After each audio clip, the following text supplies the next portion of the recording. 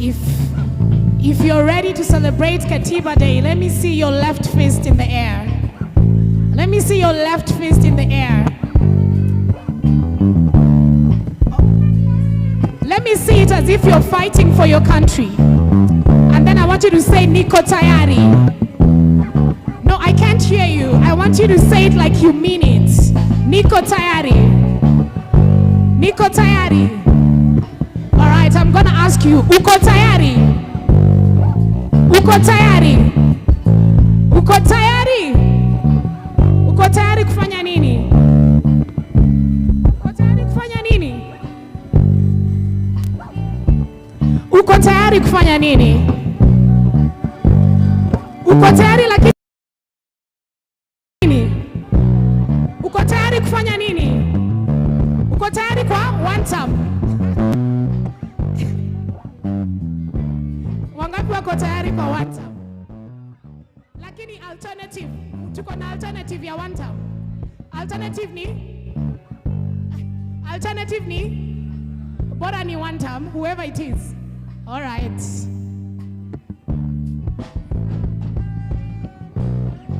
I don't know if you know this song. We're just gonna start slow before we go into the mapambano.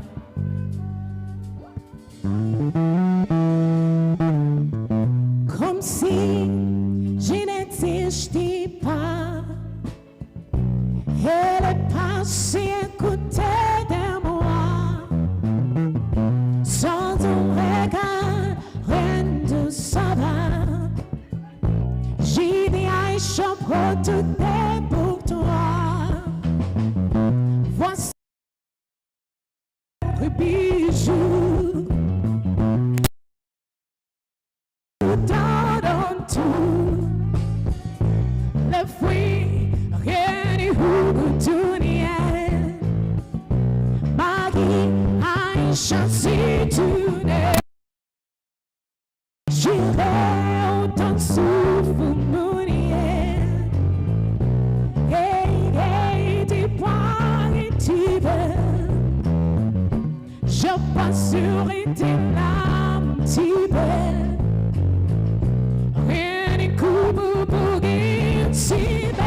Let me see you like this. Aïcha, Aïcha, écoutez-moi. Aïcha, Aïcha, t'en vas pas. Aïcha, Aïcha, regardez-moi. Oh, Aïcha, Aïcha, réponds-moi. Aïcha, Aïcha, écoutez-moi. Aïcha, Aïcha, t'en vas pas. Aïcha, Aïcha, regardez-moi. Oh, Aïcha, Aïcha, réponds-moi.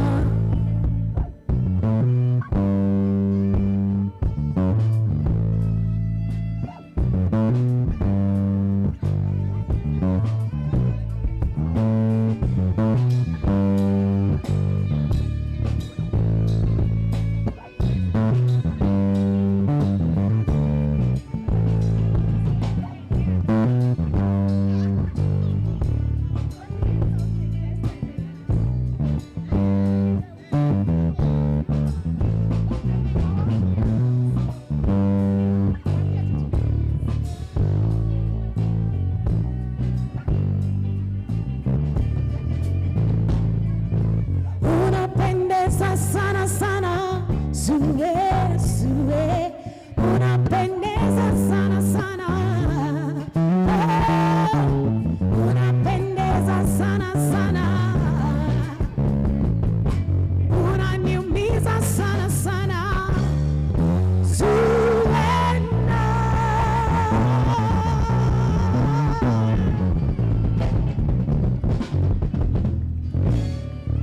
All right.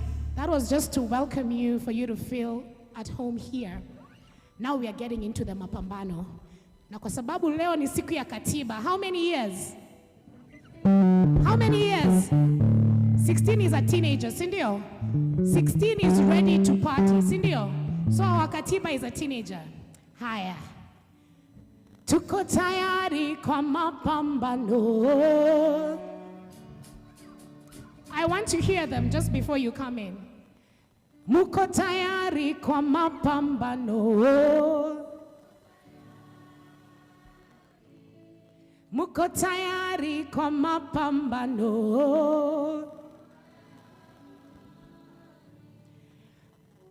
Muko tayari kwa mapambano. Hiyo ni too high. Naona imewalemea kidogo. Haya, turudi. Muko sawa? Muko sawa? Lakini mbona siwasikii? No, atuleti mic ziko hapa. You are more than welcome to come. Anybody who wants to sing on these free ones, you are more than welcome. Karibu sana. Sana. Haya.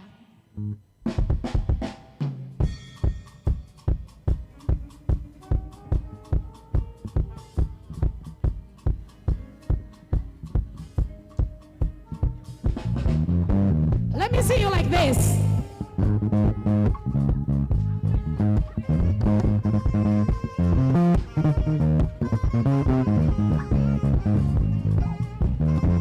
How can you sing this song while you're seated? How can you sing this song while you're seated? Na hii mapambano ni mapambano ya street. Me, I'm gonna be your leader. I want to see you. Twende hivi. Ko tayari kwa mapambano. Uko tayari kwa mapambano. Haya. Mmesikia kitu inaitwa follow the leader. Sasa mimi nimetoka kule. Nataka kuona watu ambao wako tayari. We fought for this katiba for many years. Sindio? From the era of Dedan Kimathi, tukatoka hapo tukaenda Mwakenya, tukatoka hapo tukaenda repeal of section 2A. Tukatoka hapo tukaenda promulgation of the constitution. Now watu wengi walikuwa kwa street. So I want to see you guys. I want to see you. Haya. Good. So ila tuko na wewe. Ko tayari kwa mapambano. Tuko tayari kwa mapambano. Tuko tayari kwa mapambano.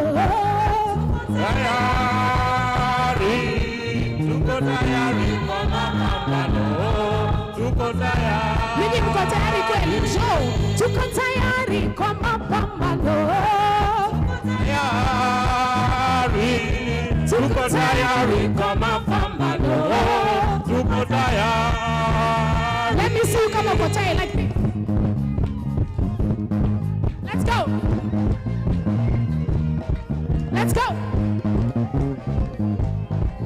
go. All right, now like this. Let's go. Kama uko tayari, twende.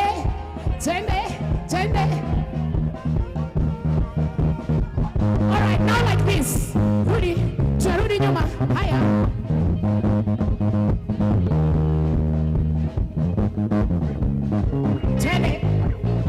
Twende. Angalia mwenzako alafu twende tena. Haya. Twende tena. Hao wenye wasonge wako tayari. Captain, I see you. Uko tayari? Let me see your hands like this. And then.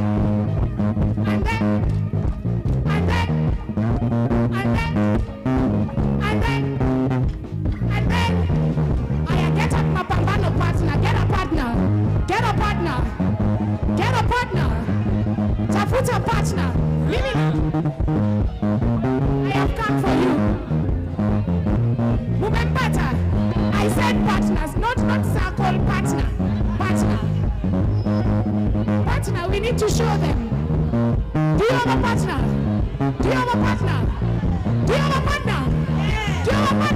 Twende. Like this. Twende. With your partner. Twende. With your partner. Aya, sasa ni my shot with your partner like this.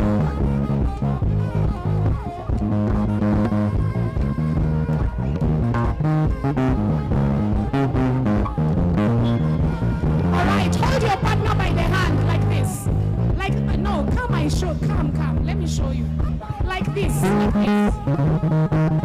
Like this. Have you heard? Nimewambia tafuta partner. Shida yenu nyinyi. Haya, let's go like this.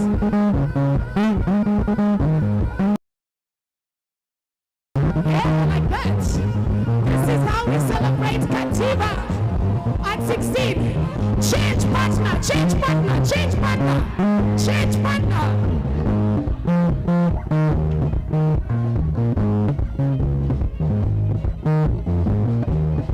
All right, change to another partner. Change, change, change, change, change. All right, Mikano.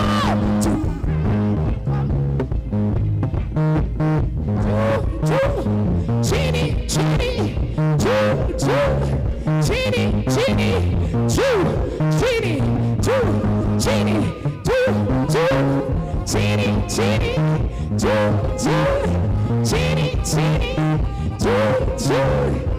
chini, chini, chini, chini, muko tayari kwa mapambano. Tuko tayari kwa mapambano. Tuko tayari for one time. Tuko tayari. Tuko tayari for one time. Tuko tayari. Bado tuko tayari for one time. Let me see you. Twende, twende, twende, twende, twende, twende. Hawa waendi hapa kumestop. Hawa wako tayari. Tuwasaidie aje.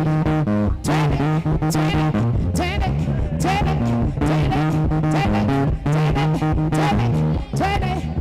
One more time. Look for a partner again. Look for a partner. Ay, ay, ay, ay, ay, ay, ay, ay, ay, ay. Ukose uchekwe. Ukose uchekwe.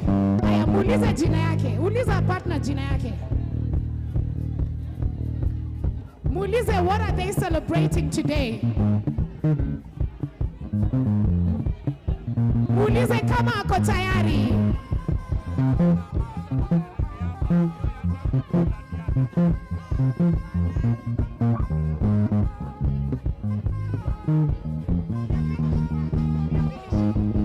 Muko tayari kwa mapambano.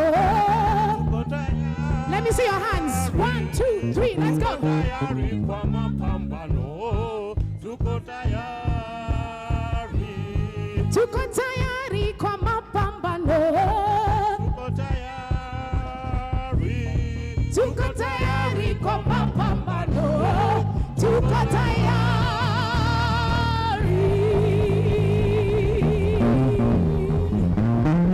Viva Katiba, viva! Viva Katiba, viva! Viva the sovereign people of Kenya, viva! Viva fighting for our country, viva! Katiba yetu, Kenya yetu. Katiba yetu, Katiba yetu. All sovereign power. And who are the people? We are the people. All sovereign power belongs to the people. And who are the people? We are the people. Tuko tayari sasa, MC. Thank you so much. Thank you so much. What a moment, wow. I think that is nice. Our spirits have been lifted. So order, ladies and gentlemen, good morning. Thank you so much, the band. They have lifted our spirits. So I will request that we stand for our national anthem so that we can officially start the program of the day. The band, please. We are going to do the 3 anthems. So the Kenyan anthem, we'll do 1 verse, and then we will do the East African anthem, 1 verse, and then we will do the anthem of Mapambano.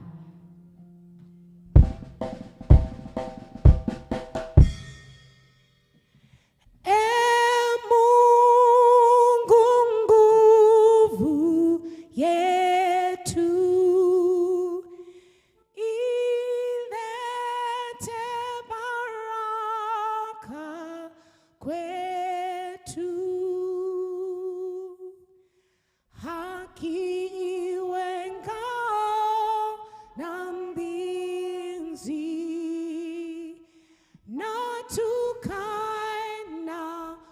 undugu, amani na uhuru, raha tupate na ustawi.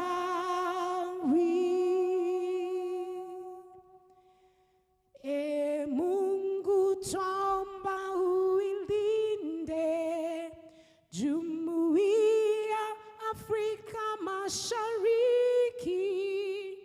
tuwezeshe kuishi kwa amani, tutimize na malengo yetu.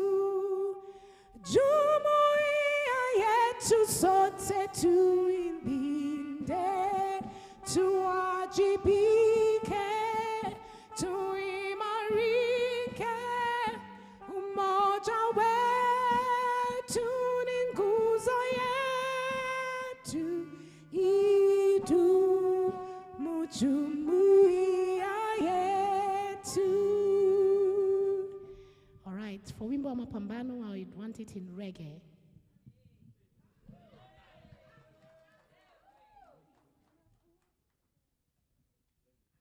All right, let's remain upstanding. Kupigwa na kupokonywa maisha hakutatuzuia sisi wananchi kunyakua uhuru wetu na haki ya jasho letu, na haki ya jasho letu. Tumekataa kupiga magoti mbele ya hawa wauaji. Bila shaka sisi pia ni watu, hali ya utumwa tumeikataa, hali ya utumwa tumeikataa. Tutanyakua mashamba yetu, tupiganie uwetu, tuikomboe elimu yetu, utamaduni na viwanda vyetu, utamaduni na viwanda vyetu. Sisi hatutaki kudhulumiwa, hatutaki tena mauaji, ili kupetuli angushe, haki na uhuru zichanue, haki na uhuru. Let me see your left fist in the air. Na uhuru wetu, uhuru wetu wa Kenya, tupiganie na viwanda vyetu, viwanda vyetu wa Kenya, tupiganie na katiba yetu. Katiba yetu wa Kenya, tutekeleze.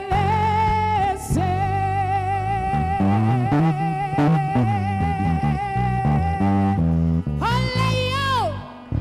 Ole yo! Ole yo! Hey, wow. What a day.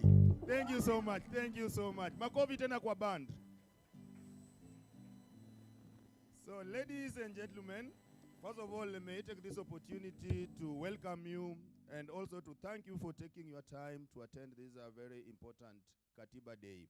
Katiba at 16. I'm going to be the moderator of the day. My name is Eric Oduor. In case of anything, please just get in touch and we're able to sort it. Before we start, a few house ground rules so that at least we're able to operate as an orderly society. I know civil society, we are usually very orderly in the manner in which we do our stuff. So number one, let me tell you that at the back, if you want to use washrooms, they're at the back. You go through the back door, then you turn left. Number two, On my right at the corridor here, as you can see from the program, we have got a civic exhibition. Please take time to go there and find out what many of us are doing, because many of us are doing a very great job. And if you want to know what we are doing, please take your time to go to the desk there. You'll be able to see what a number of civil society organizations are doing. Number 3, at the front table on my right, we have got sign language interpreters. If there is any one of you who wants to benefit from this, if you are from the deaf community, please, the table on my right is reserved for you so that you are able to benefit from the services of sign interpreter. Then number 4, we are running late. We are late by about 30 minutes. And for us to give each and every one of us who has been invited here a fair opportunity to be heard and to contribute to the great discussions we are having of Katiba at 16, it is good that we keep time. So all the speakers, the panelists, and the moderators who will be overseeing those sessions, please make sure that you are within the time. Without taking much time, I want to invite the first speaker of the day, who has got about 20 minutes, and strictly 20 minutes, to come and start us off. And that is none other than Dr. Wambua Kituku, who is the Executive Director, Kituo cha Sheria. Makofi kwake as he walks here, so that he can start us off of Katiba at 16, so that we can have reflections on this document that is ruling us. Is it working? Is it not working? Those are the discussions of the day. Karibu sana, Dr. Wambua.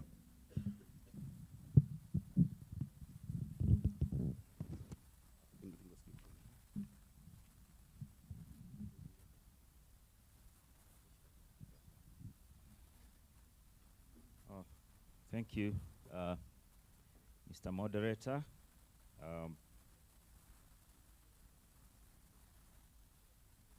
Good morning, everyone. Okay. This is not a state function, so there's no protocol, I guess. But like Sifuna told us at another meeting I attended last week, that next year this probably will be a state function, right? So my name is Wambua from Kituo cha Sheria. We are happy to be part of the organizers of this event. I guess my role is very simple. It's just to put this meeting into context, right? Why are we here? And then we set the ball rolling for the discussions that will be happening. But before I do so, I think it's only customary to recognize my seniors, people who introduced me into this space. And I've seen one. Captain Mbati, where are you? Captain, tafadhali simama. Now, just wave. Salimia, pigeni makofi, Captain. Now, kama mjui, Captain was the coordinator of the National Convention Executive Council that pushed for a people-centric constitution right from the 90s all the way to the 2000s. So it was a very critical cog in the wheel that pushed Moi government to accede to our demands for a new constitution. So I'm happy to see Kepta amongst us. And when you were singing the East African anthem, I noticed it was just Kepta and myself who couldn't sing, because that anthem, I'm sure, was conceptualized after we had long left school. So yeah, so happy to see Kepta. And any other senior who's here, if I've not seen you, please, I recognize you. So today we are reflecting on Katiba at 16. And in reflecting on that theme, we're also looking at the issue of sovereignty. I think in the preamble, I think the issue of sovereignty is covered, and it's a theme that weaves through all the articles of our Constitution. But then sovereignty has no single understanding, yeah? Like much of phenomenon, natural or social, there is never one way of seeing things. And because I also have a science background, a simple thing like light, there are two ways of looking at light. Light can be a wave, or it can be packets of energy. So same thing about social phenomenon like sovereignty, even our constitution. And one thing that I wish to stress in my opening remarks is that implementation of our constitution has been conditioned by two competing visions of what this constitution is. One vision is that our constitution was actually a surrender document.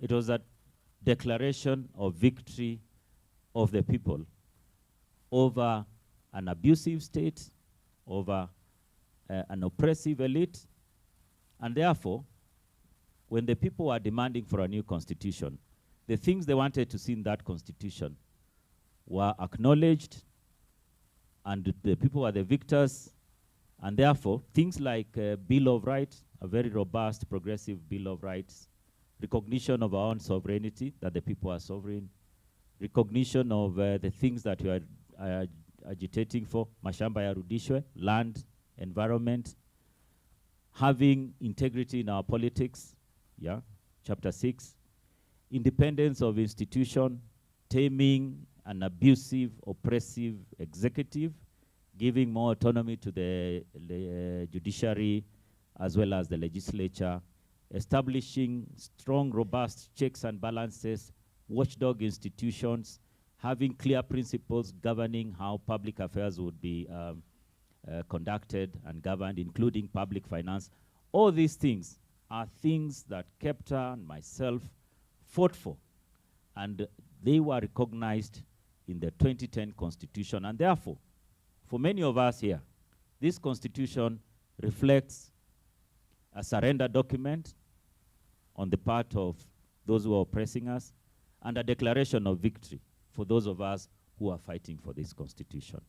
And therefore, as we reflect on the issue of sovereignty here, the kind of sovereignty that we wanted to see in this Constitution, popular sovereignty, radical sovereignty, was also recognized here. And when the Gen Z protest happened, I think some of the popular phrases we heard on the streets of Nairobi is that we are the people, yeah? We are sovereign. And that was a rallying call for those protests. So that shows you that the notions of the things that we fought for, the things that were reflected in our declaration of victory, are still alive. The other concept of sovereignty that we fought for was shared sovereignty, right? That sovereignty is not just a matter of the state, that even civil society, in all its formations, has a right to express sovereignty. That is not government at the national level that has the mandate to exercise our sovereignty.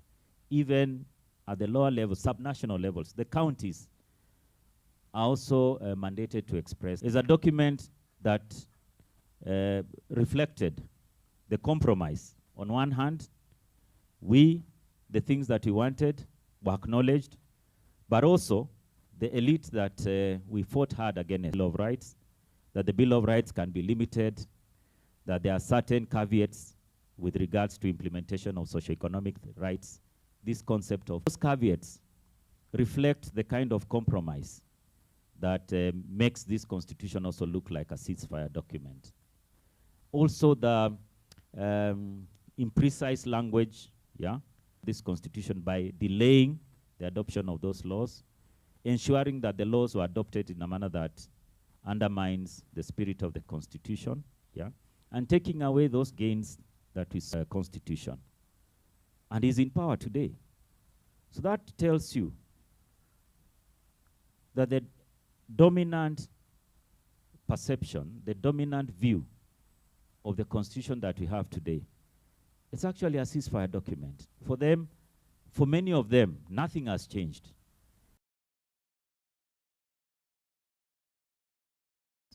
when we complain of weakening of a judiciary, when we complain of undermining of watchdog institutions, the constitutional commissions that are supposed to promote our popular will through elections, then I think we need to understand that, yeah, the dominant view of what this constitution is that it's a ceasefire document. The interests of the people who are oppressing us are securely the narrative around the constitution, as well as the struggle around defending this constitution. How can we make our popular notion over the ceasefire document perception of this constitution? And I'm happy that the way the discussions have been structured today, in the keynote, Dr. Oliver Watindi giving us a keynote address, and I'll be very happy if we could get intellectual inspiration, spiritual renewal on how we can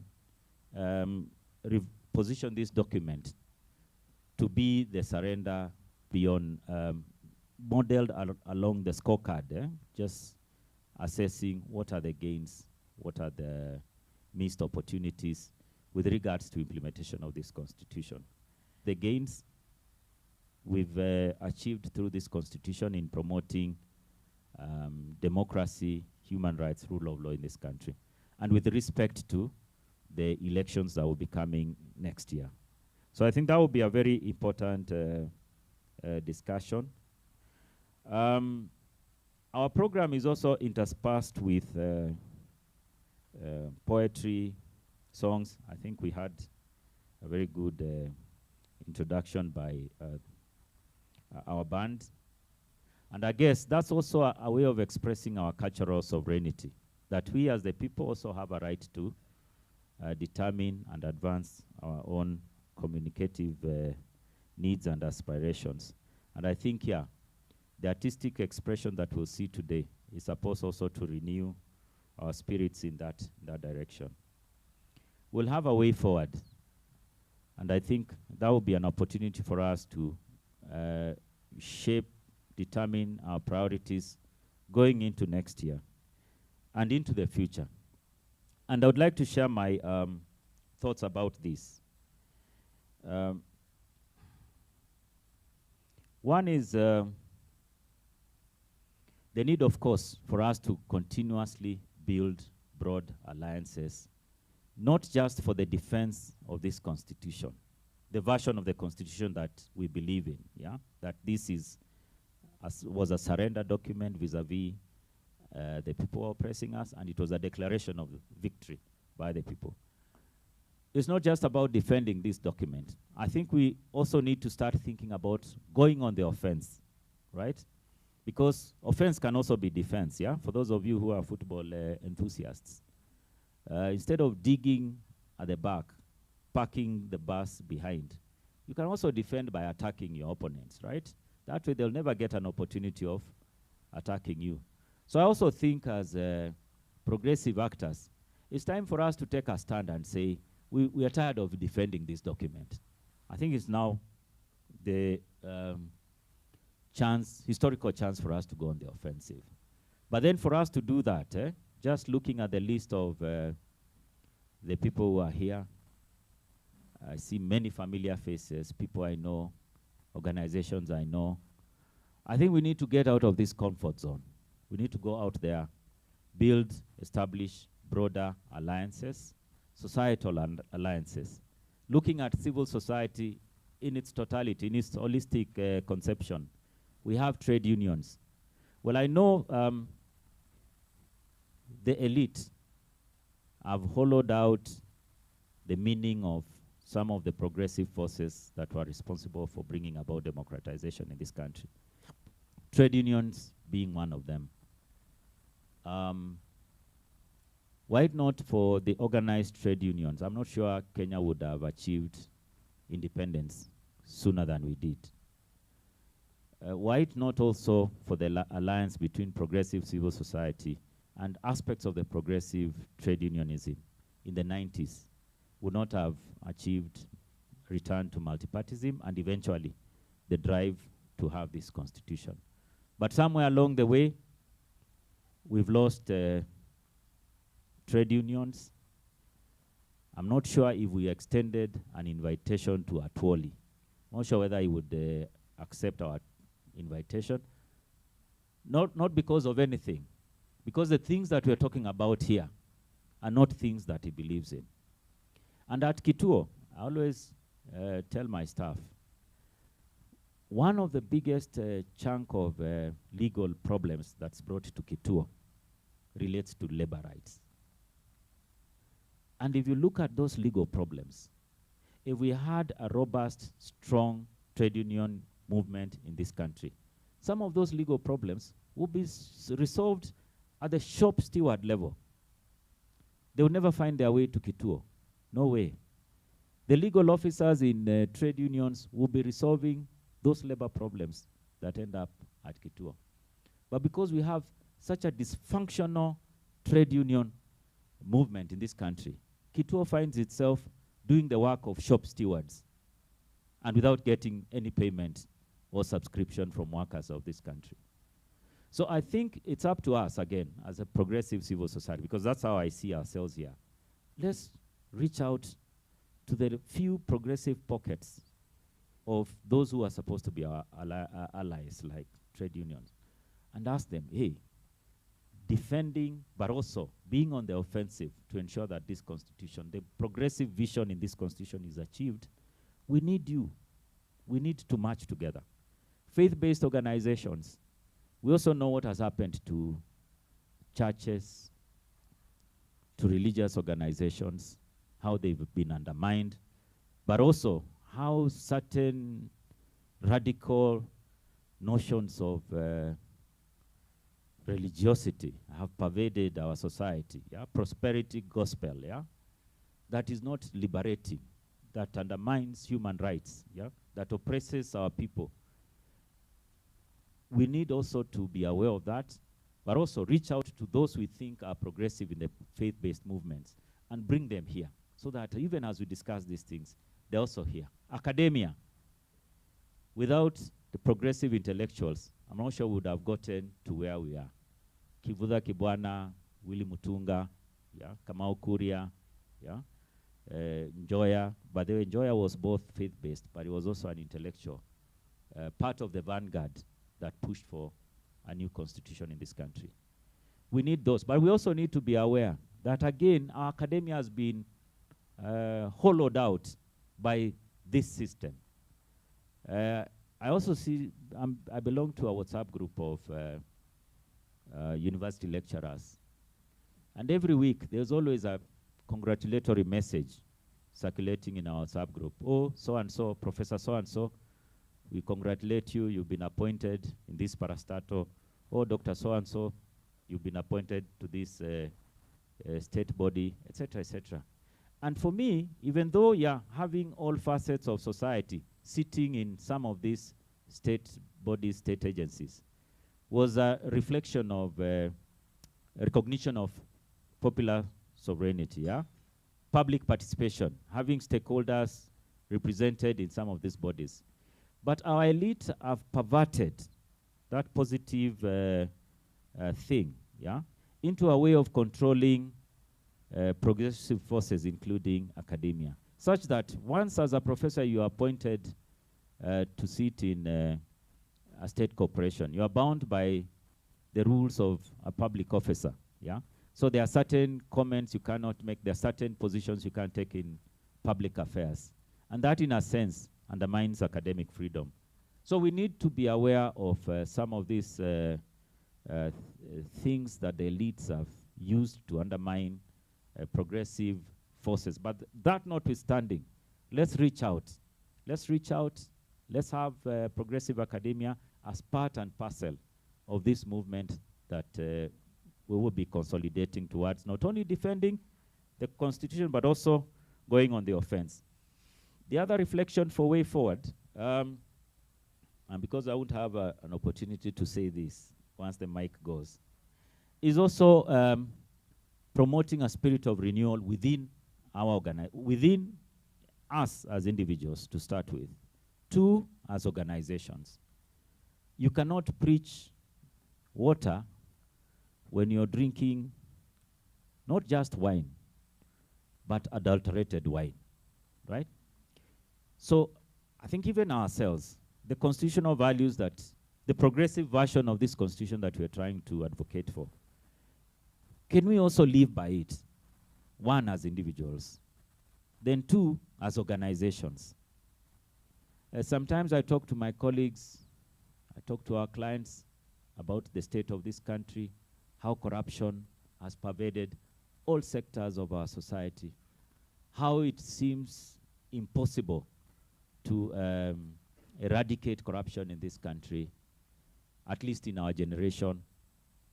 But I always say this: if we can maintain pockets and islands of integrity in this country, there will come that day when this country will be ready for revolution.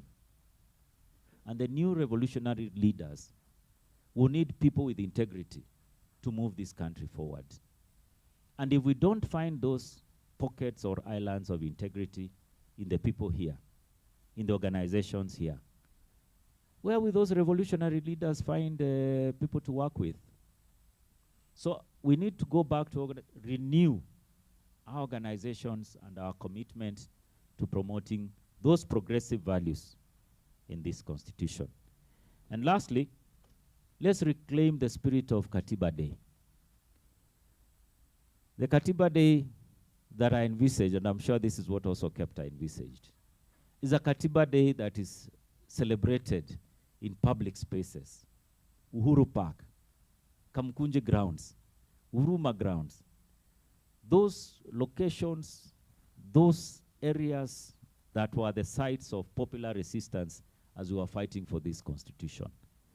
We need to take this day back to the people, because this is their day. It is not our day. It's their day to celebrate what this constitution means for them.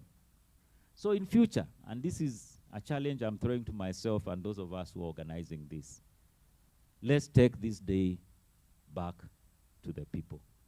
Having this day in the comfort zones of Nairobi does not threaten those people who believe that this is a ceasefire document. We need to make them uncomfortable. That's also one way of going on the offensive, making them uncomfortable when they hear we are celebrating Katiba Day. And with that, I wish to stop there. I hope I've respected my 20 minutes. And how do we chant? Do we chant Viva? Viva Katiba Viva! Viva Katiba Viva! Viva power to the people! No, I'm very poor at that, sorry. Thank you, Dr. Ambua, for that enlightening remarks, because that sets the stage for the conversations we are going to have the whole of today, because Katiba is a very important. But one thing that we have to remember is that the sovereign power, it belongs to the correct. Let me take this opportunity to invite the next speaker, Chris from Katiba Institute. We know what Katiba, please just come. We know what Katiba Institute is doing in terms of litigations in court to ensure that our constitution is respected.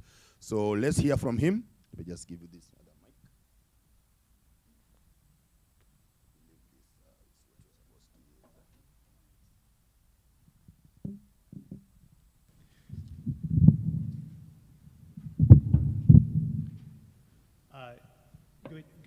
Good morning, everybody.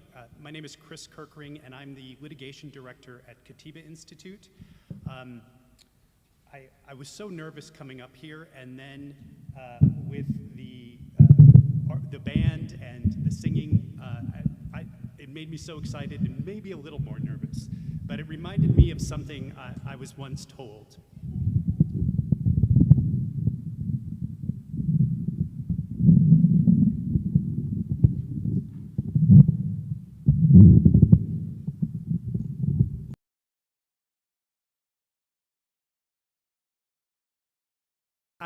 I was once told that there are 3 steps to a healthy democracy.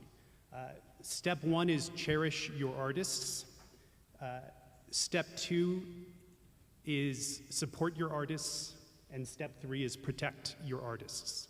So as we're thinking about today and constitutions and democracies, I can get up here and speak, but it is the artists who are telling us what has happened, what is going on right now, and they are predicting the future for us. So thank you to the performers who have already presented for us and those who will continue. So for me, this celebration is deeply personal. The first word of the Constitution is we. And I married a Kenyan in 2006. And when we married, there was no opportunity for me to say we when it came to Kenya. This Constitution let me in. And sometimes I wonder, should I be up here? You know, everybody has that imposter syndrome. And when I think about that question, I think about Chapter 2 of the Constitution and how it let me in. And that is such an incredible gift. And it's something that I take deeply personally, and it's something that I'm extremely grateful for. So part of this is me saying thank you to you all for allowing me to say we. And I hope that I can earn that opportunity, and that I'm doing it the honor it deserves. So as a personal journey, I was actually here. I guess some of you may have realized right now I was not born in Kenya. But I was here on August 4th, 2010, and I was at my mother-in-law's home in Jack with my son. And as we were walking to the polling booths for my mother-in-law to exercise her vote, I took this photo. So this is August 4th, 2010. My son will be the glorious son. And I look at this all the time, and I think about both my personal growth, his growth, and our growth. That opportunity for me to say we, and how that came from, and how my son participated. He didn't pass the vote, but he participated, and how proud I am of him for that. And as I was thinking about the speech today, you know, and then I was preparing this discussion about independence and about sovereignty. And I thought, okay, well, I'll use this photo and I'll use it as sort of a way of expressing this. And my son just turned 19, and I realized, man, I had to ask if I could use this photo. You know, I immediately I realized that as was just said by Dr. Wambua, we have to live this Constitution. And this Constitution and these laws do not give you permission to use this photo unless he says okay. And I don't know how many of you are parents, but it is a very strange feeling to ask your child for permission. And that is exactly what I had to do. So I went to my son and I said, hey, can I use this photo? And he said, no. And I was like, man, I'm not having to beg my son to use a photo that I took of him, right? And then I realized he deserves a reason for why I want to use this photo. And so I said, okay, here's what I was thinking. This is why I want to use this photo. I told him about what's happened today, why we're all here, what he participated in. And finally, do that. Okay, you can use it. Fine. So, you can use it this once, but if you want to use it again, you can. And so when we are looking at this Constitution, we are looking at what the preamble says, which is we can. And what is we can?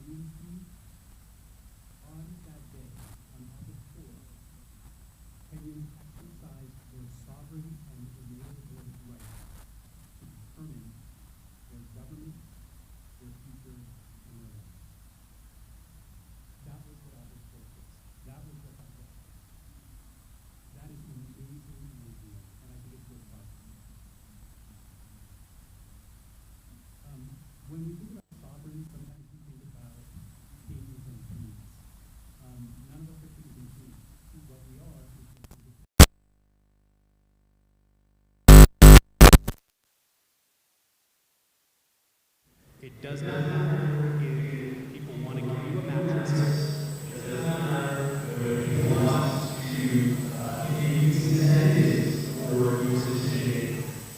decision-making power is independent, and it will always be. Don't owe anyone anything for that matter. And it is also enabling if you have to take it. That to me is what the reason is, because we as Kenyans get to use our individual rights to make decisions together. And with this photo, that transformation in Kenya is kind of the same transformation I'm having to have with my son. That now I don't make decisions for him. I have to consult him. It has to be we making decisions, and not me saying to him, you'll understand when you get older, or I'm doing this for your best interests. And as I was thinking about this process with my son, I was realizing that often Kenyans politicians treat us like children. That they come to Kenyans, to us, and they say, we're making this decision. And when we say why, it's in your best interest. You don't understand. You don't know.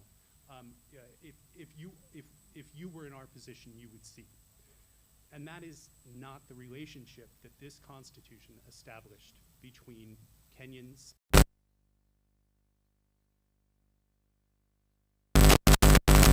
That we, unlike a relationship between a parent and a son, we chose them, and they have a duty to us.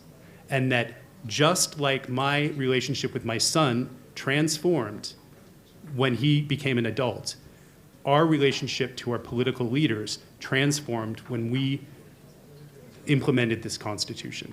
It is no longer appropriate for them to say, we're doing this in your best interests. They have to explain why. They have to take the time to do that. And we have to exercise our opportunity to say no. And to me, I can't say that I'm entirely happy that my relationship changed with my son. I mean, I think it's going to be a very good thing, but it was a lot easier when I could tell him what to do. And at least it was easier for me. But I know that our relationship has grown, and it is better now. And I think that we have to push the people that we have elected to exercise our sovereignty to change the relationship. And this Constitution and the preamble to the Constitution and Chapter 1 of the Constitution are the things that do that. They put the power with the people. The politicians exercise the people's right at the people's consent. It is we. It is never them making decisions for us. And I think that that's one of the things that Kenya has been fighting for since Mao. Since Mau Mau, and since the fight for independence. And that fight doesn't go away. It might change form, but it doesn't go away. And I think that Kenyans need to be proud of that history, and they need to continue that history. And I'm incredibly lucky to be able to do that with you all. And I'm grateful for your opening that opportunity for me. I think the last thing that I want to say actually, two things I want to say as we finish this celebration. This has been, the Constitution has been an opportunity for immense personal growth for me, and a product of love. And that's not the same for everyone. As I was talking with someone this morning, they were saying the children of the 2007-2008 post-election violence will be voting for the first time. This Constitution, for them, does not have the same meaning as it has for me. That this Constitution is a product of that compromise, it is a product of violence, and as much as we need to cherish it, we need to talk to them. And we need to explain to them that their suffering is a part of this Constitution as well. That the way that their coming into life corresponds with the coming into life of this document. And this document has to cherish them like we cherish our artists. So I think the last thing that I wanted to say is the idea of singing the national anthem in reggae. From this point forward, every time I open the Constitution, I'm going to try to think of it in reggae. And I think, you know, maybe what we need to do with this next year, which is going to be a difficult year, is think about how we exercise our democratic rights in reggae for this coming year, and how we do it the way our artists would do it, and how we do it in a way that we think that the children of the 2010 Constitution can be proud of. So thank you all very much, and again, thank you for the opportunity for me to be able to speak. Thank you, Chris. Thank you, Chris, for those very good remarks. I want to ask us that we stand so that the whole world should know that we're here. I don't think people will hear that we're here if we don't do what we want us to do. Please take up your phones. We want to do a selfie. I've seen there is an hashtag here. You do a selfie, and so the band will be entertaining us. You do a selfie as we dance, and you post it at Katiba 16, that is the hashtag, so that we can trend. That is the only language these people will understand, and they'll know that we are here. I need you.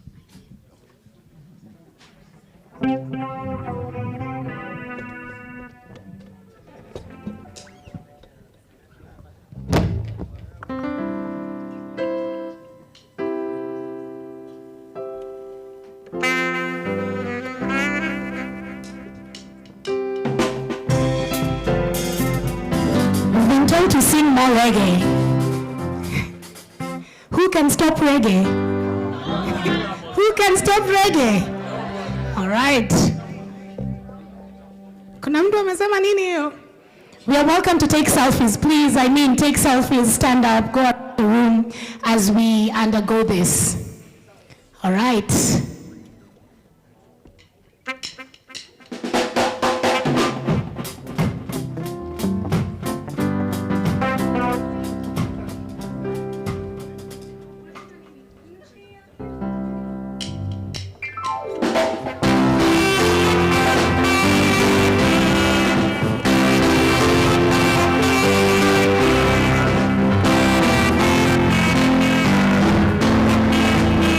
People are taking selfies sitting down. Who will want to come here? Come on, mko hivyo. Yeah.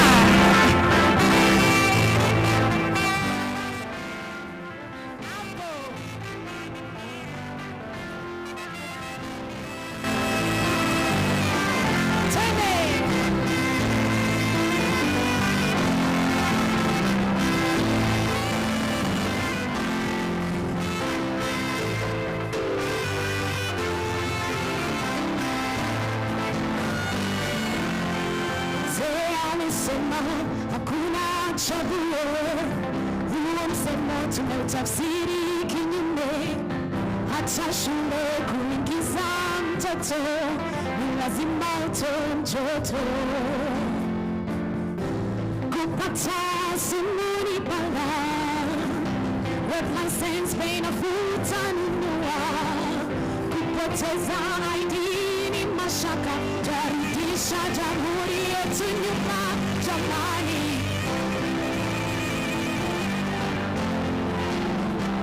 Na watu wa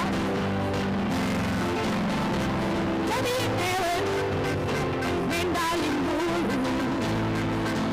Let me hear you one more time.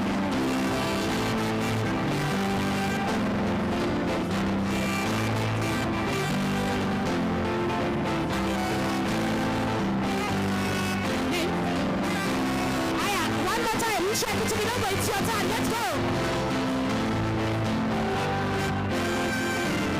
Kia wetu wadogo, taka chai ewe mama. Aenda wapi? Nchi ya kitu kidogo. Ukitaka soda ewe inspector, burudika na Fanta. Aya, let me see you like this, go like this. Just one step down. Hey, kidogo, kidogo. Kidogo, kidogo.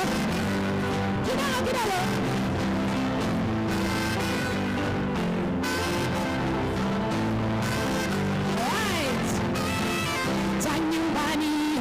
tana majambazi kupiga 99 wasema sisi hatuna gari, lete 5,000 ya petroli, saidia mtumishi mahakamani, hela ndiyo haki, kwa 1,000 chache mshtakiwa ndiwe mshtaki, utajiri huwa ushahidi, twarudisha jamhuri yetu nyuma jamani. Nchi ya watu wadogo, ukitaka chai ewe mama, nenda Limuru.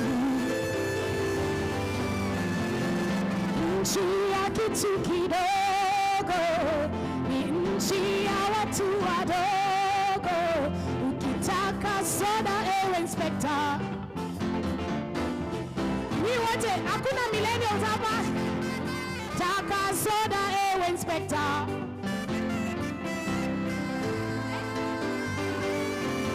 Ukitaka chai ewe mama, nenda Limuru. Let me see you. Let me see you. Let me see you. Aya.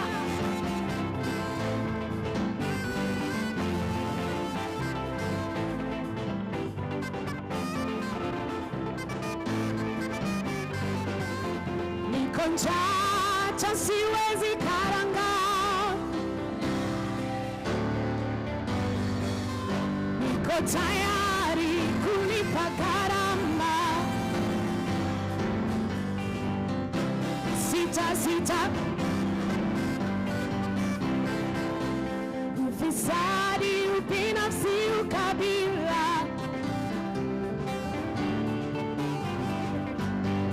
undugu ni kufana, sitasimama maovu yakitawala.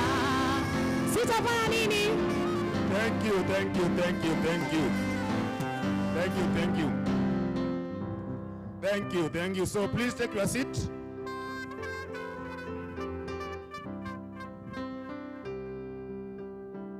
Please take your seat, please take your seat. I believe that the tweets have gone because that's the only way they'll know that we are here.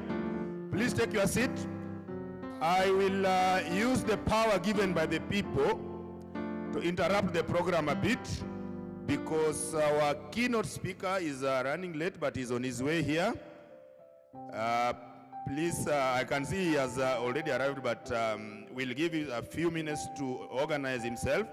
As that goes on, given that I've been given the power by the people, we will go to the first panel as we give our keynote speaker who has just arrived to put his thoughts together before he gets to the stage. I'll welcome the moderator of that session to take over. Catherine Mbui, please take over. Please strictly time. I'll remind you if you do not adhere to the rules that we've set ourselves. Thank you. Karibu sana. Thank you, Mr. MC. I'm tempted to respond on the time, but we will try. Cindy, I have my friends here who will make sure I am not challenged. So, good morning. My name is Catherine from Article 19. Thank you for joining us. I want to introduce us to a few of ourselves, or a few of our colleagues. Allow me to invite from the team of Forum Civ. Do we know Forum Civ? Do we know? Ama we want to meet them? I want to meet more of them. Good, thank you. Ando tuangu. So allow me to invite Mr. Titus Kuria from Forum Civ. Forum Civ is a membership. Mafans. So Forum Civ is a membership organization that supports civil society and grassroots organizations. They focus on strengthening CSOs, democracy, protecting human rights, and gender equality. Karibu sana, Mr. Titus. Next, I want to invite Anthony. PayPat. Tunawajua? KPAT. Sorry.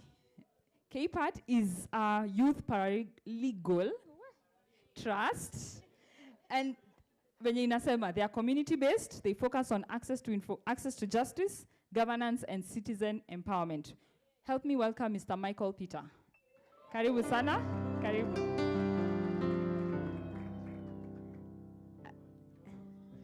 I want to also invite our comrades in the media sector from the Kenya Correspondents Association, Ms. Madrek Adhiambo, karibu sana. KCA focuses on freedom, free press, and access to information. They support grassroots journalists, freelance writers, and media correspondents. Karibu sana. Last but not least, wanaitwa baba yao ama mama yao, the beginning of many of us. You know who, right? We know who? Kenya Human Rights Commission. Mr. Cornelius, welcome. Do I need to introduce them? Do I need to? Over the last 40, 50 years, they have been leading when it comes to human rights, governance, democracy, human dignity, and social justice. Karibu, Mr. Cornelius. But to set the stage for this conversation, as we look at the last 16 years, allow me to introduce and bring on board an opening remarks from our colleagues and our mentor, Dr. Jackson Obare, the Regional Manager for Forum Civ in Eastern and Southern Africa. Karibu sana, Mr. Jackson.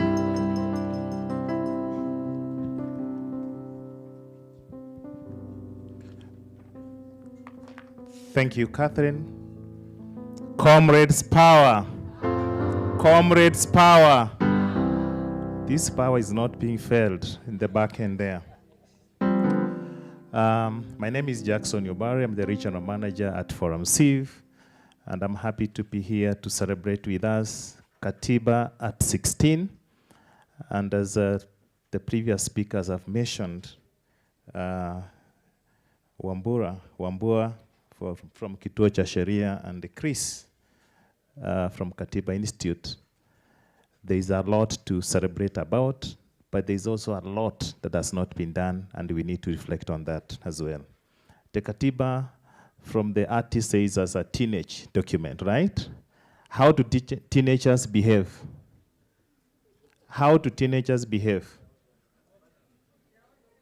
They want their own independence, right? Peer influence is very big in their lives, right? And they need guidance, isn't it? But I want to pick from the desire to be independent and the desire to ask critical questions. Ask critical questions of things maybe you did not ask your parent. And I want to give you an example. The teenagers will ask you, Dad, Mom, where did you meet Mom? How was it like that time, right? And these are the critical questions that we are asking as we celebrate 16 years since the promulgation of the Kenyan Constitution 2010. And this year is under our theme, the people's power, constitutionalism, and democracy ahead of 2027. Ahead of 2027, we know what's happening, critical moment for our history, the elections that is coming. 16 years is long enough time for us to celebrate, but there is a critical question that I'm asking. To what extent has this transformed the lives of Kenyans? And that transformation must be felt. It's economic transformation, it's the legal constitution transformation, and also institutional transformations that we really need to experience. The Constitution 2010 shifted the power from the center to the peripheries, and we have counties. But through this decentralization of power, what we call devolution, we all know, we have 47 county governments. But as we devolved government from the central point, we also devolved corruption, we devolved service delivery, very many good things we devolved, but also corruption was devolved. And today, there are cases that these governors have to answer to the National Assembly and to the Senate every other time. The Constitution of Kenya 2010 changed the legal, political, and institutional architecture. But there remains unfinished and uneven businesses that increasingly are contested in our country.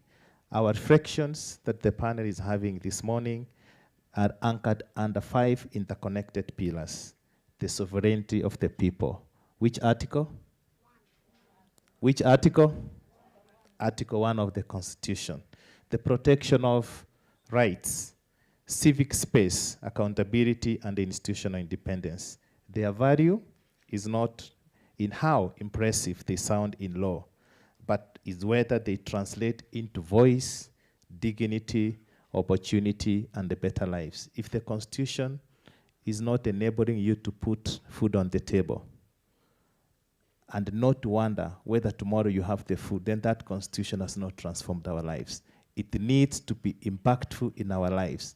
If the Constitution is not enabling parents to afford healthy care for themselves and for sick children, if it's not enabling parents to afford quality education for their children for now and the future, that Constitution we are celebrating about is really nothing to celebrate about. Our celebrations become truly worthwhile when constitutional governance help us to put ugari on the table, when families can share githeri or mukimo without anxiety about the next meal, when a young person can find dignified work, and also especially from less resourced communities in this country. As I usher in this team that is going to be led by Catherine, the moderation, the key question we are asking, how has the Constitution for the last 16 years transformed our lives from all spheres of influence? How are we participating as young people in decision-making tables? And I want to wish us thoughtful discussions, provocative discussions that makes us to think beyond. As we even celebrate, we have lots of things that we need to reflect on and answer. Thank you so much. Thank you, Dr. Jackson. Let's appreciate him. He has set the stage, reminding us that our Constitution is a teenager, a Gen Z. Yes, to say it boldly. So I want to just ask one question for each of us. Allow me to give you only 4 minutes, maximum, because we have to have a chance to open up the floor and just hear from every one of us. Sawa sawa. So looking at the journey, I wonder what exactly is a teenager? How many of us have been fortunate or had the opportunity to see a child grow? Just in whatever space, not yours, not just you have an understanding of what they call phases of growth spurts, yes, finding themselves in this space.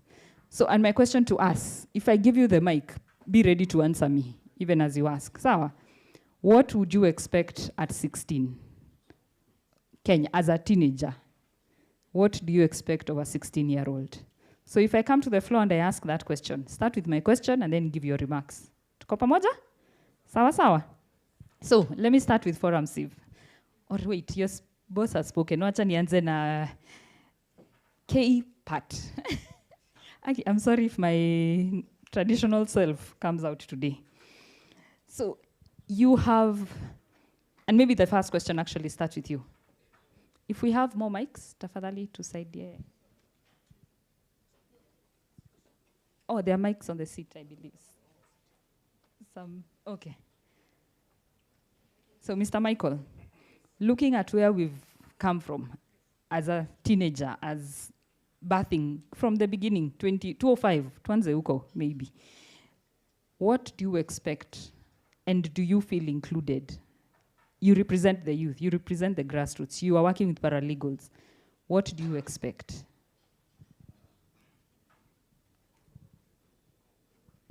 Okay, thank you so much for that question. Allow me first to introduce myself. I'm Michael Pitodwar. I'm the director. KPAT is Kawangware Youth Paralegal Trust, a community-based organization working within Nairobi County. To your question, as a young man that grew in Kenya, I've been in Kenya and I've seen a lot of things happening. When we started a conversation around the Constitution, it was a lot that were in our minds because we lived at a time when we knew only Nyayo. It was Baba na Mama. And we had never seen any transition in the process of leadership that is coming from one person to the other. So the 2002 elections was a turning point for this republic, both politically, economically, and socially. And as such, we had a lot of hopes. So when the conversation around constitution started coming, I remember in 2005, we did a lot of proposals and had a conversation even up to the Bomas level, saying what exactly the young people want at that time. And remember, when the first referendum rejected the constitution, it was the will of the people that was prevailing at that time. Then we transited on, and then came the 2007 elections that again put this country into what all of us understand as the post-elections. Then we felt that partly of that was as a result of the independence constitution that we had. Then again, with a lot of hopes, we participated in the 2010 constitution, what we are now calling the teenage constitution. This teenage constitution came with a lot of promises to the young people, starting from the preamble, as the current speakers have said, looking at we, the people. Then going to Article 10, talking about principle of governance and national values. Also putting the aspect of public participation. What is the public in my understanding? Because the constitution talks of the public, but the government will tell you the national. So we must differentiate between the national interest and the public interest. So as such, the youth are part of the public. The constitution has been so progressive. Then goes ahead and brings several provisions, Article 108, Article 174, but those are the constitutional provisions. In reality, let us talk of the political aspect part of it. How are the young people been participating? Are they only forming the circle of voter influencers, or are they in a meaningful engagement with the political class?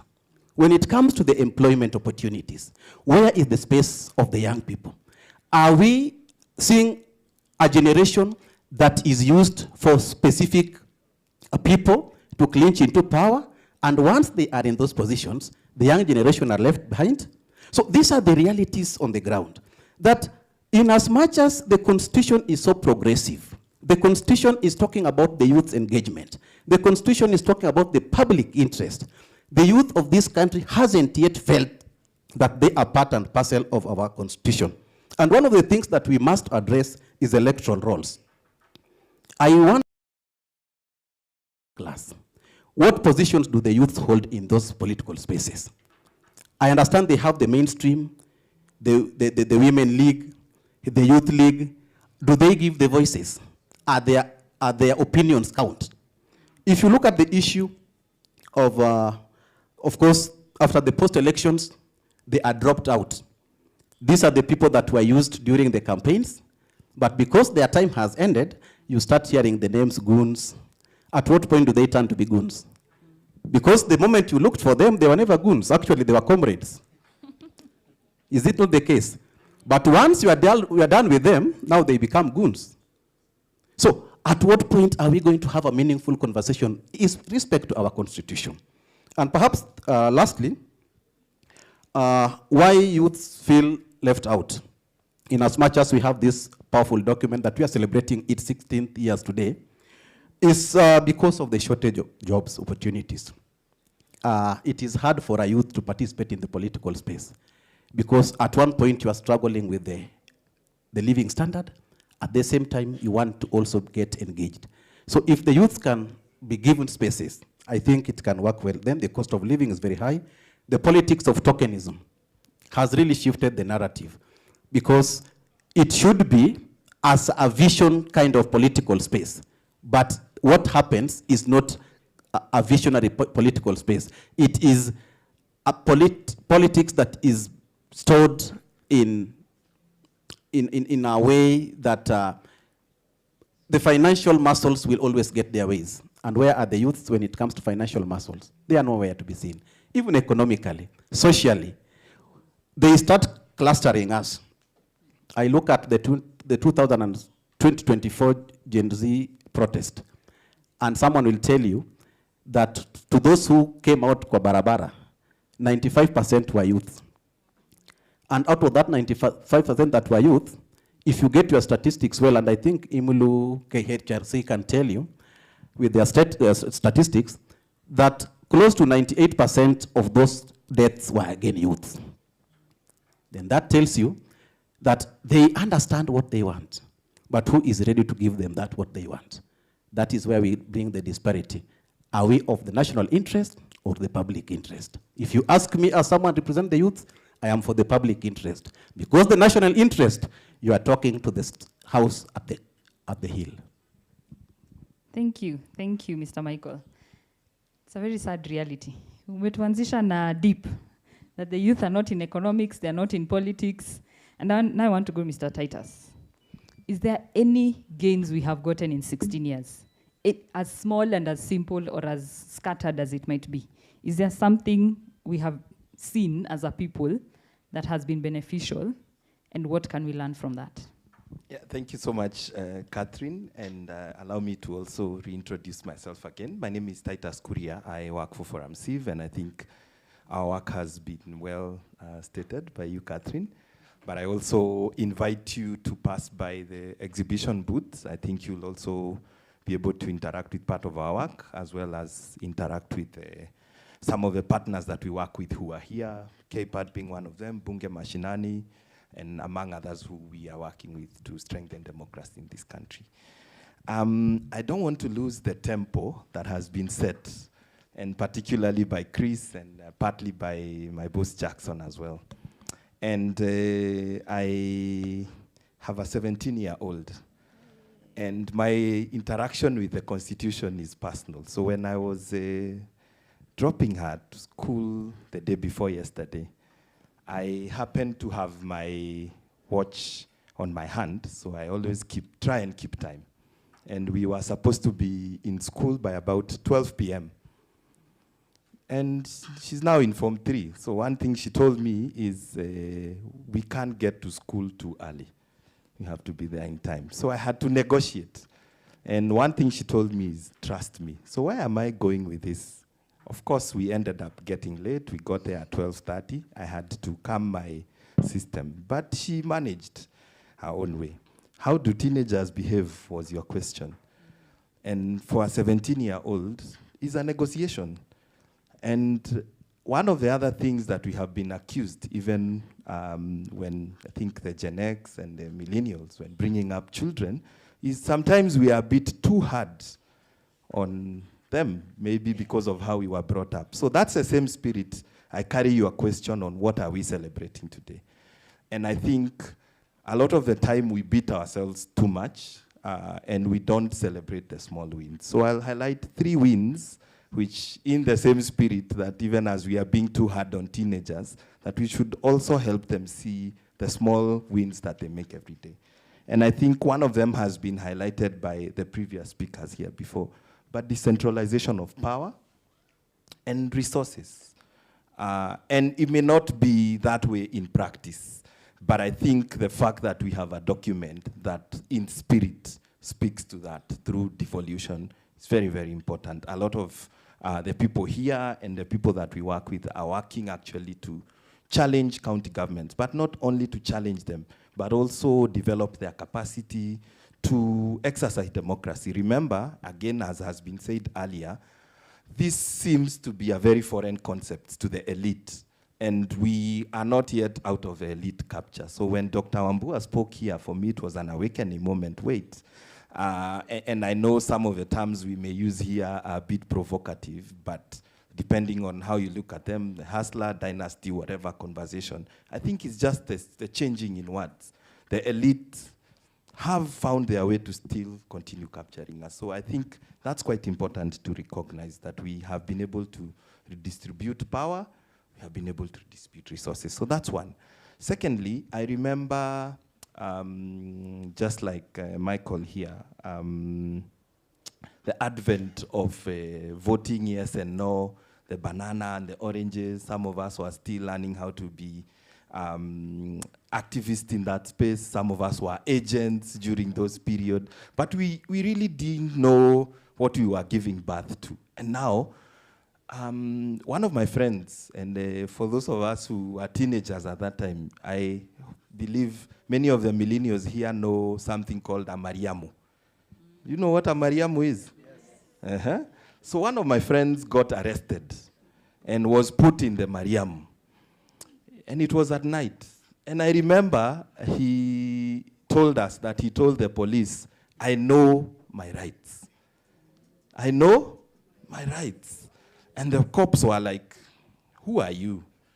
He happened to have gone through an institution of learning, so that could have also empowered him quite a bit. But the second gain that I feel is quite important and something that we take pride of, not just here in Kenya, but regionally, and I think we have the rights to even say so globally, is the Constitution introduced a rights-based framework, which we now all program our activities around. I think everybody now can say with authority that I know my rights. We can say any other addition that we want to do that. And therefore, for me, that also presents a good thing, that we can have a conversation on rights in general. We claim to have the, well, purportedly one of the best Bill of Rights that has been put together.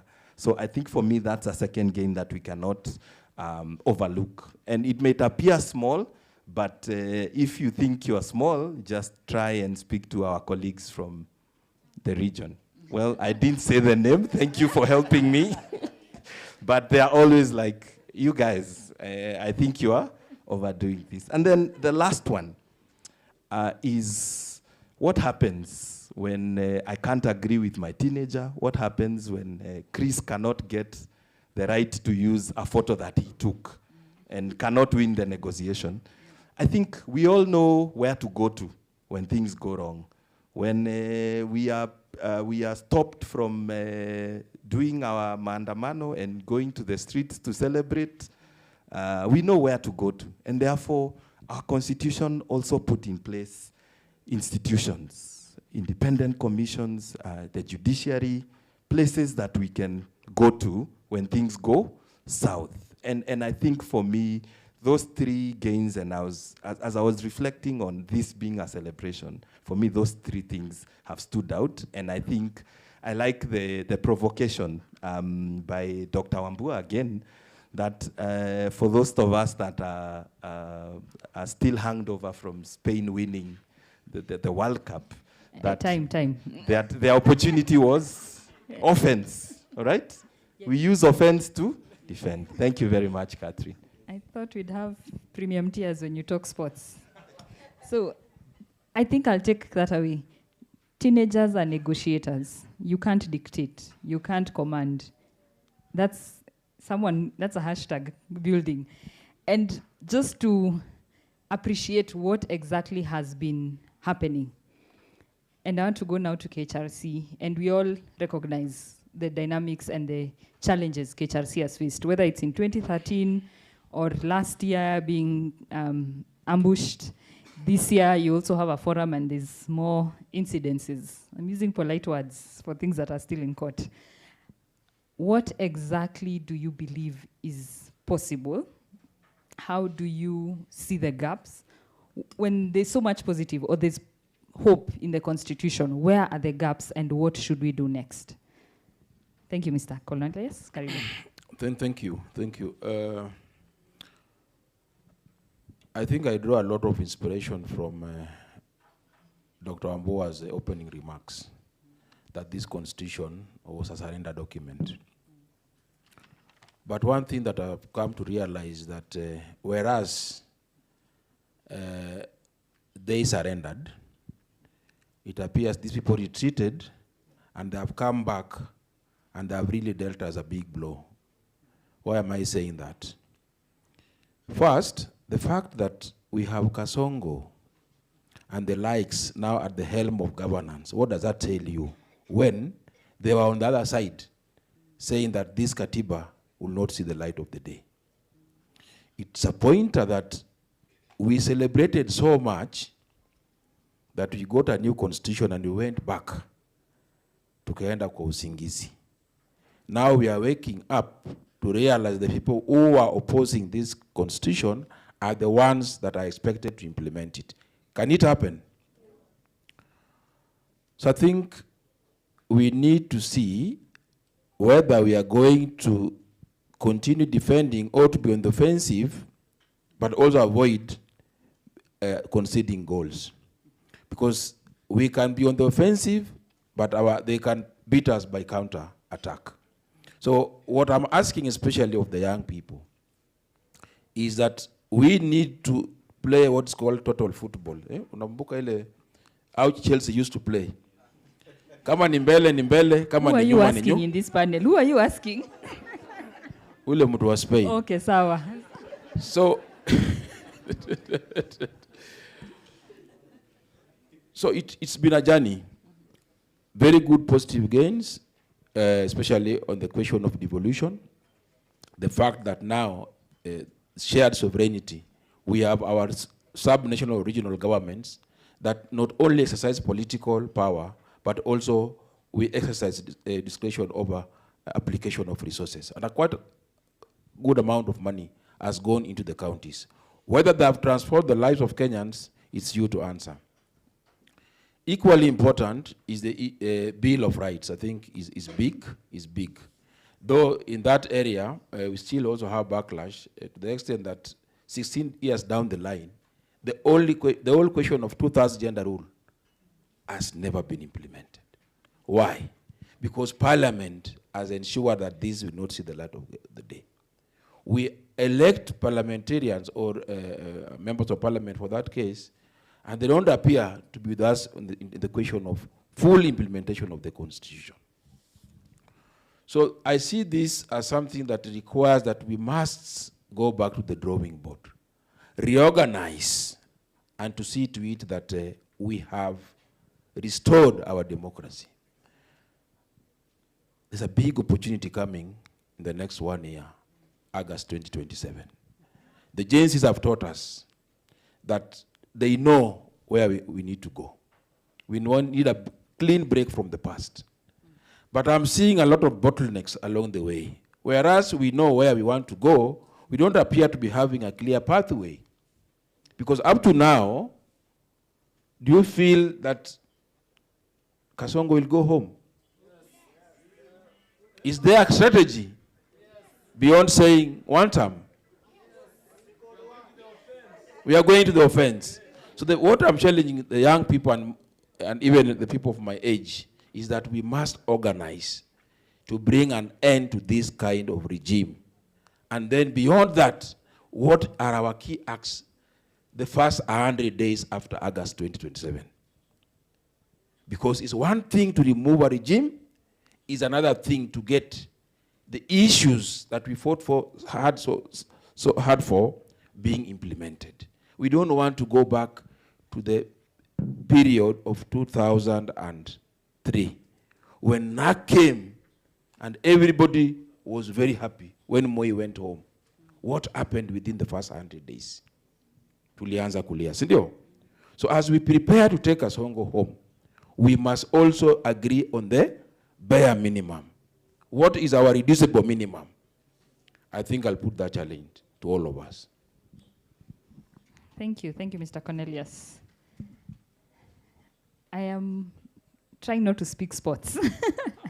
So I will move to our colleagues in the media space and looking at how, without them, to be honest, we would not know maybe 90% of the things we know. Sindio? Because these are the individuals. Before you talk of media houses, and they are the individuals who say, I am going on the street. And later on, we'll see a few features of that. So allow me to move to KCA and just ask, what possibility is there to speak freely, to get the information, and actually just document and share with the public? So karibu sana. Okay, thank you so much. I would love to also to introduce myself before I continue. To the organizers of the Katiba Day and journalists, media practitioners in the house, and all Kenyans present. Good morning. Yes, I'm Madri Kagola, final year student at the University of Nairobi. I'm a media student. Today I'm here to present the Director of Kenya Correspondent Association, Mr. Olo Janak. And to your question, you have, just come up please. How possible is it to get the information we need as Kenyans and now actually share it, either as mainstream journalists or even other freelance and individuals? So from, oh my God.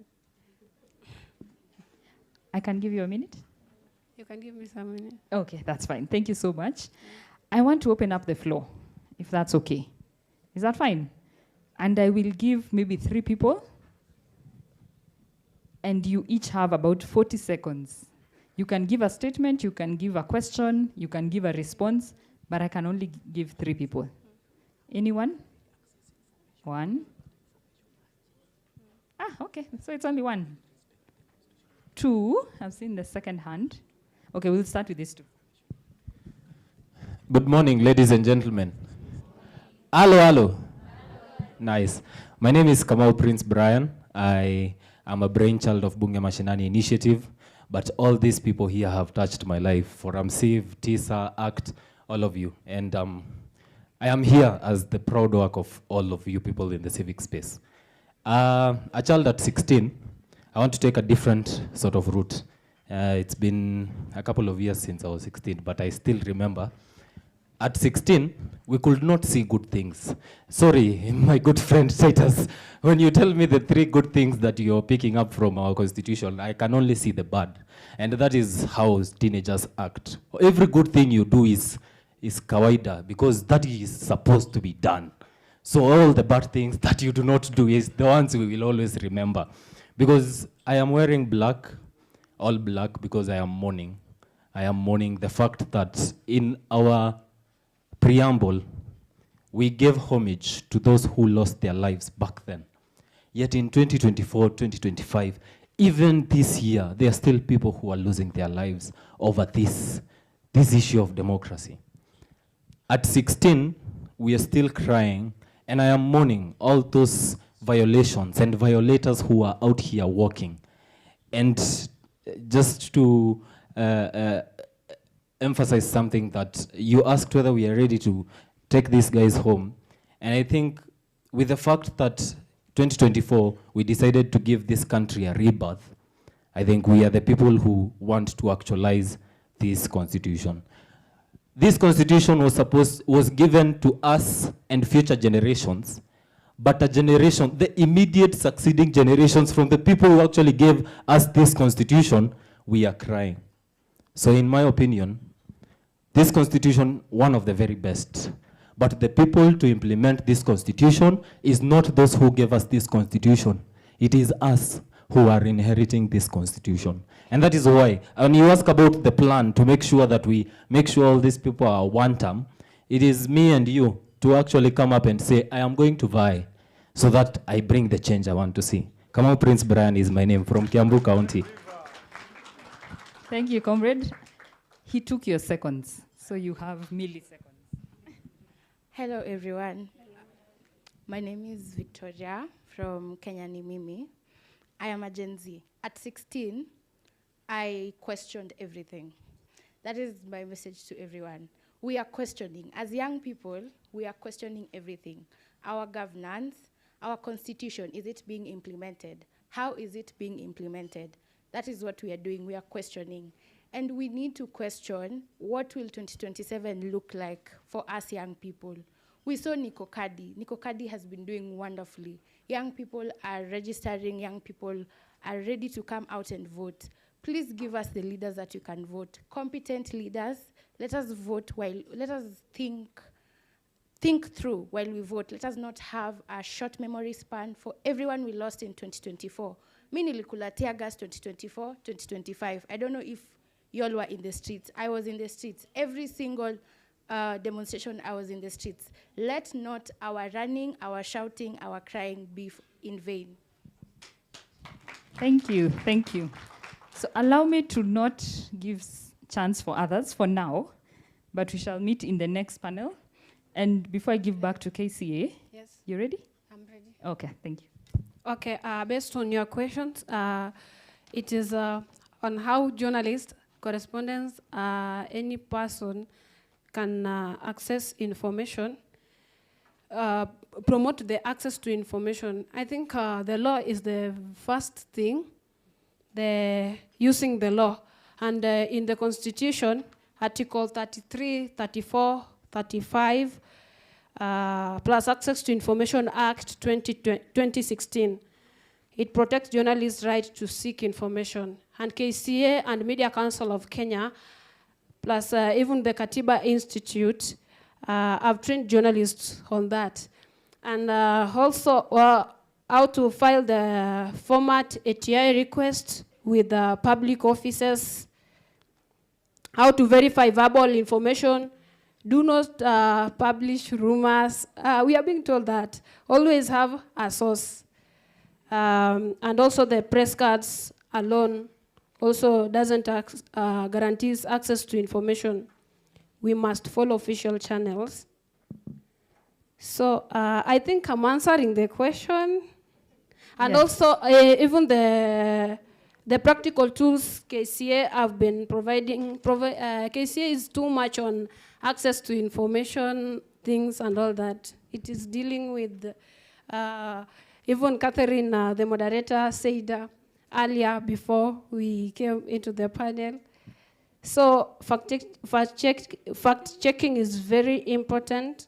Those are some of the KCA practical tools they provide. So you fact-checking, story grants, and the channels. I think further explanation will take some minutes. Thank you, Ms. Madrek. Please clap for her. It takes a lot to just communicate and be in front of you. You guys are intimidating, in case you doubt it. So I want to give one comment, and then I'll start from Titus as we give 1 minute of closing remarks. And two things that I believe, and as I can speak on behalf of Article 19, that have been said here, whether it's the Brazil and that football team, Spain, thank you, or any other teams, we need a plan. We need a plan. The slogans, the hype, it's all good. It has its place. Think of it this way. If you're a business plan, they tell you to have a what? I mean, if you're in business, they tell you to have a what? Right? If you're in school, they give you a syllabus, revision notes. Hata mwa Kenya is still a plan in some way, right? If you're in career, you know, either it's undergrad, whatever, there is always a plan for progress. And if I may say, even in relationships, there's a plan, one way or another. True or not true? No, I'm asking. In every context for progress, there's always need a plan. Whether it's offense, whether it's defense, there has to be a plan. So how strategic are we in our planning? In whatever simple, extended, or dynamic way you're thinking, what is your plan? And the second thing I hope we all remember, if you cannot see it, if you do not believe it, it can't happen. I need a show of hands. How many believe Kenya can change? Because there are Kenyans, some of us even, maybe we are still 50-50. There are Kenyans who don't see a better future for us. They always see we'll be on the streets because they think it's a lifestyle. They see us as, they feel like this is a career. I would hope to one day retire from civil service, from civic space, or from civil society as an activist. Niende nifanye development. Because the things we are fighting for have actually come to pass. Now I can build my future. I can invest in my family. Not just, does that make sense? So I hope we keep that faith in our heads, in our hearts, and in our speeches. Tukiongea. Because if you cannot believe it, you will retire and see not the dream come to pass. Sawa. So, Mr. Titus, you have 30 seconds. Wow. As a negotiator, maybe I'd like to ask for a few more, but just to be quick. One is we needed to reflect also on what is happening. And even as we look at Kenya, we don't exist in a vacuum or an island, as we call it. are living at a time when democracy is under threat, not just regionally. I think I can't run away from football. There is a popular slogan that has been going on that the quarterfinals were in Tanzania, the semifinals were in Uganda, and the finals will be in Kenya. So the region is looking up to us to chase kama sisi in the finals. And I think my implore on all of us is, as we gear up to that, it's very, very important that we first of all recognize the constitution will not defend itself. We have to defend it.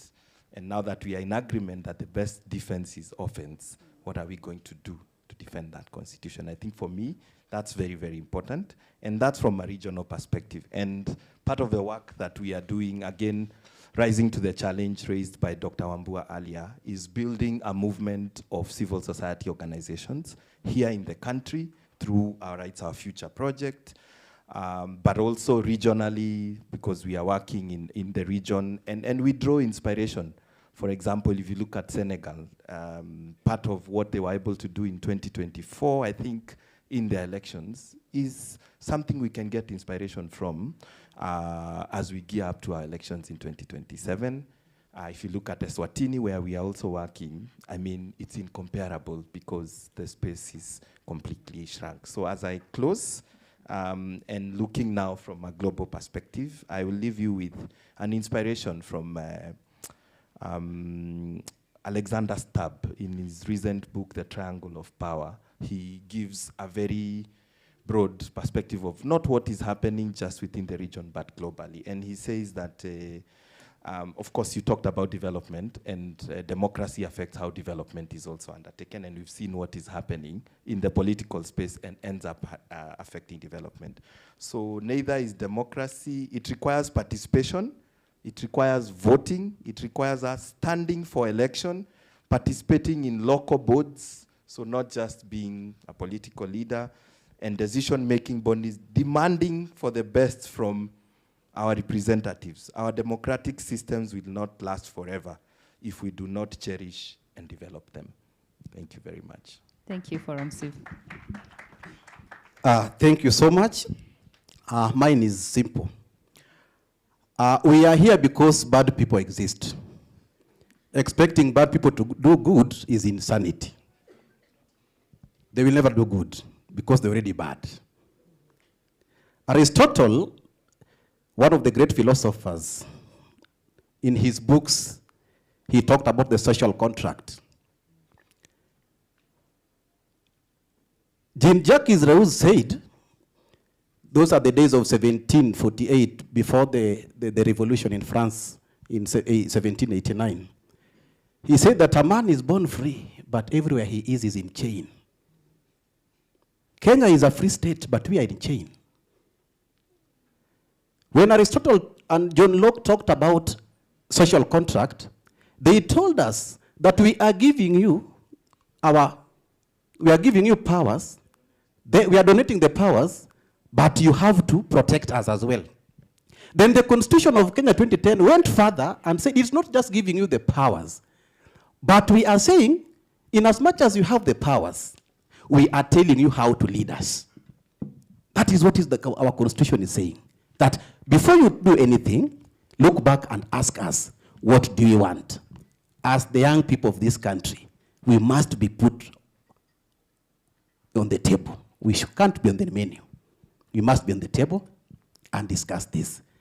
And as I conclude, we have to have a robust conversation.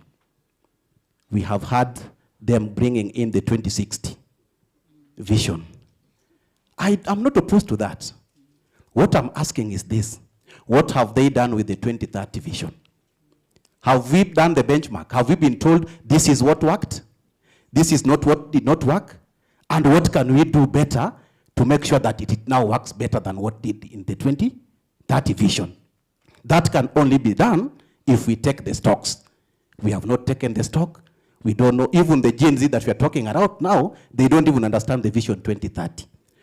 Vision 2030, when it was built, the aspect of AI was not there. How are we going to factor in the AI in Vision 2060? Where are the voices of these young people? Mr. Peter. With those few remarks, Thank you. I thank you so much, and let us have this conversation. Thank you. I'll show you how to clap. Don't clap yet. We are clapping at the end, like a Gen Z. KCA? Okay, my final point, what I can say, the right tool, I think I will speak on the building institutional transparency. And here, like access to information is not a favor. Is not a favor. And that Article 35 says, it states the state must proactively publish the information online. So here, we require IBC, counties, national governments to proactively publish online. So here, like for example, the voters register, results from 34A, B and C in real time. And also the county budgets,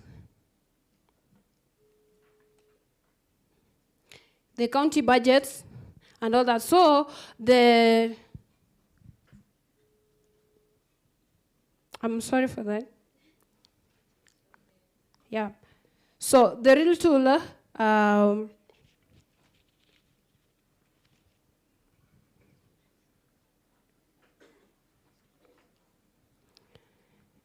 so I was talking about that because there's a lot coming in 2027 because of the upcoming election, and we are expecting a lot. We are really expecting a lot, and also the AI tool, who is competing with the media industry at par right now, because the people who will be selected to go and collect information concerning everything. You know, right now we have audios and videos that are already recorded to do the same work without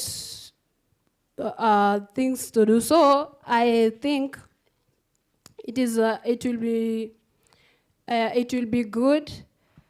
It will be good for the tools to combine with the app and the AI systems, not just for the media practitioners, but also for the public to also find it easy to verify those information. Otherwise, thank you. So the online publication is very critical in Article 35. So. Thank you, Ms. Madrek. Last but not least. Mine is a challenge. First, let me say that I don't agree with the Wamunyora on so many things. But there's one thing I agree with him. People must go and consolidate their bases. We are not going to realize the change we are yearning for when you continue sitting in these comfort zones.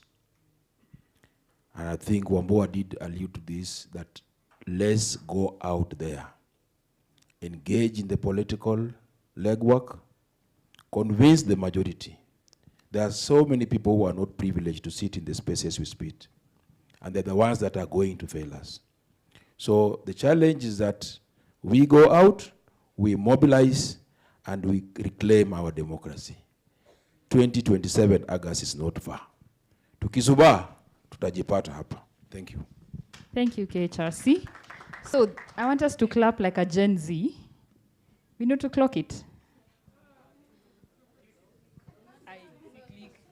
Do you know how to? Oh, I might fail, so please. Mr. MC, thank you to the panel. You may have your seats. It doesn't have a sound, so you just, yeah. Clock it. Thank you. Thank you. Thank you for, Catherine, thank you for moderating this session. Yeah, it's a very insightful session, and we were able to get from the panelists about where we are as a country and where we should be as a country. So, ladies and gentlemen, there is a session that we had skipped, and as we prepare to hear from the keynote speaker, I want a young man here. I've interacted with him in several sessions, and he lives the spirit through the talent that he has, the talent of the spoken word. Please, ladies and gentlemen, let's welcome Mr. Oyamo Richard to lighten the spirit for us as we welcome the keynote speaker to take up the stage. Mr. Oyamo, karibu sana, so that you can lift our spirit as we prepare to hear what the keynote speaker has prepared for us for the day.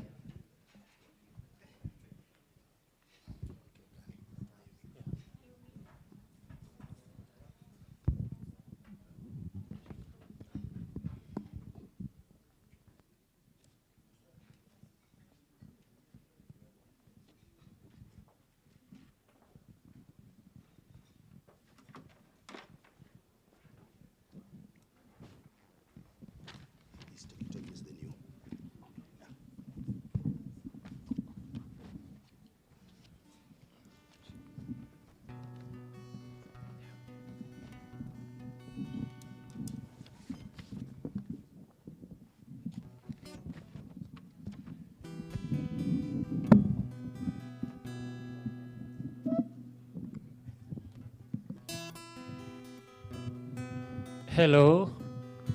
Hi. You can see me. I know I'm tall enough to be seen. Thank you. My name is Oyamo Richard, as you have been told. I am a writer, I am a poet, and a storyteller, spoken word artist. And with me I have Kainamix. He's going to be on the guitar and a bit of vocals. He's one of the best in the country. If you guys haven't heard Kainamix before, you're so privileged. I envy you guys. Yes. As a writer, I am a published author with 3 books. The first one is a collection of poems called Musings on Life. And then I have another one, which is a collection of short stories called We Who Are Spat Out. But for today, this is what I would like to highlight. It's a documentation of the Gen Z protest. It's called the Kenyan Gen Z Protest Lexicon. Yes, so to document the entire protest so that we don't forget, so that we don't end up with similar instance of having someone who really opposed the Constitution being the commander-in-chief currently. So yeah, unfortunately, I would like to give them away, but unfortunately, I do incur cost to produce them, so they go at 700 shillings only, and I only worked with 6 copies. So yeah, see me after this. Now, thanks to Chris when he reminded us how important artists are, because I'm here because of Our Rights, Our Future from Forum Civ. A while back, they did a report on the state of civic space in Kenya, and then they called me in. This is where now artists come. After you've done your reports and you need them to be heard or to reach the people who are actually affected with the reports, that's where artists come. So they called me in to convert the report into a spoken word piece from the point of view of a Gen Z. Yeah. I was hoping you didn't know I'm a Gen Z, but yeah, I have given it away. So, before we begin the poem, I'll remind you of one Swahili saying that says, Vijana ni viongozi wa kesho, which in English it means the youths are the leaders of tomorrow. Well, this piece is titled, Tomorrow is Finally Here. Enjoy.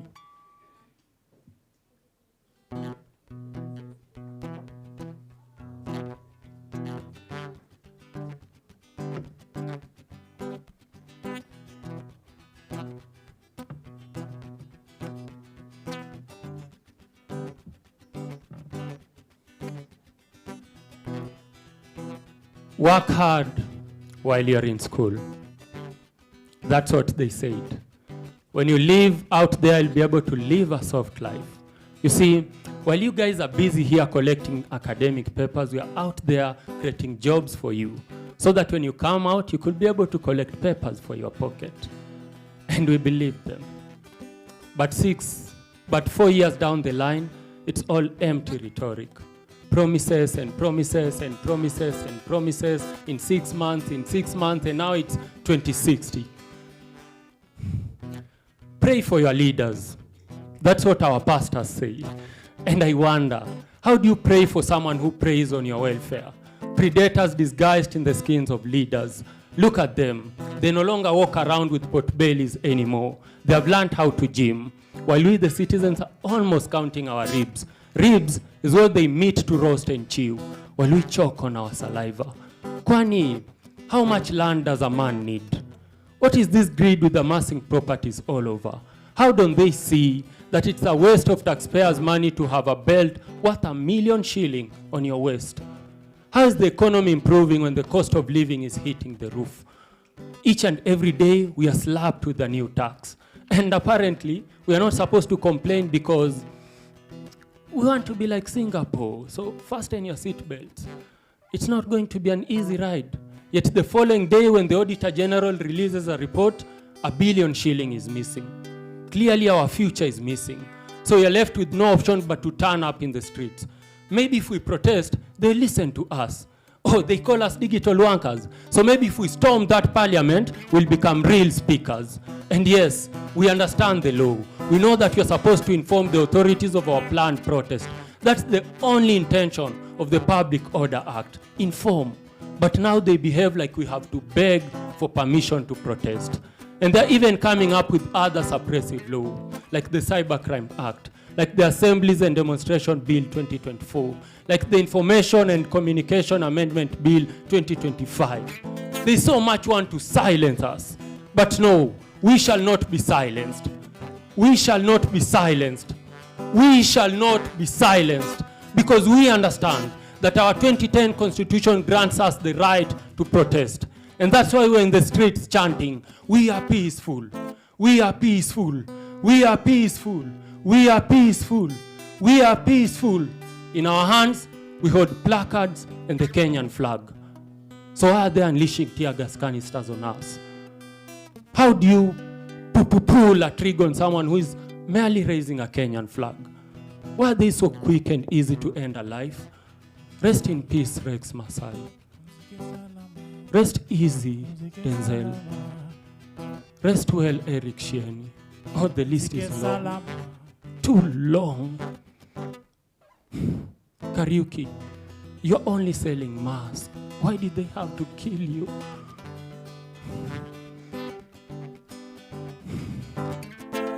How long shall they kill our prophets while we stand and look?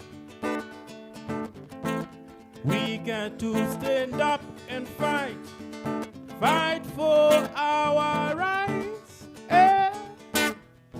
Yes, because they haven't stopped there. Now they're singling us out, selecting us one by one. Our gadgets are being hacked. We are being tracked down. Our life is being threatened. Our sisters are threatened with sexual assault from hired goons. Police in civilian clothes are abducting and torturing us, holding us incommunicado. If you're lucky, you'll be let free. If not, they'll say you hit your head on the wall. Rest in peace, Albert Ojwang. Media stations are being threatened with deregistration and withdrawal of government deals. CSOs are threatened with deregistration. They are labeled names like sponsors of anarchy, foreign agents, terrorists, cults. They are labeled names. Why is it so bad? Now the police are ordered to shoot us on the foot. They want us to cower, to live on our knees. But no, we shall not. We shall not let them win. We shall not let them win. Because we understand that all the sovereign power belongs to the people. All the sovereign power belongs to people. All the sovereign power belongs to people. We are the people. Let's come together. Media stations, CSOs, activists, artists, everyone. Let's unite to celebrate our democracy, to guard our democracy. Let's come up with initiatives like Our Rights, Our Future. Initiatives that enable grassroots organizations to participate in civic spaces. Let's come up with cybersecurity trainings. Let's inform people against misinformation. Let's guard our rights because clearly, if we don't, it's not just going to be wiped out. It's going to end completely.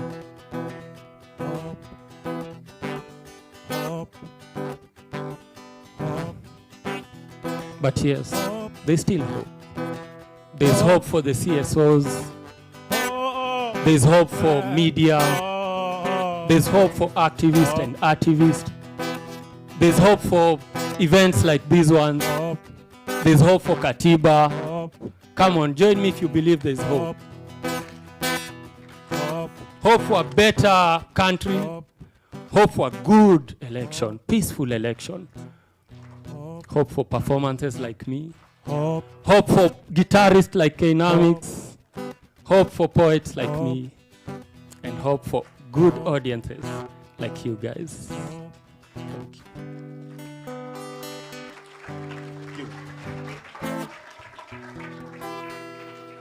Thank you.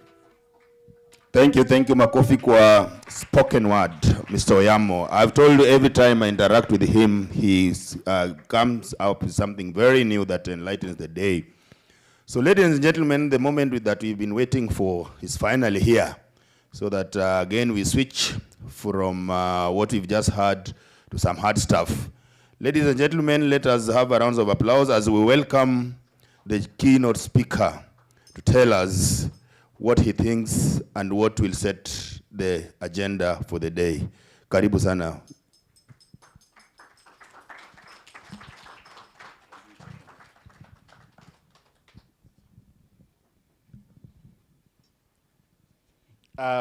Good morning, everybody. I don't know why I've been invited here as a keynote speaker. I mean, I must confess. Probably that's why I am late. And John kept on saying, you know, he's prepared something for us. I've not prepared anything for anyone. The only preparation I have is that I've been in this country for 53 years, and that's good enough preparation. And then we can share what is it that journey has been and where we want to go as a country for those who will outlive 2030 and eventually reach 2060. For some of us who may not reach there, ours will be to be the old Moses, that we have been to the mountaintop, we've looked at the horizon, and 2060 looks very beautiful for those who will be there. Others who may not be there, so be it. So I am very privileged once again to see old friends, Jared, John, Soila, Makena. I mean, I'm seeing wonderful people that we have travailed in this terrain. Kamau here, we've been with you many, many times, talking about how we can make our country better for the young people. And not only the young people, how we can make this country better for the 55 million of us. Today we want to talk about the Constitution and what it means to all of us. It is very important that we are able to reflect on what development of Constitution is in the first place. A lot of you may not understand where and why people began accepting constitutions. Because when you do understand history, it is easy to juxtapose it with the contemporary and then push it forward into the future. Human beings have used constitution from time immemorial. We've got the ancient history when constitutions were hugely important documents in the ancient times, the Greek, the Mesopotamia period. And we then move about 1,000 years later, and we have a very powerful king in England called King John. And he's doing things that are being done today in 2026. And people said, no, enough is enough. And the barons at that time said, we must have a Magna Carta. That is just a simple way of saying, king, you must have some limits in terms of your powers. But then we jump many, many years later, and then we get the first written constitution. The first written constitution, for those who didn't know, is actually the Swedish constitution. That's about 1698, if I'm not wrong. But then we jump further ahead, and now we've got big wars in both France and America.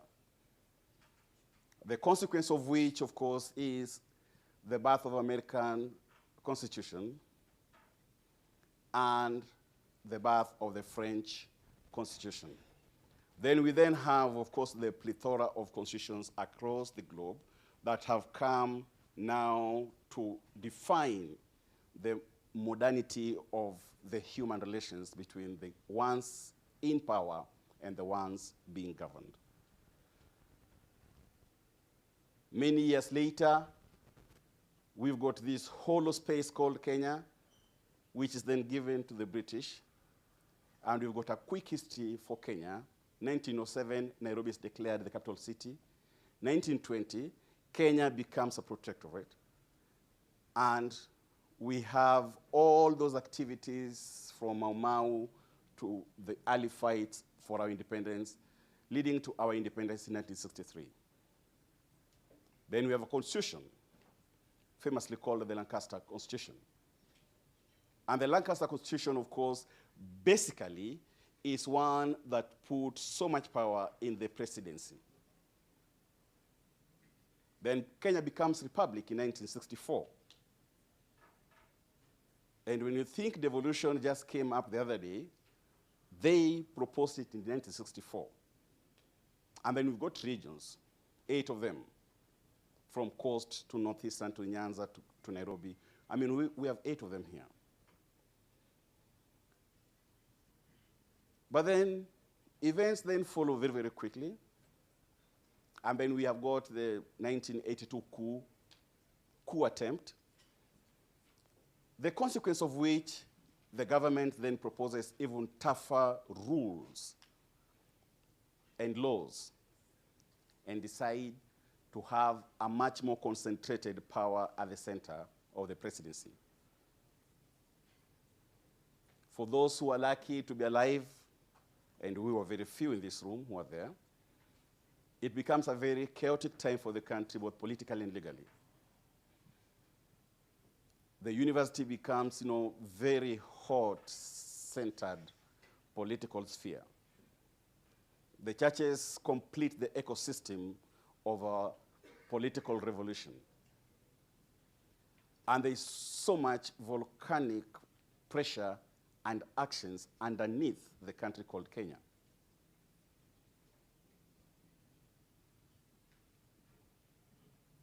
All this while, the president is very powerful. One man's word and you're hanged. One man's word, they can even take your wife or husband for that matter. That is how powerful the presidency was.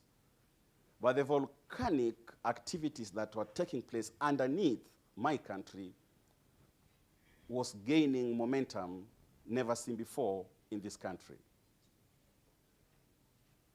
Now, for those of us who are fortunate enough to be at Kamkunji ground in the early 90s, who were first years at the university, the country gets a complete U-turn.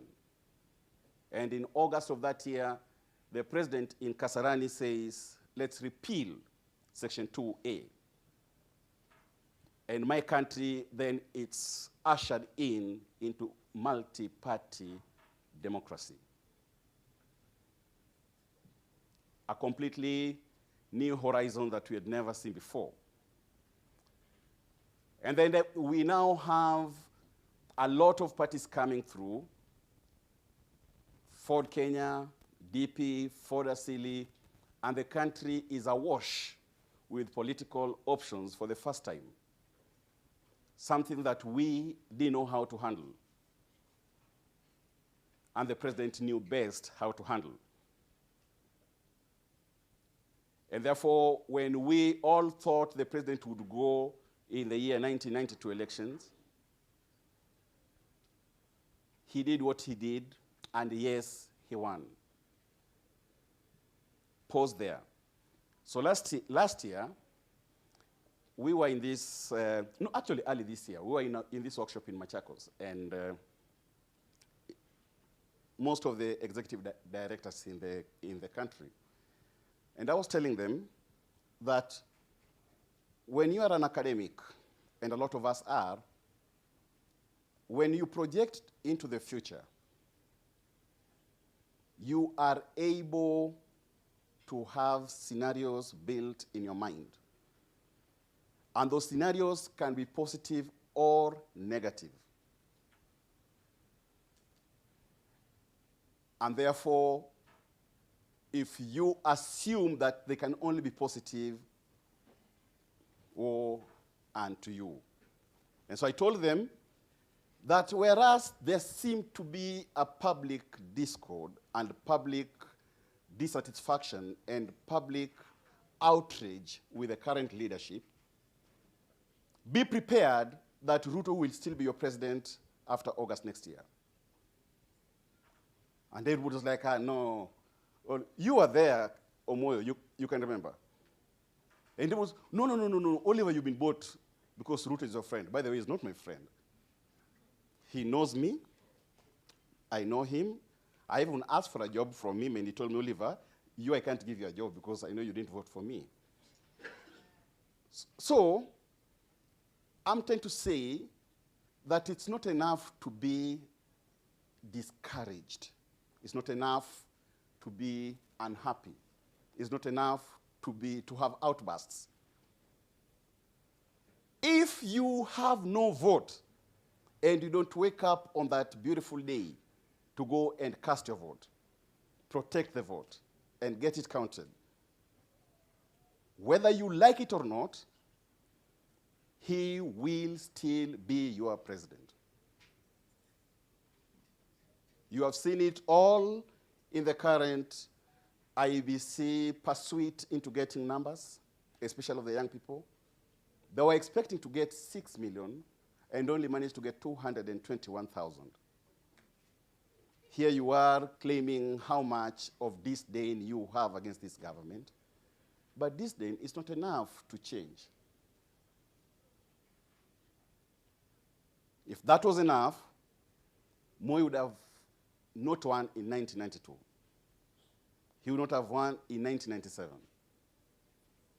Because there's a difference between portraying your outrage and anger and waking up in the morning and going to cast your vote. Last month, at such a time like this, I was in Zambia, Lusaka for a day, and I was giving them the same lecture in Lusaka. And the opposition leaders seemed to be way ahead of the president in terms of the opinion polls. He's lost with a huge margin. Now, I'm not talking about the credibility of the elections, but he's lost. But I was telling them, guys, be prepared that this is a possibility. Anyway, we had paused at 1992. So between 1992, we have a very polarized country for the first time. And we've got multi-partyism to contend with as a country, as a people, as a generation. And for the first time, even for some of us who were born in Mombasa, grew up in Mombasa, established ourselves in Mombasa, we were questioned about our ethnicity. And for the first time, I realized, oh, by the way, I'm born in Likoni, but I'm actually not from Likoni. We had it all in Rift Valley, clashes everywhere. Kaya Bombo in Mombasa, it was horrible. As a family, we lost a lot. But those are the consequences of getting into completely uncharted waters. But the country was determined nevertheless. And then we had the CSO coming up strongly now to help people understand the Constitution. Realizing, however, that this Constitution had outlived its usefulness for the 40 million of us who were there at that time. And come 2002, we brought in Kibaki, and we realized even more how much we needed a new constitution. A lot of people have talked about how good Kibaki was as a president. We are not saying he wasn't good. He was very good, probably the best we've had. But he would have done even much better if he had a better constitution. So there is clamor for new constitution from 2002. We were involved in that, deeply so. And then we had the crazy 2007 elections and the consequences that are well known to all of us in this hallowed spot here. But the country was still determined we have to get it right. We had various approaches and products, Kilifi, Boma, Naivasha, Ufungamano. And fortunately for us, on the 27th day of August, the year of my Lord, 2010, I was privileged to be at Uhuru Park when we promulgated this constitution. And the constitution gave us hope. Hope that our mothers will give birth without dying at the hospital, and the 100 deaths per 10,000 live births of babies will not be there anymore. We had hope that our kids will not populate cyber cafe applying for green cards every year to go to America because their country cannot accommodate them. We had hope. We had hope that our girls will not go to become maids in Saudi Arabia, Yemen, Oman, Qatar, and other backward countries like Myanmar. We had hope. We had hope that our educational system will be so good, like it was before, that I could go to London and nobody would try to equate my degree because our degree was so competitive. That's the kind of hope we had. We had hope that we could walk in our country freely because our liberties was guaranteed. We had hope that we as Kenya would lead this continent in terms of pure liberties and expression of our rights and execution of our duties. We had so much hope as a people that even our religious institutions, the independence of our constitutional offices, I mean, we had hope that everything will work perfectly. And 16 years later, we look back into the mirror and ask ourselves, have we achieved that? Now, a lot of people here have come and explained what a 16-year-old looked like. Fortunately, all of us have been 16 years old at one time or the other. And when the speaker talked about kwamba kuna wahenga ambao walisema kwamba katika Kiswahili kwamba vijana ni viongozi wa kesho, pia vile vile kumbuka ujana ni moshi. Wangapi ambao mfanya tamthilia hapa ambao ujana ni moshi hamkufanya katika Kiswahili? Kiswahili 101 haidhuru. Kwa hiyo tunasema vipi? That's the kind of hope we had. And now 16 years later, we have to look back and say, have we achieved that? We have, to an extent. Now we have devolution, which has done wonders. So we are able to pour in 400 billion into our counties. We have our liberties. And we are able to congregate at hallowed spot like this and discuss about our country. Well, I can assure you, it doesn't happen everywhere like this. Uncle Alphonse Nchimbi across the border here just said, we need a new constitution. He's been sacked, and today he's been de-whipped from CCM.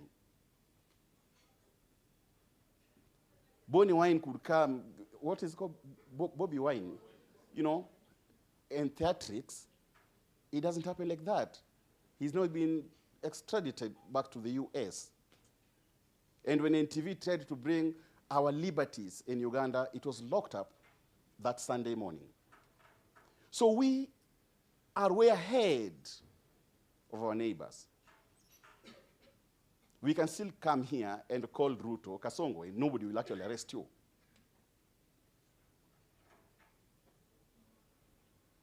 we have constitutional offices still functioning or giving semblance of function. But that is just how far it's worked. But a good constitution is not just a paper. It's not just structures. It must translate into a good life. Now, 16-year-old, I think I was in Form 2 or Form 3, I don't know. John, which form are you, or which standard? Because where will some late? So form, 16 should be Form 3, Form 3, Form 4 there, Form 2? Yeah. But maybe we're dealing with a constitution that is a boy, because boys mature slower than girls. Maybe if this constitution was feminine, it would be very, very far. You know, boys mature pole to, you know, atuna haraka. Girls by 16, they're already mature. You know what I mean? Physiologically, emotionally, they mature faster. But our constitution, 16 years later, is still getting mutilated. And the ecosystem has been designed to make sure that it doesn't succeed. Now, I don't want to apportion blame, but remember, power is supposed to be concentrated, and nobody gives you power until you demand for it. And it's only there in the Constitution. So those who have power, it's into their advantage, it's into their interest that you don't know about the Constitution, you don't employ the Constitution, and you don't live the Constitution. So the less you know about the Constitution, the better for them. And therefore, as Uraia, we've been trying everything we can. Can we go around this country and just tell people about this Constitution? If we had a Constitution that is working, we would not need to be congregating in places like this to talk about my country. There has been a video that has been going round of the Prime Minister of Singapore talking to the Congress. Who has seen that video? You've seen it. And it's pleading with people, please give birth, we'll give you $100, $100,000 per kid. Everybody will get a house, everybody will get jobs. This is how much money we are going to give you until you're 18 years. My country has got enough money for all of us. My country has got enough land for all of us. We are only 55 million. We are in a country of 584,000 square kilometers. But how can that land be enough for us if one or two families take half of that? How can that land be enough for us if all arable land is owned by less than 10 Kenyans? How can that land be enough for us if we are all confined into small hamlets and villages of this country while the most productive parts are owned by he who knows who? We have been denied the opportunity to love our country. We've been denied opportunity to thrive in our country. We've been denied opportunity to be patriotic to our country because opportunities are not there. Hope is not there. We are hardly breathing. As it is right now, Kenyans can hardly breathe. You wake up in the morning if you're employed, and half of your pay goes to somebody else, and you got no idea who that is. You wake up one morning, you go to the university, and universities simply don't have money to accommodate students. You wake up one morning, and I am sure all of us here have got WhatsApp messages about death, burials, and illnesses. And I've not mentioned education, by the way. All of us here. What kind of a constitution then are we having? Because our constitution is designed in such a way that if you don't claim it, and you don't claim it, and you don't claim it, the same people up there will retain their power for as long as you only meet at Pride in Azuri and discuss in good English things that pertain to your country. Power is gotten by force. And or else you can't breathe right now because of high school fees, because of no opportunities, because of insecurity, because of goonism, because of hopelessness. I used to attend a lot of your events. Really? 2013, you guys were so young, maybe like 1 year. I was young. I was so was I when I used to attend a lot of events. Then I stopped. I think you also didn't mean they stopped being central. No, Like stop, they were please not. come. Please come to the next No, one. they stopped. Like I wasn't getting information anymore. They weren't central anymore. May And I? I just. I have your number. 0721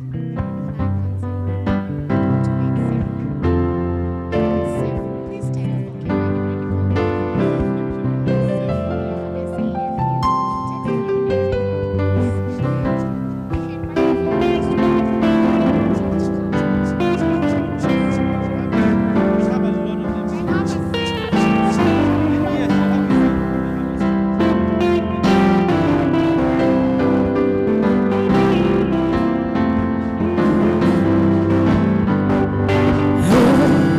Hapo zamani mama, sikuwa hivi.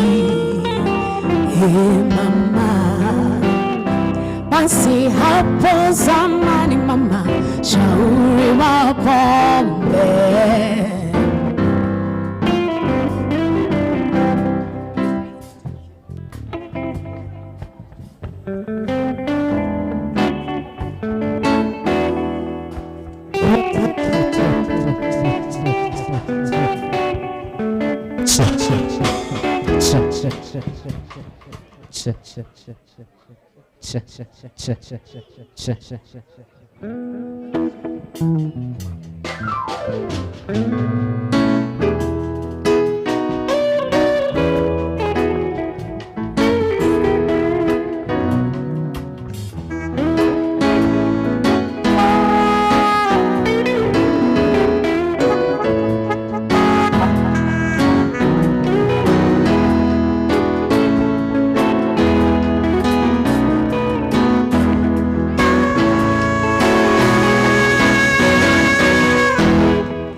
Hapo zamani mama, sikuwa hivi.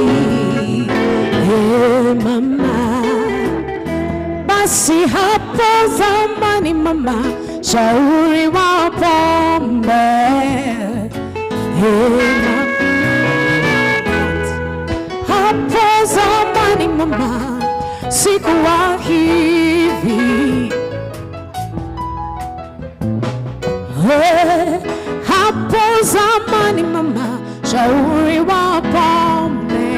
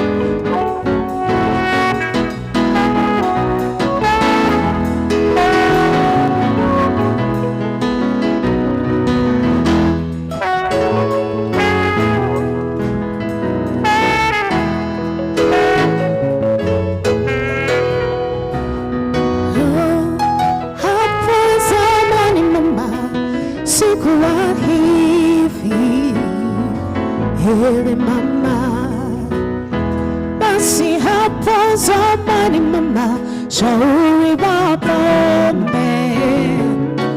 Hey mama, inji pona nilan kulaje, kuganywa marapulu babona. Hey mama, inji pona nilan kulaje, kuganywa marapulu babona. Hey mama, inji pona nilan kulaje, kuganywa marapulu babona.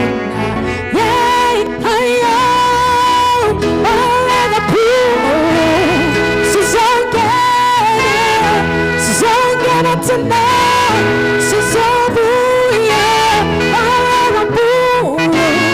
Susanna, Susanna tonight, Susanna.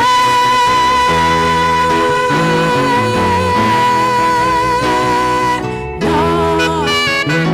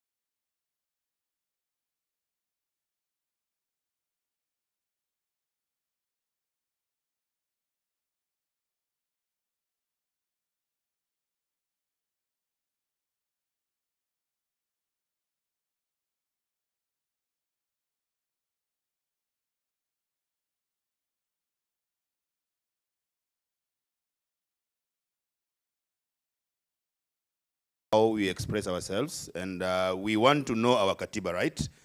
And using different expression method to know our Katiba. So let me welcome these great Kenyans here.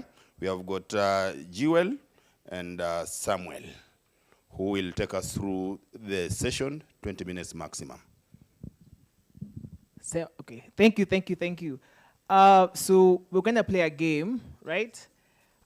So if you know Kahoot, just the pin will come, then you just log in.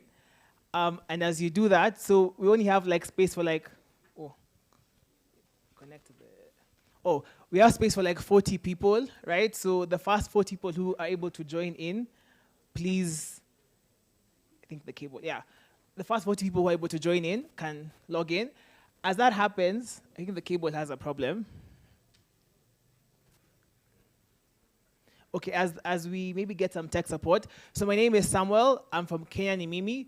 So we, and with Jewel as well, we are a youth campaign who seeks to put young people at the heart of nation building. And we do that in very fun and creative ways through book readings, coloring conversations, even doing such fun games like this today. So please do enjoy.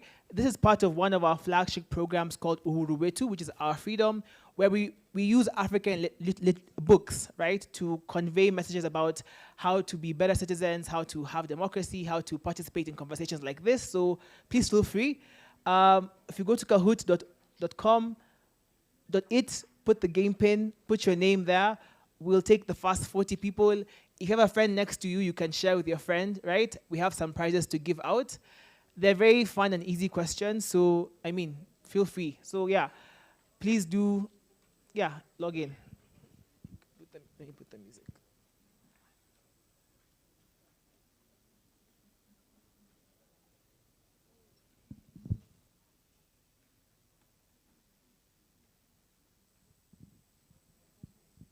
Yes. So how this game works, if you've not played it before, it's how fast you answer and also how correct you are. Sawa. So how fast and how correct you are. So, and the top 5 will give them an award, right? So, yeah, so we'll give them an award. So please be fast. Also, if you know the answers, spoil, no, shout, sawa. Okay? Awesome, great. So we'll give a chance to another 20 people or so to join in. I like the nicknames that I see over here. Okay, another minute or so, then we can start because of time. Then the rest can still join us as we continue. Kiasi too? Sawa. Aya. You can limit anyways. Only like 40 people can join, but sawa. So, Kahoot.it, yeah?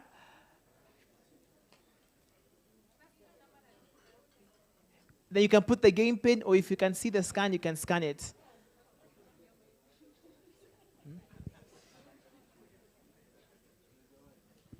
You can also log in by going to kahoot.it, then it will ask for a game pin, and you put the game pin there, which is 48, 16, 40, okay? So we need around 10 more people. Young people, quickly. Mko on? We can start. Atino, there are 12 more slots.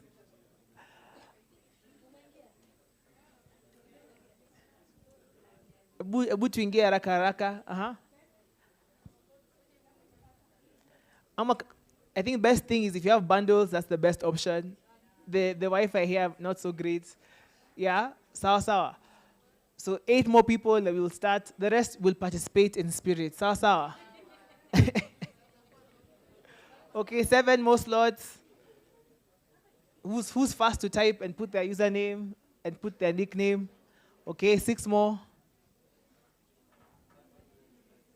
5. Atigai. Oh no. 4 more. We're almost there. 3.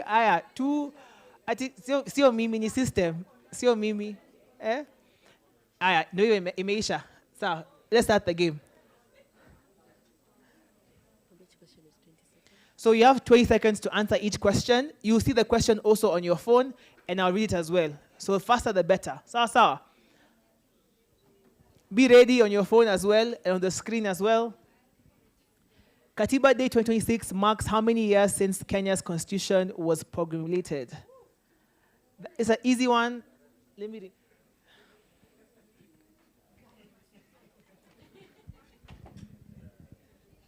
Click the answer quickly, quickly. They've all answered. Let's go. They've all answered the question. Awesome. We all got 16. Good job. That was an easy question. Sawa. 2-term. Hey, watcha. Next. Okay, second question. How many articles does the Kenyan Constitution actually contain? Is it 194, 264, 246, 272? Gani hiyo? Na msishout jameni. Ati hiyo? Ni hiyo, sawa.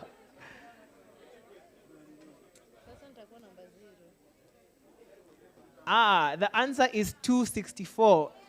Yay, those who got it. Awesome. Know your leaderboard, eh? Now we can see who's happy, eh? Question 3, okay? Based on the 2025 Afrobarometer survey, which institution was trusted exactly the same share as Kenyans trusted the police? 36%. Which institution was trusted exactly the same share of Kenyans as the police? Is it parliament? Is it presidency? Is it electoral commission? Is it the presidency? Come on, you two guess. Come on, you guess too. It was the electoral commission. I mean,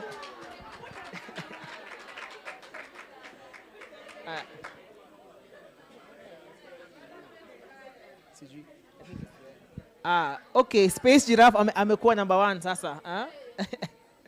Okay, question 4. It's a true or false, okay? Article 37 of the Constitution guarantees the right to assemble, demonstrate, picket, and petition peacefully and unarmed. Is that true or false? True or false? Ati ndio. True or false?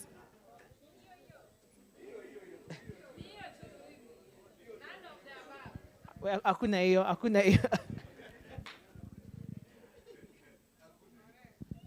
It's very much true. At least we are all there. Okay. Leaderboard bado iko the same. Okay. Which 2 articles anchor the ongoing debate on Kenya's public participation legislation? Which articles are those? 1 and 2, 27, 28, 43 and 53, 10 and 201. Gani hizo mbili? Ni gani? Ati the yes one. Wait. Huku afana.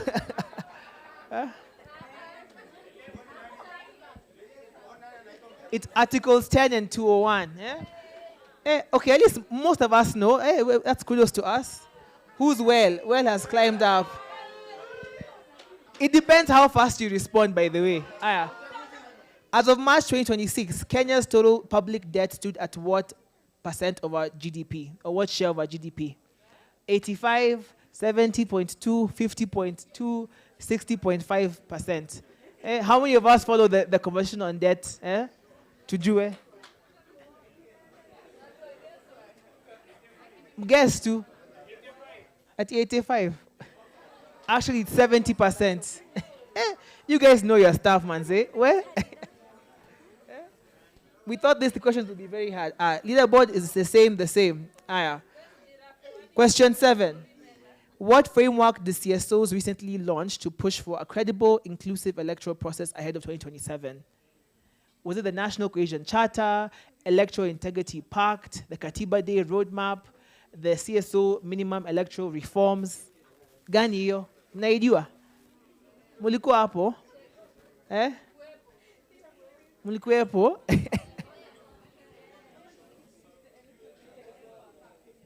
Yes, it was the CSO Minimum Electoral Reforms. Most of us actually got it right. Kudos to us. Question 8. By May 2026, Kenya's public debt had crossed which milestone per combined treasury and central bank reporting? Is it 11 trillion, 13 trillion, 12 trillion, 10 trillion? None of the above. All the above. Eh? Eh? Eh? Which trillion is it? Eh? Yeah, trillion. It was 13 trillion. Eh? Machopi hapa, eh? Pale, eh? Nimeona. Question 9. What is Katiba at 16 expected to produce as its key output for defending democracy ahead through 2027? What's the key outcome of Katiba at 16? Is it a reform bill, petition, declaration, a new constitution? What is the outcome? Ebu tuambie. Ni gani?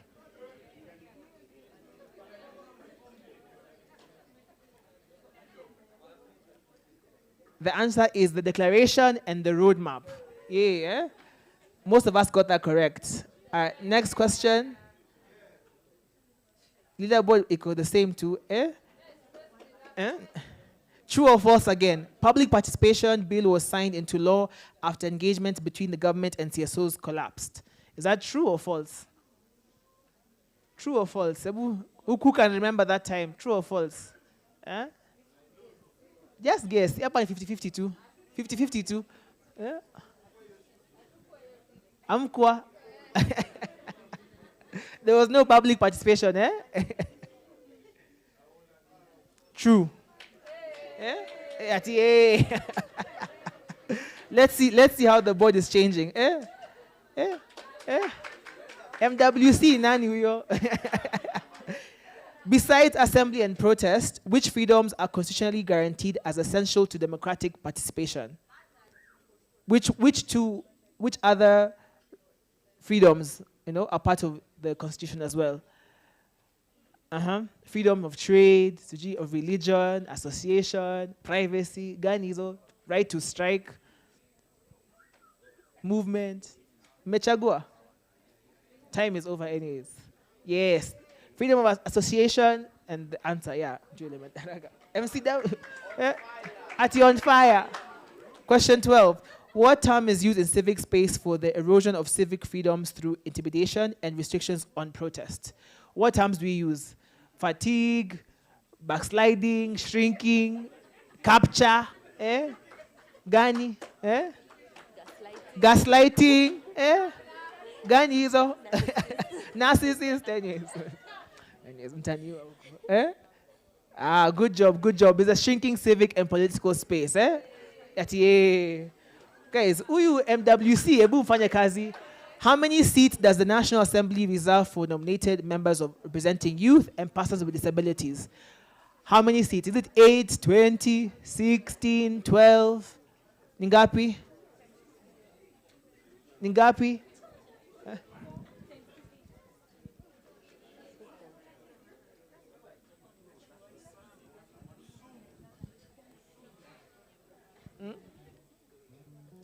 It's 12.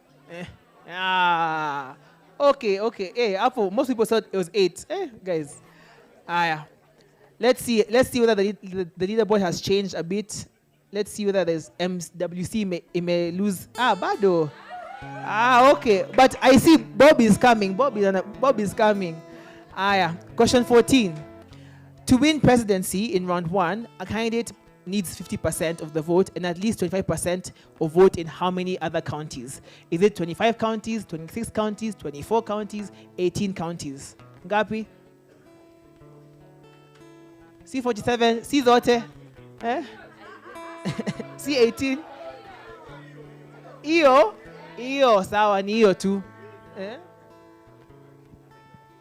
And the answer is 24. It's true, 24 is more than the half, yes. Yeah. True or false? More than 3/4 of Kenya's population is under the age of 35. True or false? Hii ni rahisi tena. Amjui.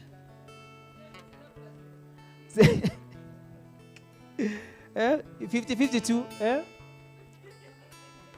It's true, of course, We're almost wrapping up with the questions.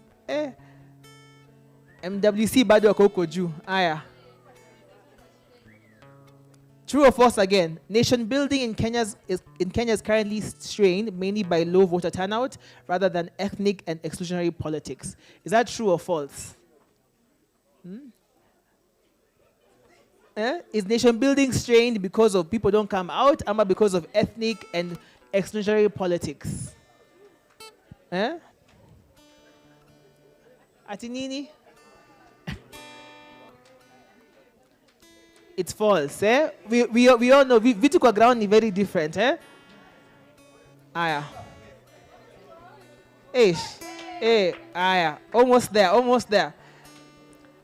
As the COK turns 16, which combination of forces is threatening it to hollow out its transformative promise? What is actually challenging us? Is it the gaps, foreign influence, climate change? Is it weak institutions, violence, debt-rigged elections? Nigani? Where is the problem? Is of course, weak institutions and violence and rigged elections. Aya. Last two questions. What fruit became Kenya political slang for being secretly against something they publicly claim to support? Mango, passion, watermelon, pineapple, ligani? Ama ni banana na orange?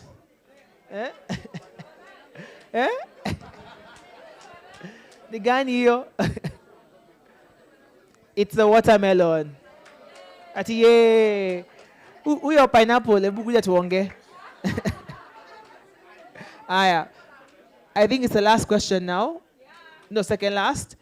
On Kenya's coat of arms, the cockerel striding forward is holding something in its claw. What is it? Anashika nini? A sword, an axe, a shield, and a torch. Anashika nini? Saxophone? It's an axe, Yay! Aya. Now, last question, So let's see who will make it to the top 5, okay? Kenyans actually voted yes to this constitution on a different day other than Katiba Day. What day was it? What day did guys go vote? Was it on 4th August, 21st November, 14th June, and 9th December? None of the above. Gani? What was the actual day they voted?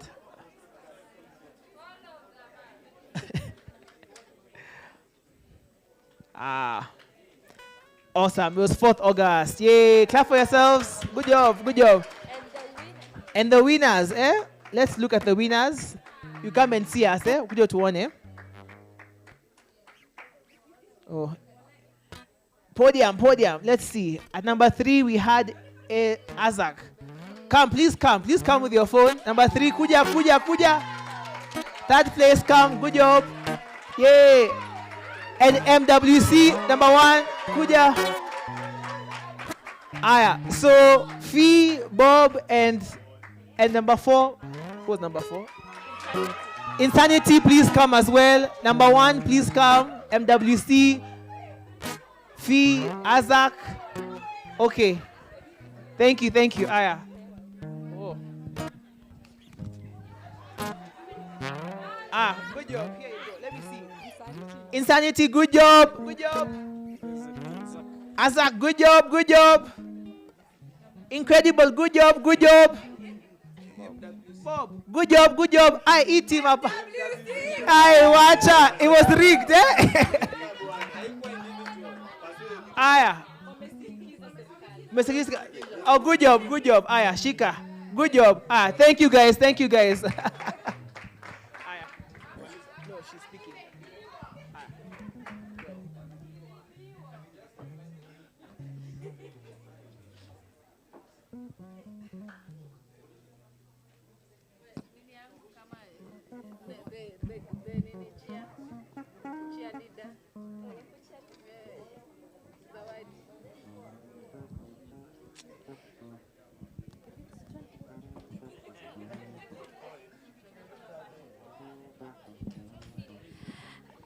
Hi, everyone. Hi. My name is Jewel Ndungu. I work with Kenya Mimi. My professional background is in law. Yeah, so one of the things we do at Kenya Mimi is we like to look for nuanced and innovative ways to do things, right? How many of us here are from civil society? Like in one way or another, you work in civil society. Okay, quite a good number of us work in civil society. So, I will read through, I was told to give like a lightning talk. So I will read through something I prepared that I hope we can take back and go and rethink how we will actually defend the Constitution next year. I think that is one of the most major moments we have that's coming. So we have all seen the Nikokadi movement, right? All of us know Nikokadi, right? But in a game of poker, at what point do you start preparing to win that game?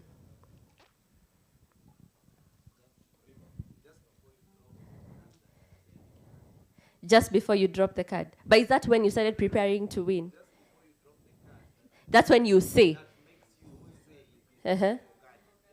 Okay. But is that when you intended to win the game? No, before you start playing, that's when you intended to win the game. Yes, that's true. So overnight, youth power went from a panel topic. It was always like, bring youth on board. But then June 2024 happened. And youth are now one of the most important people in this country. But what does that importance mean? What does it mean? So this movement was leaderless. There was no hierarchy. And the nuanced language of the young people is memes and TikTok and Twitter spaces. For the first time in the history of Kenya, we saw a president join an X space. Has that ever happened?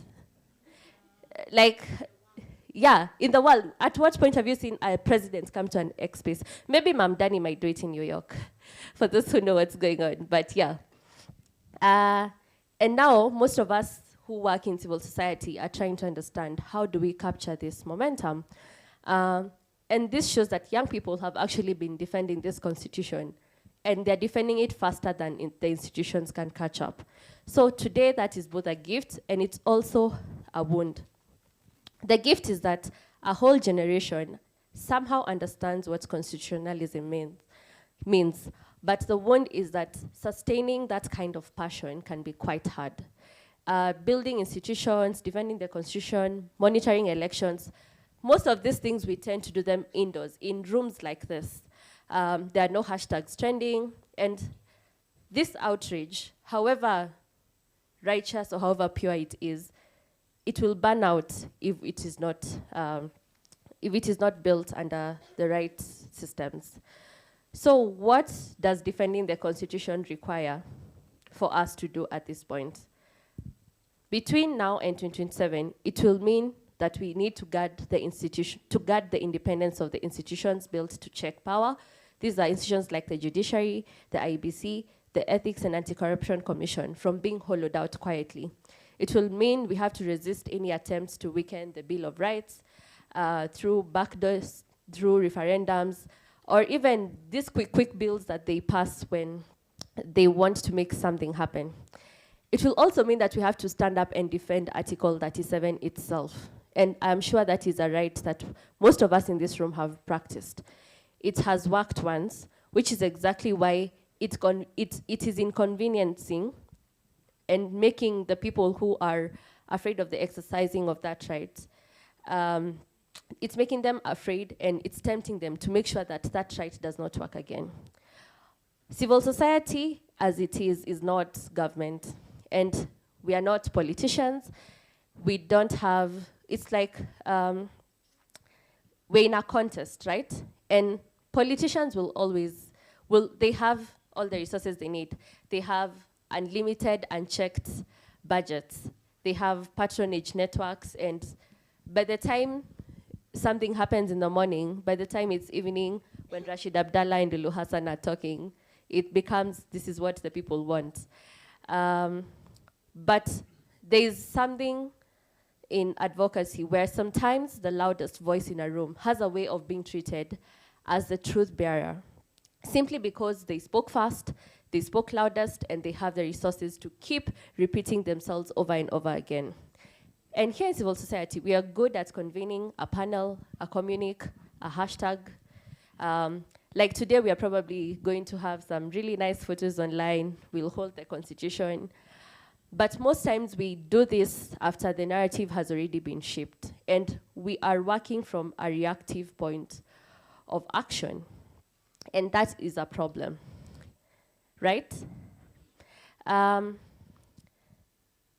then there is one thing that civil society needs to work together with, and that is young people. It is one of the greatest resources that exist in this country at this critical time.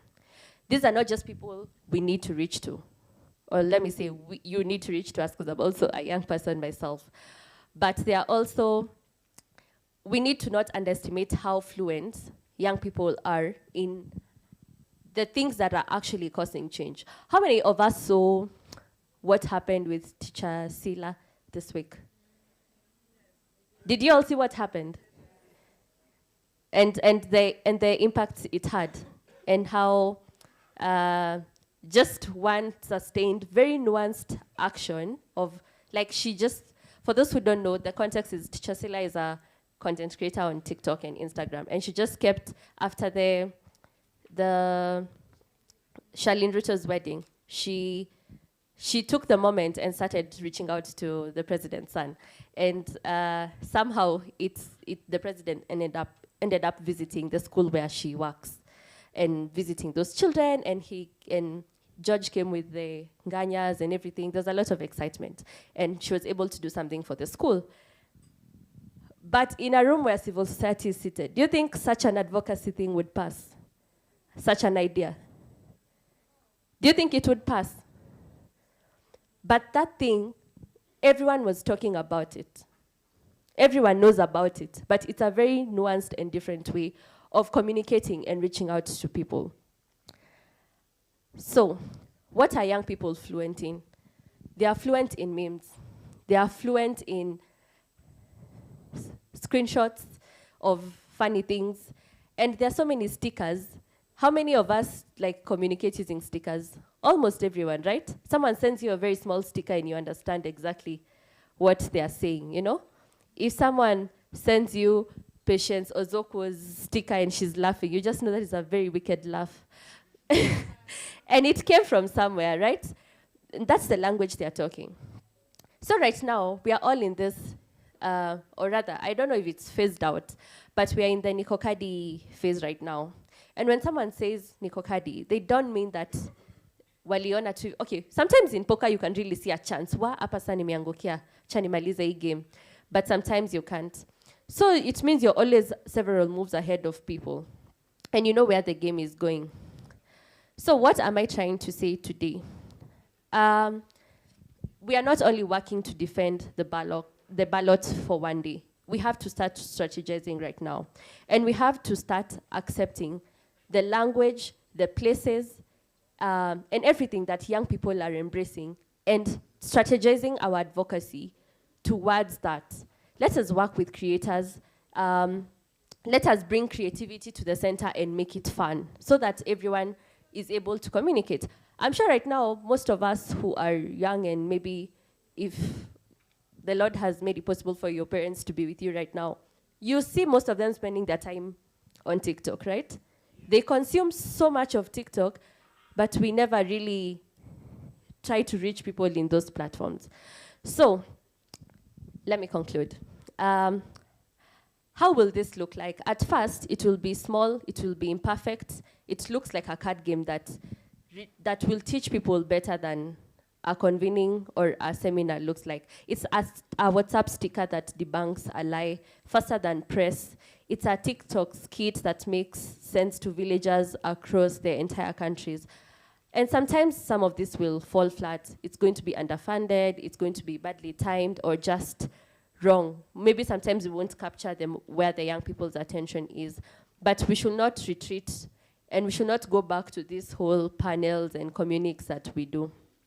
Try, notice where it falls short, and resource it properly. And also for the young people in this room, don't only invoke this constitution when it is convenient for us. So show us to the unglamorous defense too.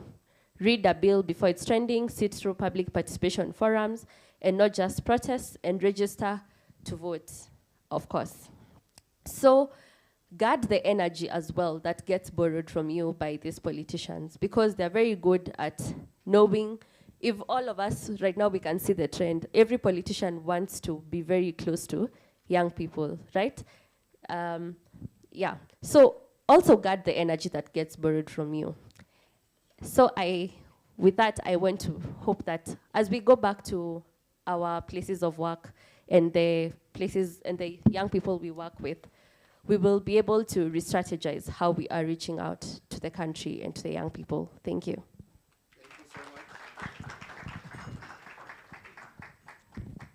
Thank you so much, Kenya ni Mimi, and she has said very well that young people, make sure that these people do not just mine the energy and resources from you, and they are not helping you.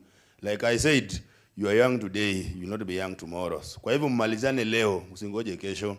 Let me invite the final panel, and the panel will be moderated by Catherine Mbui, who is, sorry.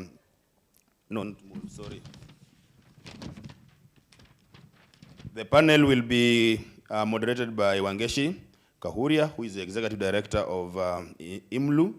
And as she comes, please, the panelists, please prepare. And this is the final panel, and I'm told that you are the one who is sitting between us and lunch, who is going to violate our right to eat. So you moderate and make use of time. You want to sit where? Yeah. Okay. So I hand over the mic to you so that you can invite your panelist.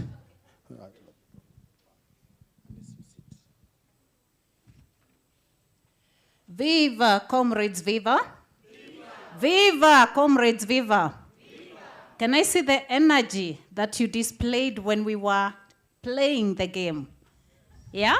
Okay, karibuni sana to the final session, the final panel.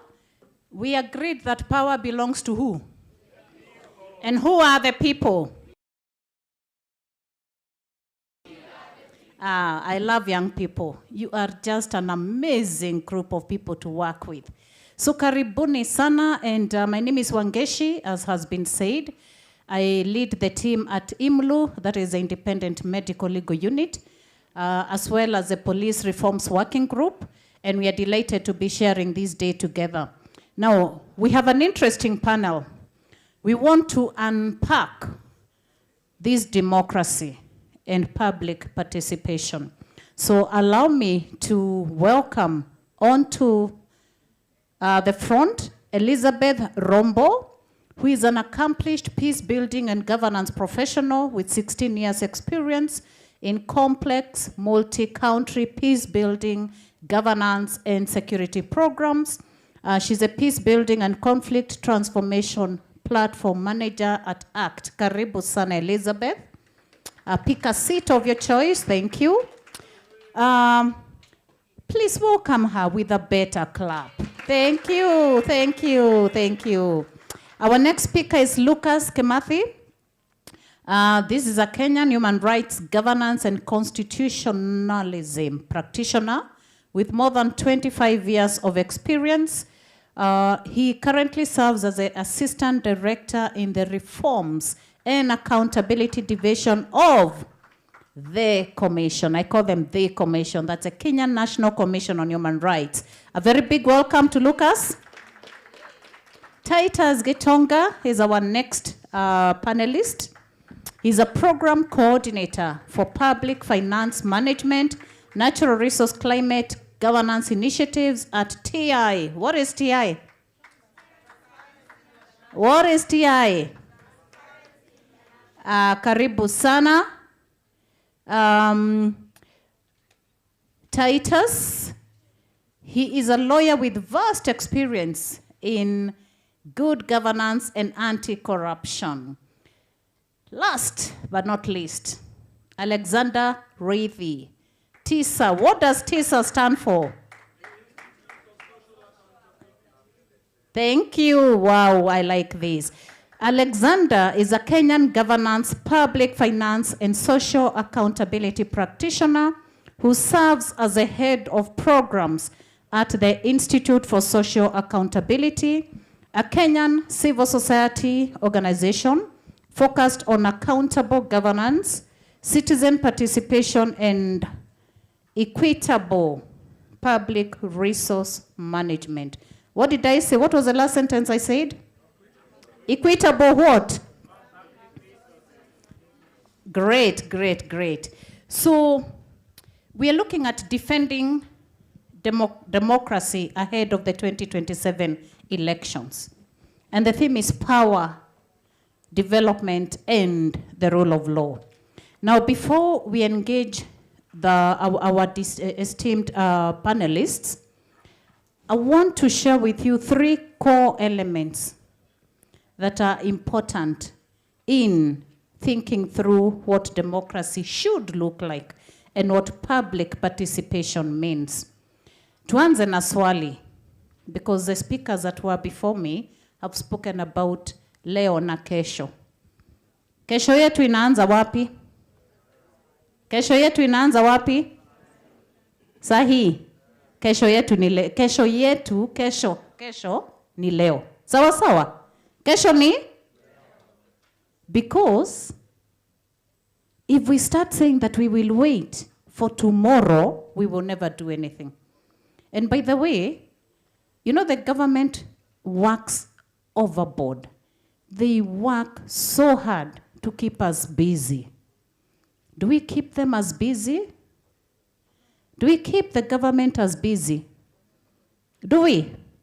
Do we know saizi, sijui kama wamemaliza? Do we know that they are at KICC celebrating this event? We know. Yeah. So, public participation must move from consultation to genuine citizen power. Genuine people's. The 2027 elections must be about more than voting. What should it be about? The 2027 elections must be about protecting the integrity of democracy, because that's our biggest challenge. And thirdly, every actor, every individual has a role in making constitutional democracy real. So let us hear from the experts on the floor. And by the way, we are all experts. It's just that we are privileged to facilitate this session and share with you our ideas. It doesn't mean that we are the experts. We are all experts. We are just sharing from this side of the room. Now, Mr. Reithi, let me start with you. The Constitution envisages public participation as a central component of governance, yet citizens often have limited influence over major decisions concerning development, public resources, and national priorities. As a country, what and how can we strengthen meaningful citizen participation so that people have genuine influence over development decisions rather than being engaged only after decisions have effectively been made? Tunaitangwa tu kuweka rubber stamp. I'm giving you 3 minutes. Or shall I give you? Okay, I will try and... Let me give you 5 minutes, max 5. Thank you. You knew I'm a good negotiator. Thank you very much for that very important question. As we did the game that was here, it was clear that public participation is not a favor that anybody is doing us. It is our right and a provision under both Article 10 and Article 2.1 of the Constitution. However, for the time we've had this Constitution, it has been used like just a ticking the box exercise. We published a document out there, a few people responded, and now we can proceed.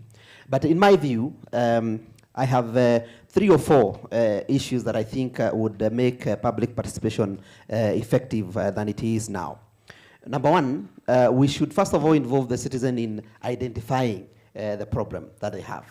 That is the beginning point, in my view. Sorry, somebody's, somebody had my date somewhere, so they are calling to inform me they will be paying shortly. So the first thing is to identify, the citizens should be the ones identifying the problem. For instance, who actually said we have a housing problem in my small hometown in Kiriaini, where everybody lives in their own house? Nobody. Somebody just identified that problem for us, and now they are pushing it down our throats through including having us pay for those developments. So the first thing is, let us be involved in identifying our problem. Our problem in that small village I've talked about, we do not have a proper hospital other than a mission hospital that is there. So if I was asked, or if the people down there were asked, they would have preferred a hospital before you build skyscrapers that they actually don't need. That is the first thing. Number two, we should also adhere to, I think one of the articles that was mentioned here, Article 35 of the Constitution. We should provide timely, accessible, and accurate information at all times. Most of our work at TISA, we try to break down information that is either provided in very technical terms to break it down in a manner that citizens can actually understand. At times, some of the information that we seek is actually not even publicly available. If you don't provide adequate information in a manner that citizens can understand, it makes it very difficult for them to adequately participate. For instance, in most of the public participation exercises, you'll find that bulky documents are presented to the citizens that morning.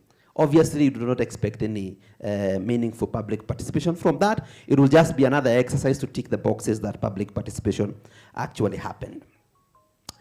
3, we should have adequate feedback mechanism, where it is clear that when citizens participated, this is what they came up with, and this is how that has changed, whether it's a government policy, whether it's the budget.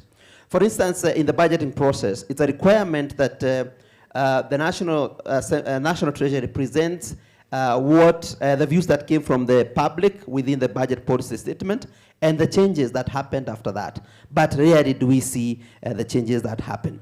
Finally, we should protect the civic space.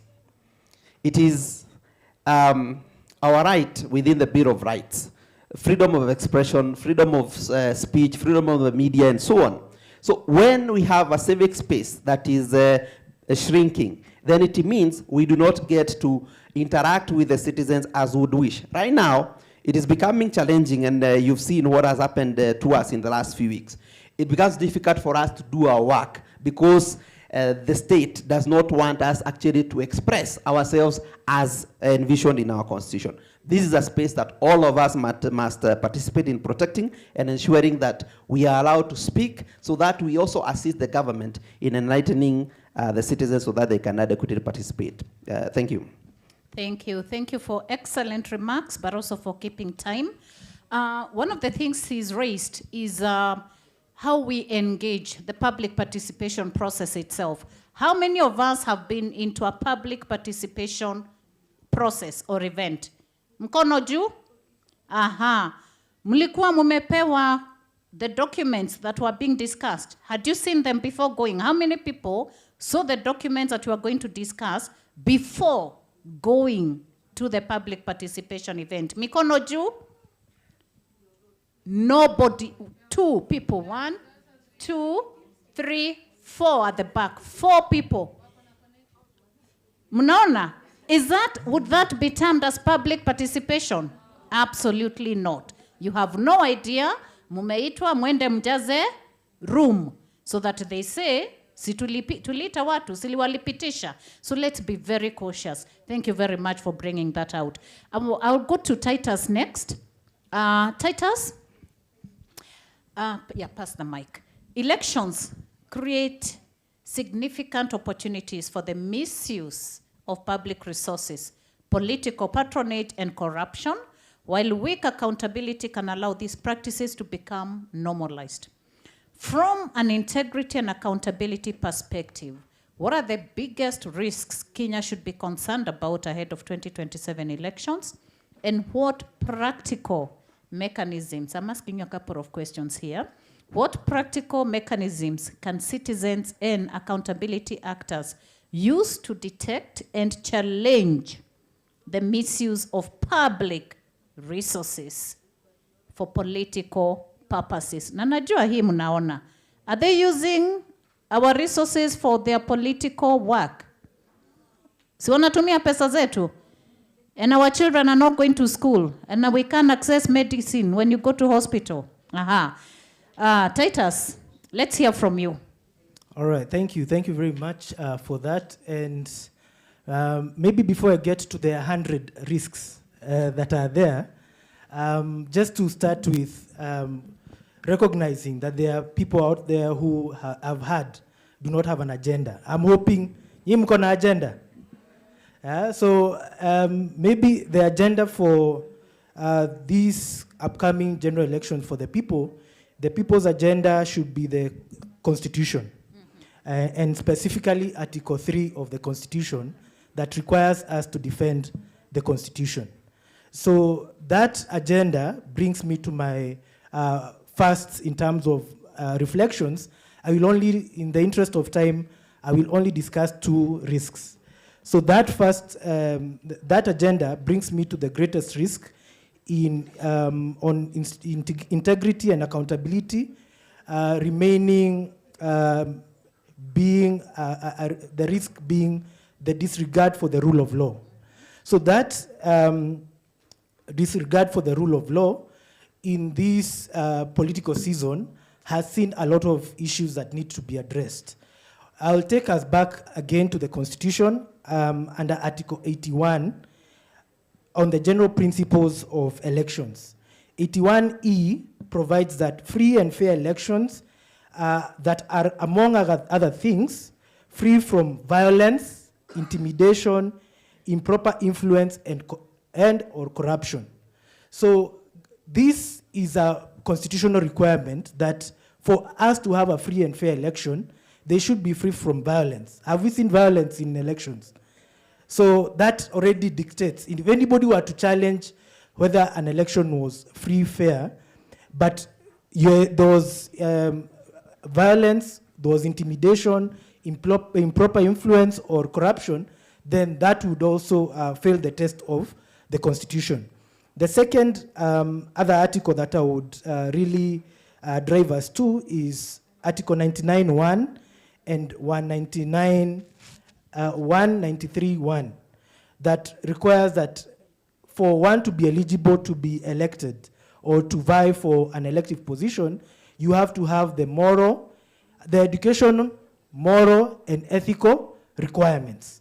So this has been an issue that we have grappled with since promulgation of the Constitution, since 2013 when we had our first election under this Constitution, and we have not seen any semblance of us adhering to the moral and ethical requirements. For some time there was the education requirements, but all of you have heard what has come out of our courts on education standards that are required for anybody to vie for either the member of county assembly, member of parliament, or the Senate.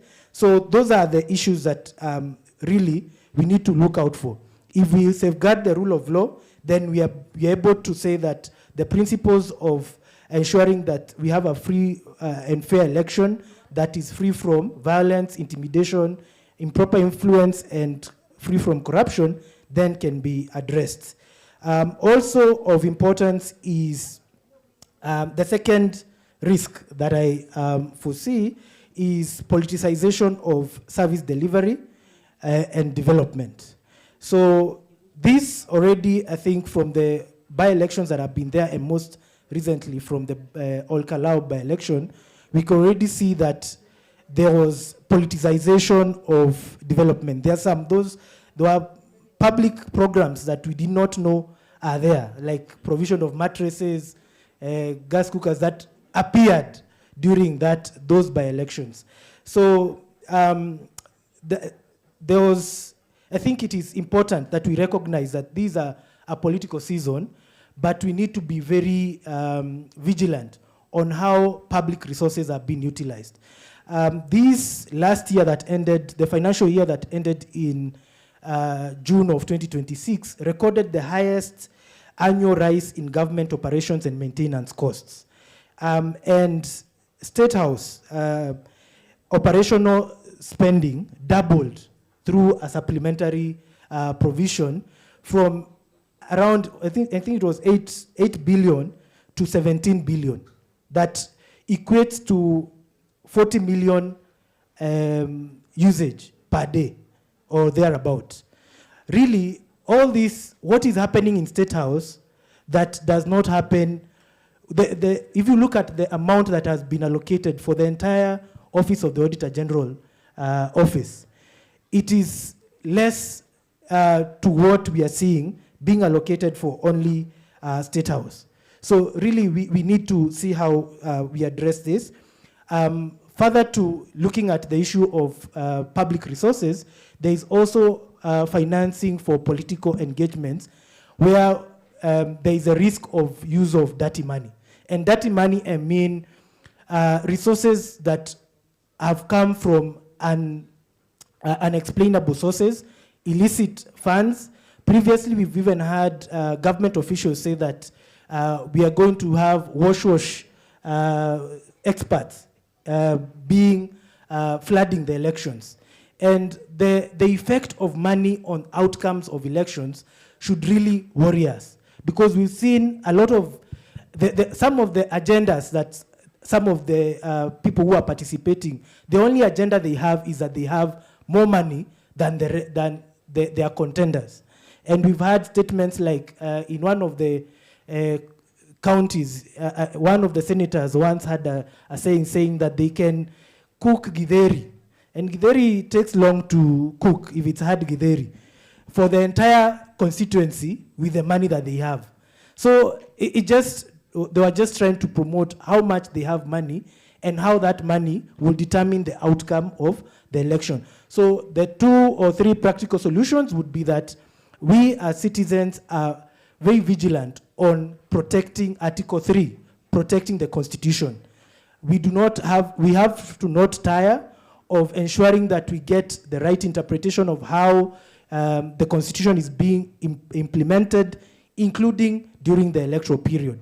So let us not tire of going to court, but not only the judicial courts, but the courts of public opinion, creating awareness to the public on what the law requires and where there are infringements of the law. The second one is also monitoring and following the money. How are resources being utilized?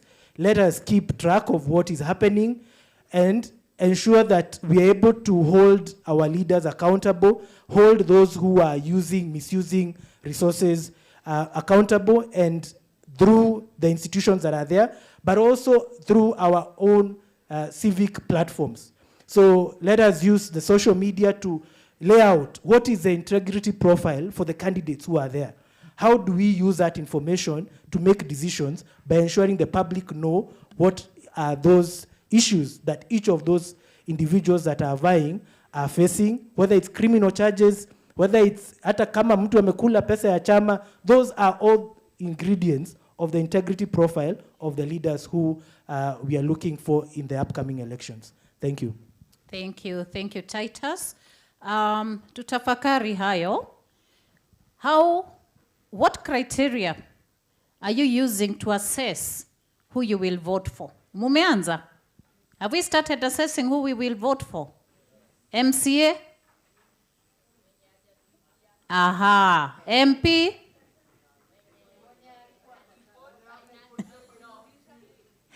Governor? Huh? Ahe. So, tumepewa mawaidha. We're taking this very, very seriously. Let the integrity test be a mandatory criteria. Asante, Titus. We move to Elizabeth. Elizabeth, We, as a country, continue to experience political mobilization along ethnic and other identity lines, which have had and continue to fuel tension, exclusion, and electoral violence. From your perspective, what should Kenya do and be doing now, today, so that we prevent political competition from becoming a driver of violence and instead promote peaceful, issue-based, and inclusive democratic participation? Yes, thank you very much for that very loaded question. Quite a lot in there. One thing we have to appreciate is that ethnic mobilization is not a new phenomenon. It has characterized the Kenyan electoral landscape for successive electoral cycles. One of the things that makes the 2027 general elections very interesting is the intersectionality, where we see a lot of economic pressure, fiscal tensions, youth frustrations, and also the digital amplification of the risks that exist. Which means we are going to see a lot of very different and interesting dynamics with technology at hand right now. And recent researchers led 3 sets of assessments in the last 6 months. One was a political economy analysis, another was electoral conflict risk mapping, and a public perception survey. And these reports pointed to intensity of pre-election conflicts. And this was also validated by the Kofi Annan Foundation 2026-2027 Electoral Vulnerability Index that says the potential for electoral violence sits at 82%. Our assessments pointed to over 70%. These were 2 independent researchers that you can almost triangulate. This is a wake-up call that a lot needs to be done in this political space moving forward.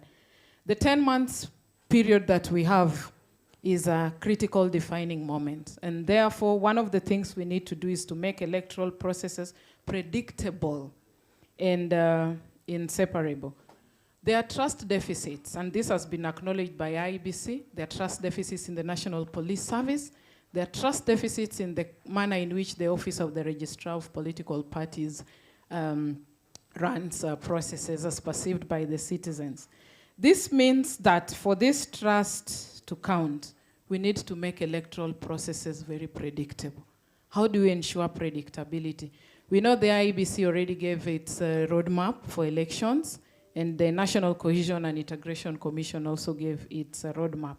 What is important here is that there are critical things that Parliament needs to be able to fast track, to be able to enable the IEBC to operate. If the IEBC is left limping up to the last minute, then it starts to raise preparedness questions, which then elicit citizen anxiety. So one of the things we need to do is to keep that space very concerted with advocacy, put pressure and pull on the Parliament and related institutions to be able to push through this. And the other thing is the results transmission architecture. And I think this has been one of the very dicey conversations that has characterized even election petitions. So there are processes around that, and that register integrity is one of the critical conversations that ought to take center stage as part of preventing ethnic mobilization and just enhancing citizen trust.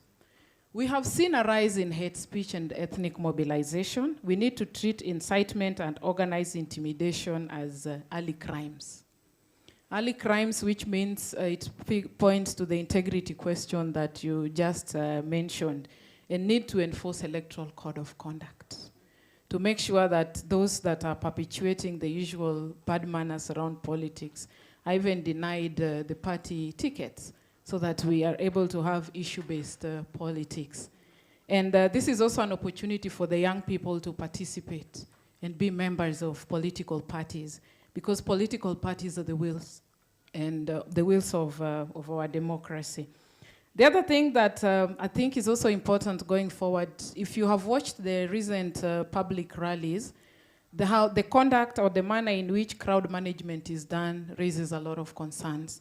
So that is another area where we need to tread with a lot of caution, including working collaboratively with the National Police Service to make sure that the crowd, there is proportionality in terms of how these issues are handled. We need to fix party nominations. That is where the devil lies. Because under party nominations, then that is where dispute of the registers come. That is where candidate imposition come. That is where two-thirds gender rule becomes very elusive. So as we go forward, even if we want to talk about inclusion of minorities, persons with disabilities, it needs to start from the party processes. If that is got right, then the roadmap to a peaceful 2027 is work in progress.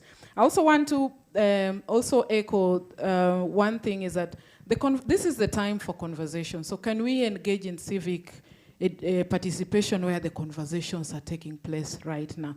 There is a sense of urgency, and you can already see that people are rallying around critical issues that are affecting the economy. So this is also the time to inject these discussions. Then I want to speak in terms of conflict prevention, which is very important to this process.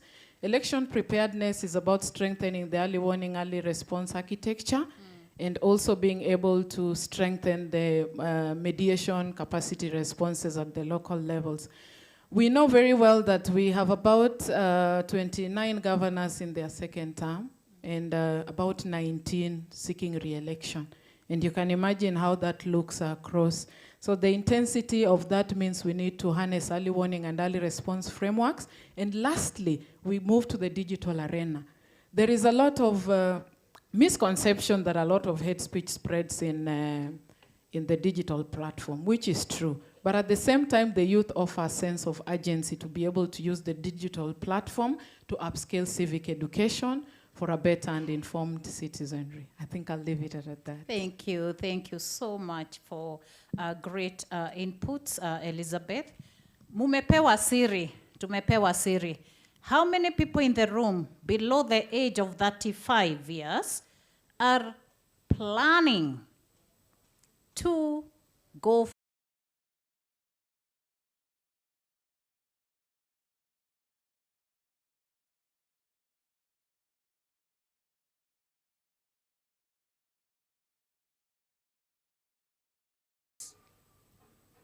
Bill of Rights, okay? But then, for me, I look at this Bill of Rights and some sections of the Constitution as something like having a very beautiful house, but there is no life in that house. There is no food, there is no warmth, there is no furniture, nothing. Just nice painting, nice lawns, and all that. And the reason why I'm saying this, now to the 40 million. The budget of the Kenya National Commission on Human Rights, currently, what we've been allocated by the state is less than 50% of what we are supposed to be having. So what does that tell you? You don't have the 40 million. We don't have the 40 million. We are supposed to have about 600 or thereabout members of staff. But we're operating with less than a third. What does that tell you? We are supposed to have 47 regional offices and the head office, 48 offices. We're operating at less than 3% because we have only the head office and 5 regional offices. What does that tell you? A friend of mine one day asked me, now you're the people who are supposed to defend us. Now when you lament, what do you expect of us? Good question. But my answer was very quick, very swift. That the constitutional commissions, including the Kenya National Commission on Human Rights, belongs to the Kenyans.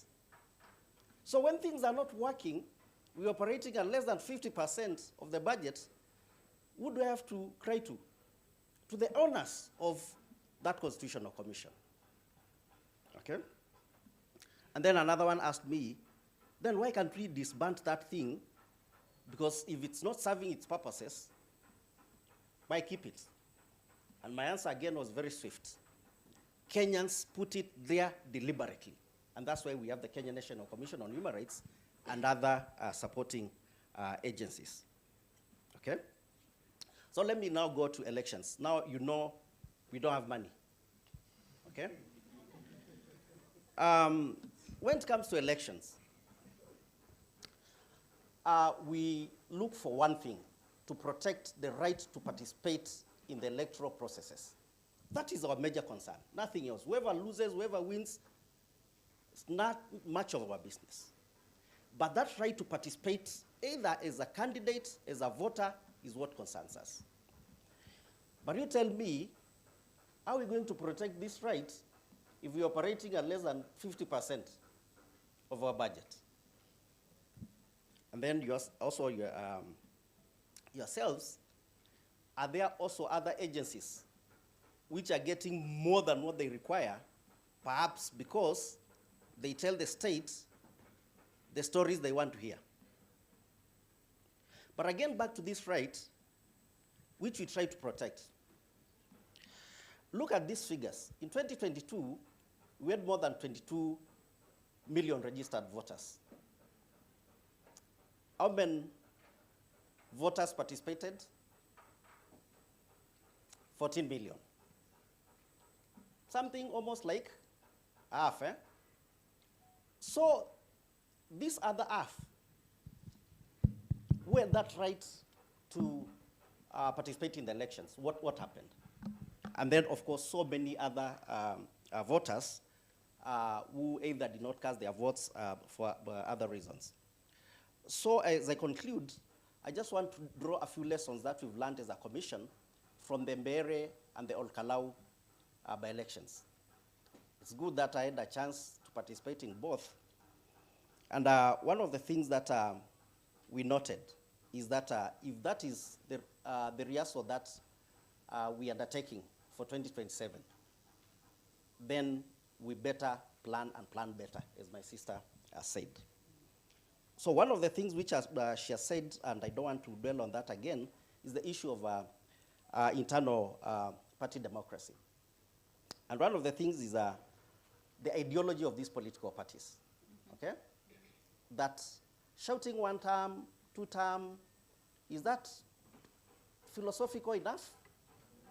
Do you want to be led by political parties which clearly will defend this constitution?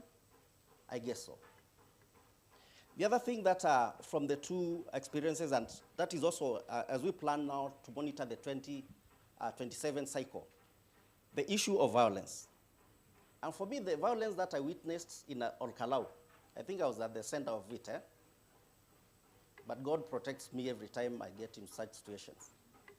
And one of the things that I noticed was the violence was calculated in a way that they didn't want people to participate in the voting. And then, of course, other things that we'll be looking at will include issues to do with the rule of law. The people, candidates, everybody must follow what is in the Constitution. And then the other thing that we must, all of us, do is we must document. Let's name names. Let's keep these reports for future use. Let's have all these records. And then lastly, any attempt to change the electoral law or the Constitution must not be tolerated by Kenyans. And then finally, the greatest lesson that I learned from Olkalau, and it was by the youth. You must protect, you must guard the Constitution, you must protect, you must guard the vote. Thank you so much. Thank you, thank you, thank you. I've picked up a couple of words that I want to use because some are very close to my heart. The one I love most is about documenting. Tuliambiwa nini kuhusu data-driven evidence? That's the only thing that can change. So, wangapi wako na simu ambayo iko na kamera? Wangapi wako na simu ambayo iko na kamera? Nione mikono juu, mikono. Oliver, tukuchangie. I'm asking this because we all must be very vigilant. Ukiona kitu imetendeka, please document. Please save that evidence. Please share it somewhere. Protecting, being vigilant, safeguarding, guarding can only be done through use of evidence. That is part of what IMLU does. We collect data, we collect evidence. But organizations alone will not win the day. We all must become vigilant in ensuring that we collect and preserve evidence as much as we can. Now, because I'm standing between you and lunch, and because there's a right to food, wangapi wanasema right to food? Hatuna njaa? Mi niko na njaa. So, I want us to end this session very quickly. I will not go to a second question. I will simply ask you to make a punchy closing remark with one condition. That remark must tell us one thing that you'd like the audience here to go home with. One thing that they must do differently to help document, safeguard, guard, be vigilant, all those things that we've asked people to do. What is that one thing that you want people to go home with? And I'm giving you 30 seconds. So this is elevator pitch, only that it is in seconds. I'll start with my farthest, on my farthest left, so that we come this way, and I'll wrap it up. Good. We need to do a lot of things, but now that you have limited us to one thing, I think my final call is that we all have a role, and that role can be played within the skill that you have. So whatever skill that you have, let's not be so much looking into, I don't know, the religious sector is not doing this, civil society is not what are you doing as an individual with the skill and knowledge that you have to ensure that you're either documenting, like has been said, you're either protecting, if you are an advocate within your community, or you're providing the support that is required, or even participating within the processes, either as an aspirant or as a supporter of the party that you're fronting to take up or setting the agenda for the political context that we are in. So play your role within the skill that you have and within your space of influence. Thank you. Titus from TI tells us to play our rightful role, kila mmoja wetu. Tuingie kwa Elizabeth. Yes, thank you very much. Being a peace builder, we all are yearning for peaceful and credible elections in Kenya. So my clarion call to all of us is that social cohesion is a collective, is an individual and collective responsibility. Let us all be actively involved. Let us embrace it. Thank you, Elizabeth. All of us, let us be actively involved. Next time tukikuja kufanya ile mtihani tulikuwa nayo before, kila mtu tutakuwa tuna compete sisi wote pale juu, sawa sawa? Aha. Kimanthi? Yes. For me, my parting shot would be, we must continue with this conversation of guarding the Constitution.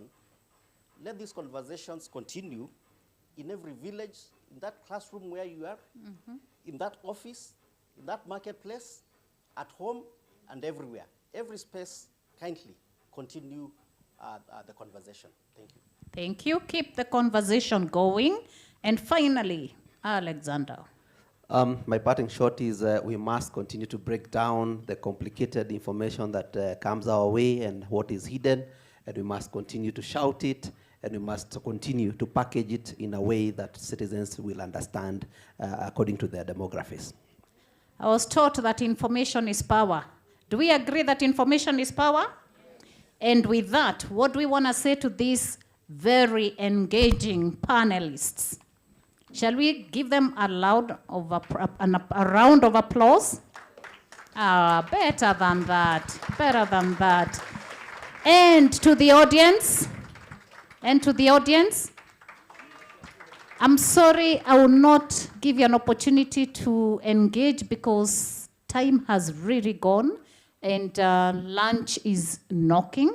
So let's continue the conversation with the panelists. Please grab them, have lunch with them, catch them up in the corridors, ask them all the questions, and it's been a pleasure to have this great conversation. Let's keep engaging. Thank you. Simnipatie clap hata mimi. Please let us clap for the moderator. She has done a good job in terms of observing time and ensuring that the right questions are posed to the panelists. Now, ladies and gentlemen, we are coming to the end of the conversations here, and we are going to the final phase of it, which will take us a very minimal time before we break for lunch. I am told that there is a team that will be distributing lunch vouchers. Make sure you have one before we go for lunch. Before lunch again, we'll go at the back. Our team is preparing a place for a group photo, because they usually say that if it's never captured by the camera, it means nothing happened and it didn't exist. So let us make sure that we go and take that group photo. And I was also told that given that this journey started long time ago, I think when I was 16, I was in Form 2, when I earned my first suspensions from school, because at that time I had also joined the Muungano wa Mageuzi at that particular time, and I wanted to reform the school. And the principal said that before you reform me, you will be home. So we started this struggle a long time ago when Akina Kepta were in the street. So due to the public demand, I'm requested that we give Kepta 2 minutes to say a word, so that we, as Fradina prepares to come and give us the report, the highlights of the discussions here, or for way forward. As many as that opinion say ayes, the ayes have it. Kepta. No, that is, but you've said, you've agreed, the ayes have it. So let's Kepta speak for 3 minutes.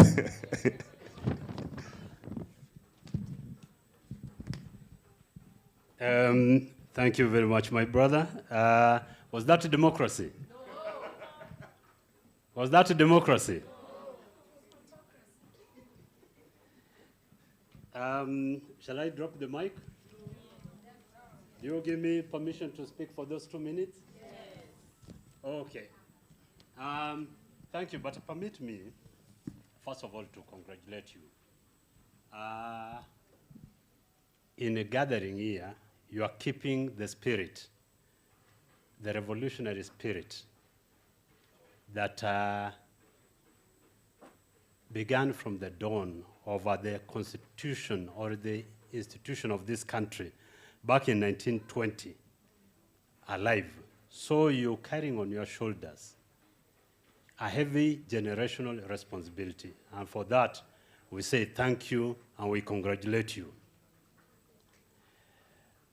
Secondly, I want to thank the organizers. It takes a lot to put this kind of event together, and that they've put this event together every 27th of August of every year. And this is a reminder to the oppressor that the oppressed have not surrendered. They've not given in.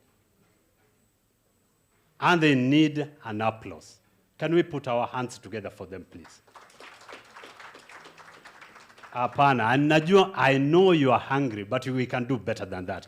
Let's put a hand together for the organizers and for yourselves. Number 3, I want to request us to be upstanding for 1 minute. I noted that we recognized the martyrs who've gone before us, but we, I think, forgot to pay our tribute to them. So I request us, all of us, let's be upstanding, if you can, for 1 minute.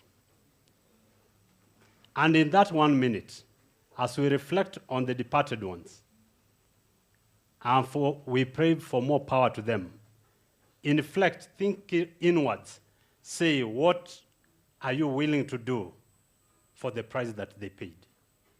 1 minute.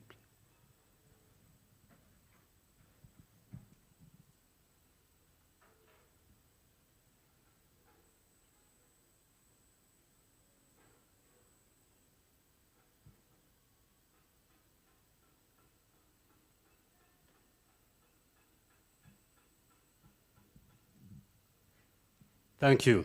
Let's be seated. And as we sit, you can put a name. Let me quickly preface this by just drawing your attention. I don't know how many of us are following the events that are going on at KICC. A comrade next to me drew my attention to some tweets that are coming from that space.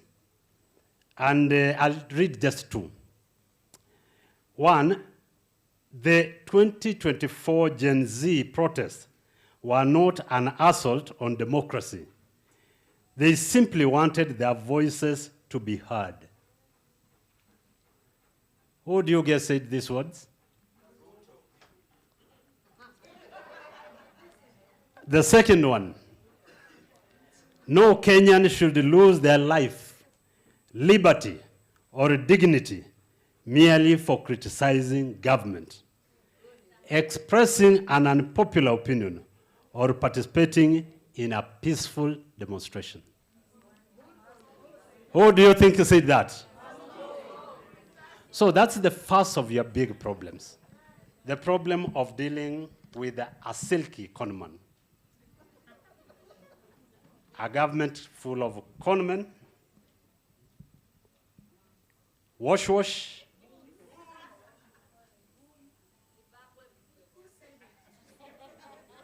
merchants of militias, and people whose core business is to trade with the state.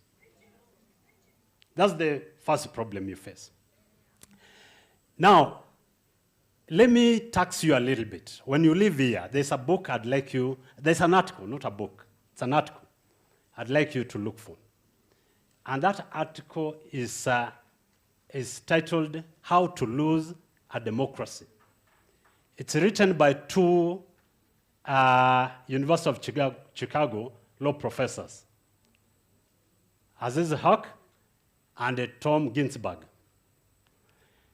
And in their research, they found that there are two pathways for democratic decay.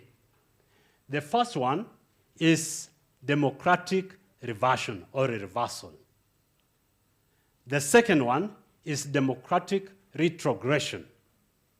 The first one, reversal, is rapid and it leads to near collapse of the democratic order. The second one is very subtle and incremental, so you don't notice it. That's the danger. It's subtle and it is incremental. Put differently, you take guardrails one after the other. The stories we've heard here, concluding with what Comrade Lucas was talking about, is taking off the guardrails.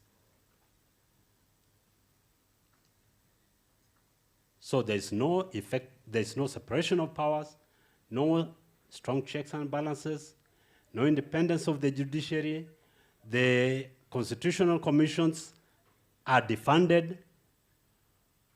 He was sharing with me some horrible ongoings. It's unbelievable. So Kenya is faced with the second challenge of democratic decay. And I posit that if we are not careful, in Kenya, under the current leadership, it's very easy to shift from that second pathway to the first one. It is very possible. Why? Because we have in government people who do not believe in the rule of law. So that's the first point I'd like to make. And I think it was made very eloquently by the speakers who've come before me in very graphic details, beginning from my brother, Dr. Wambua Kituko. So I don't need to go through all that. Now, having known that, then we should ask ourselves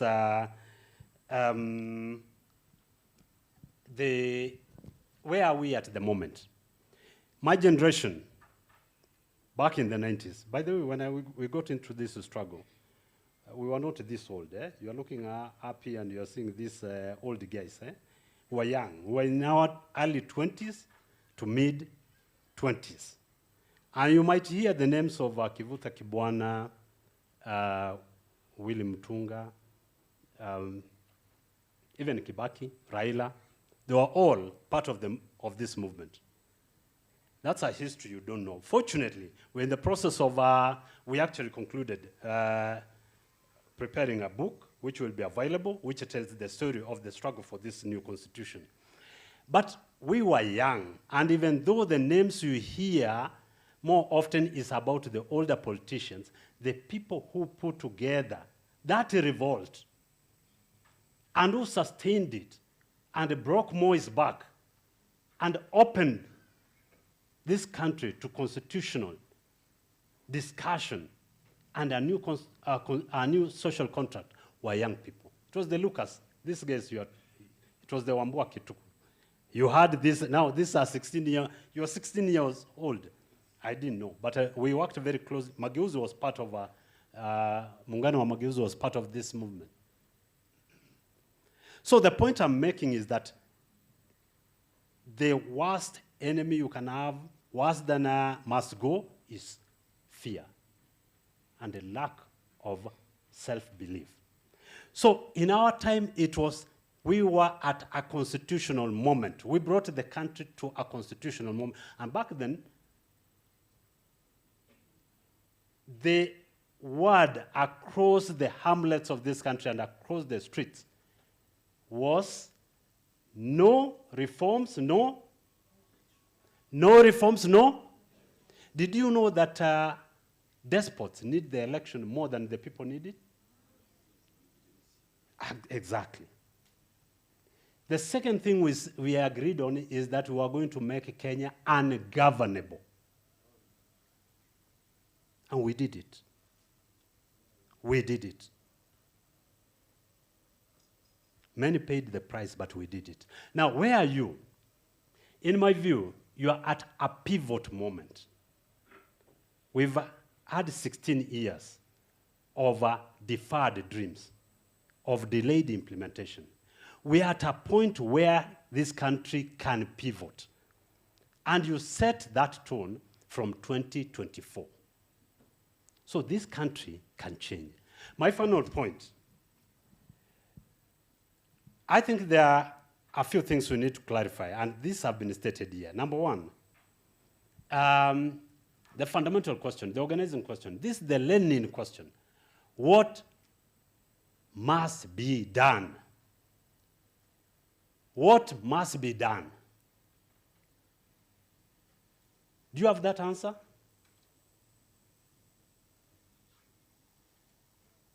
So let me remind you what we've had here. Number one is that the goal must not only be clear, but it must be contagious. It means every Kenyan has to share this goal. If it is must go, must go.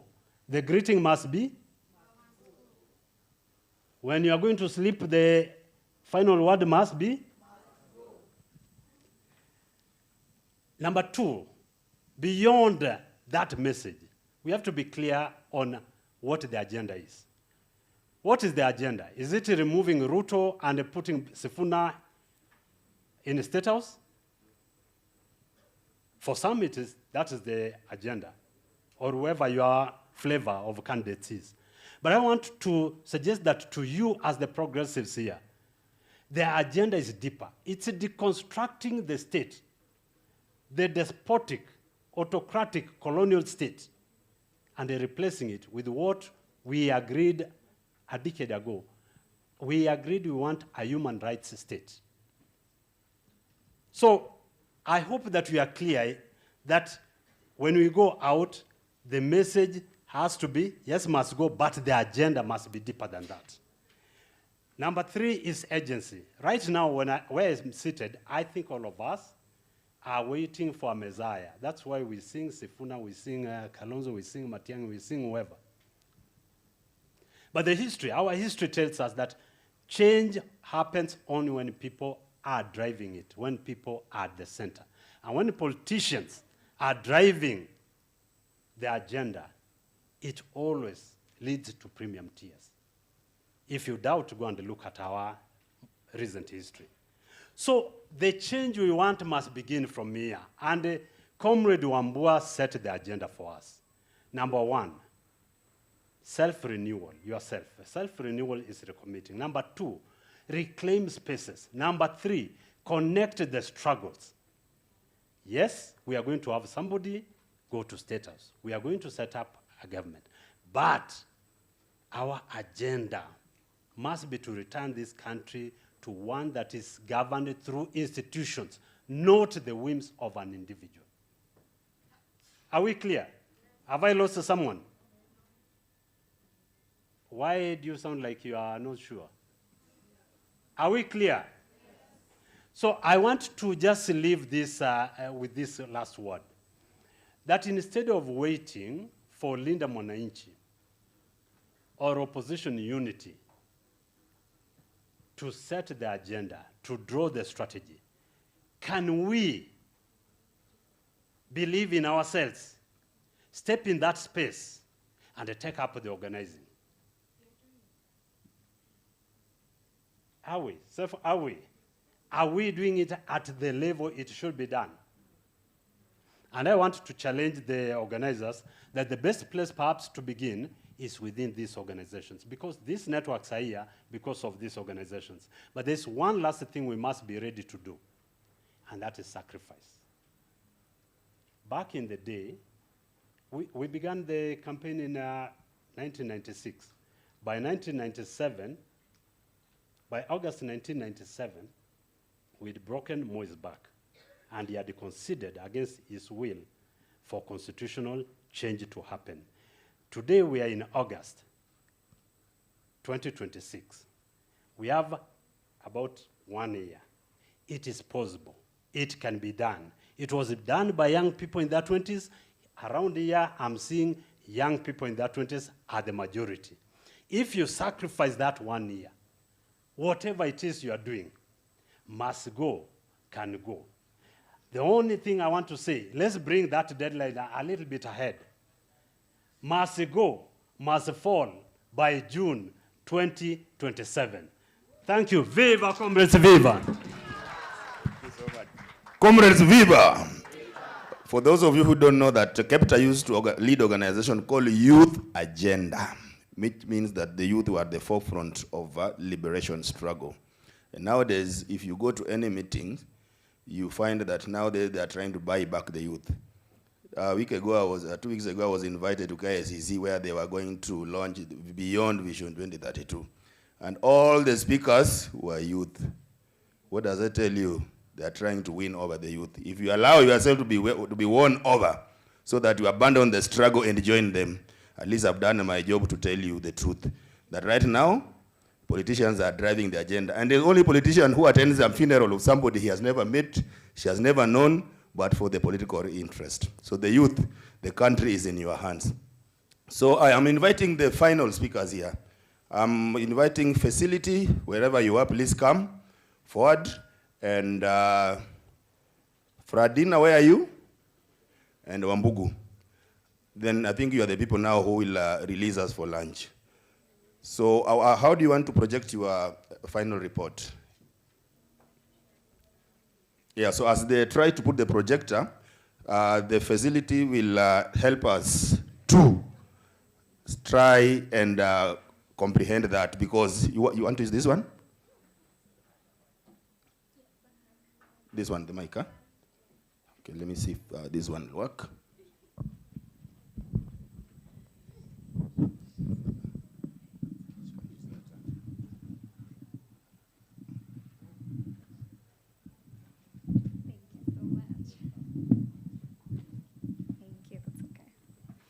Hello, everyone. My name is actually Felicity Moody's. I am a storyteller. I do this through spoken word poetry, Through fashion, I make these gorgeous pieces, and through the Sister Darling movement, where we host a Sister Darling podcast to be able to tell the stories of African women. If you're a fan of women, please check us out on Spotify and on YouTube. So I have just a quick question before I begin. How many of us in the room grew up in Ushago, like in the countryside? Anyone? Cool. So how many of us actually enjoyed going outside to herd the cattle or the sheep? Me as well. So cattle and the sheep were one of our biggest inheritances. But then sometimes something unfortunate would happen. We'd wake up one day and then we'd find that the hyenas had done something horrible. If you grew up in the countryside, you'd be able to relate. And then we'd find that most of the animals were actually dead. There would be blood all over. And when my grandfather would come out, the thing he would say was, "Kulodong nono." So kulodong nono in my language translates to the animal shed is cool.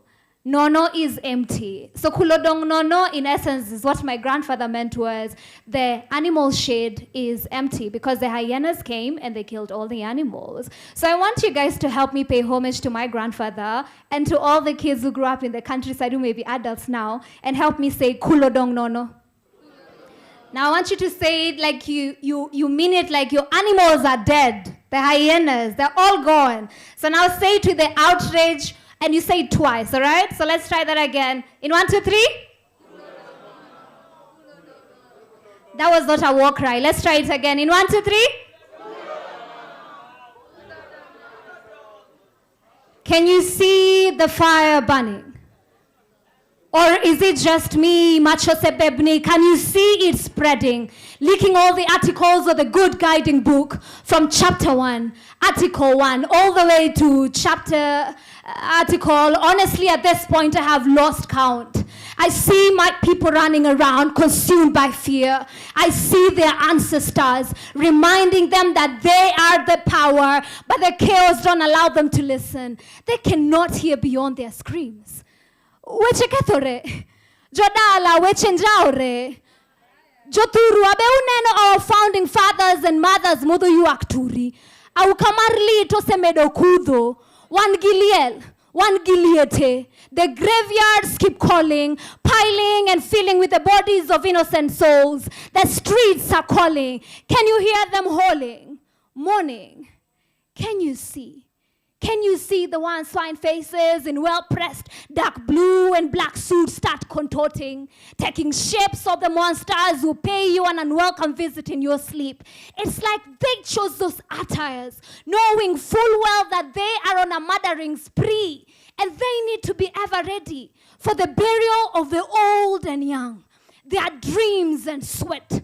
As long as they refuse to fall in line, dare to ask for bread instead of the crumbs their daily serve from plates they worked hard to fill. Oh, the burden on those frail shoulders and breaking backs of a people that trusted the wrong people and trusted them with a future that now seems so bleak.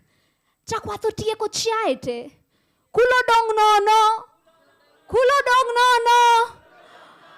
Beuneno kachai rumo, ondiegi moruako sude ruto, kaginango leugi, gimadhore mg, kulodong nono. Ngamano golo ondiegi e bungu, otangone gi mieche ng'ato ka ng'ato. Beuneno rombe osechako ringo koni gi kona. Negi yaka maina gitieko tikli, kiprotich newe ni gidhi ng'uono ne, jowadu ne gimonje, negi tieke, giriyo kor gatie no tir, Oleimori tokoro modho yuak turi. Suleiman gi Aisha tokoro dong kangicho. Uwi oseboko piny duto. Kulodong nono. Tobe, uwinjo kadwanda osechako moko. Kokatang to like my brothers and sisters, I'm next in line. Because those black cars with tinted windows, they always appear like the Grim Reaper.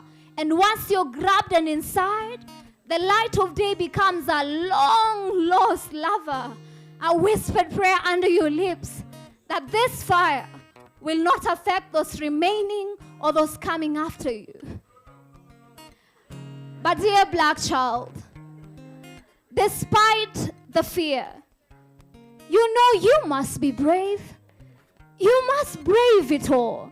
Because you are a warrior, seated on the shoulders of Wamama wa Freedom Corner, kina Dedan Kimathi, Harry Thuku, Field Marshal Mudhoni wa Kirima, and to your last breath, you must fight.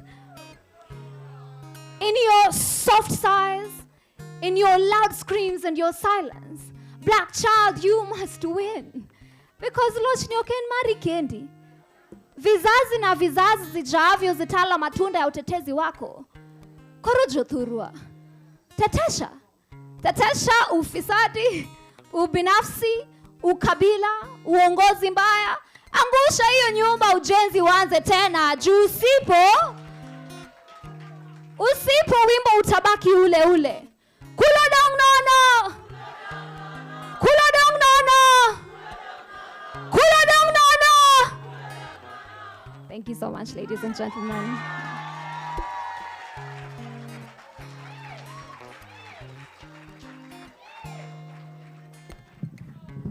I think it's worth our time, huh? And if you have such kind of people in our country who are keep reminding us what is going on, why would we put people in office, people who are not suitable to hold those offices? Is ask ourselves those questions, huh? So, Fardina, the floor is yours. Utuambie tumediscuss nini hapa leo, ni nini kwa hiyo report, and how we are going to move forward, so that we do not just have these conversations and they end here. Yeah.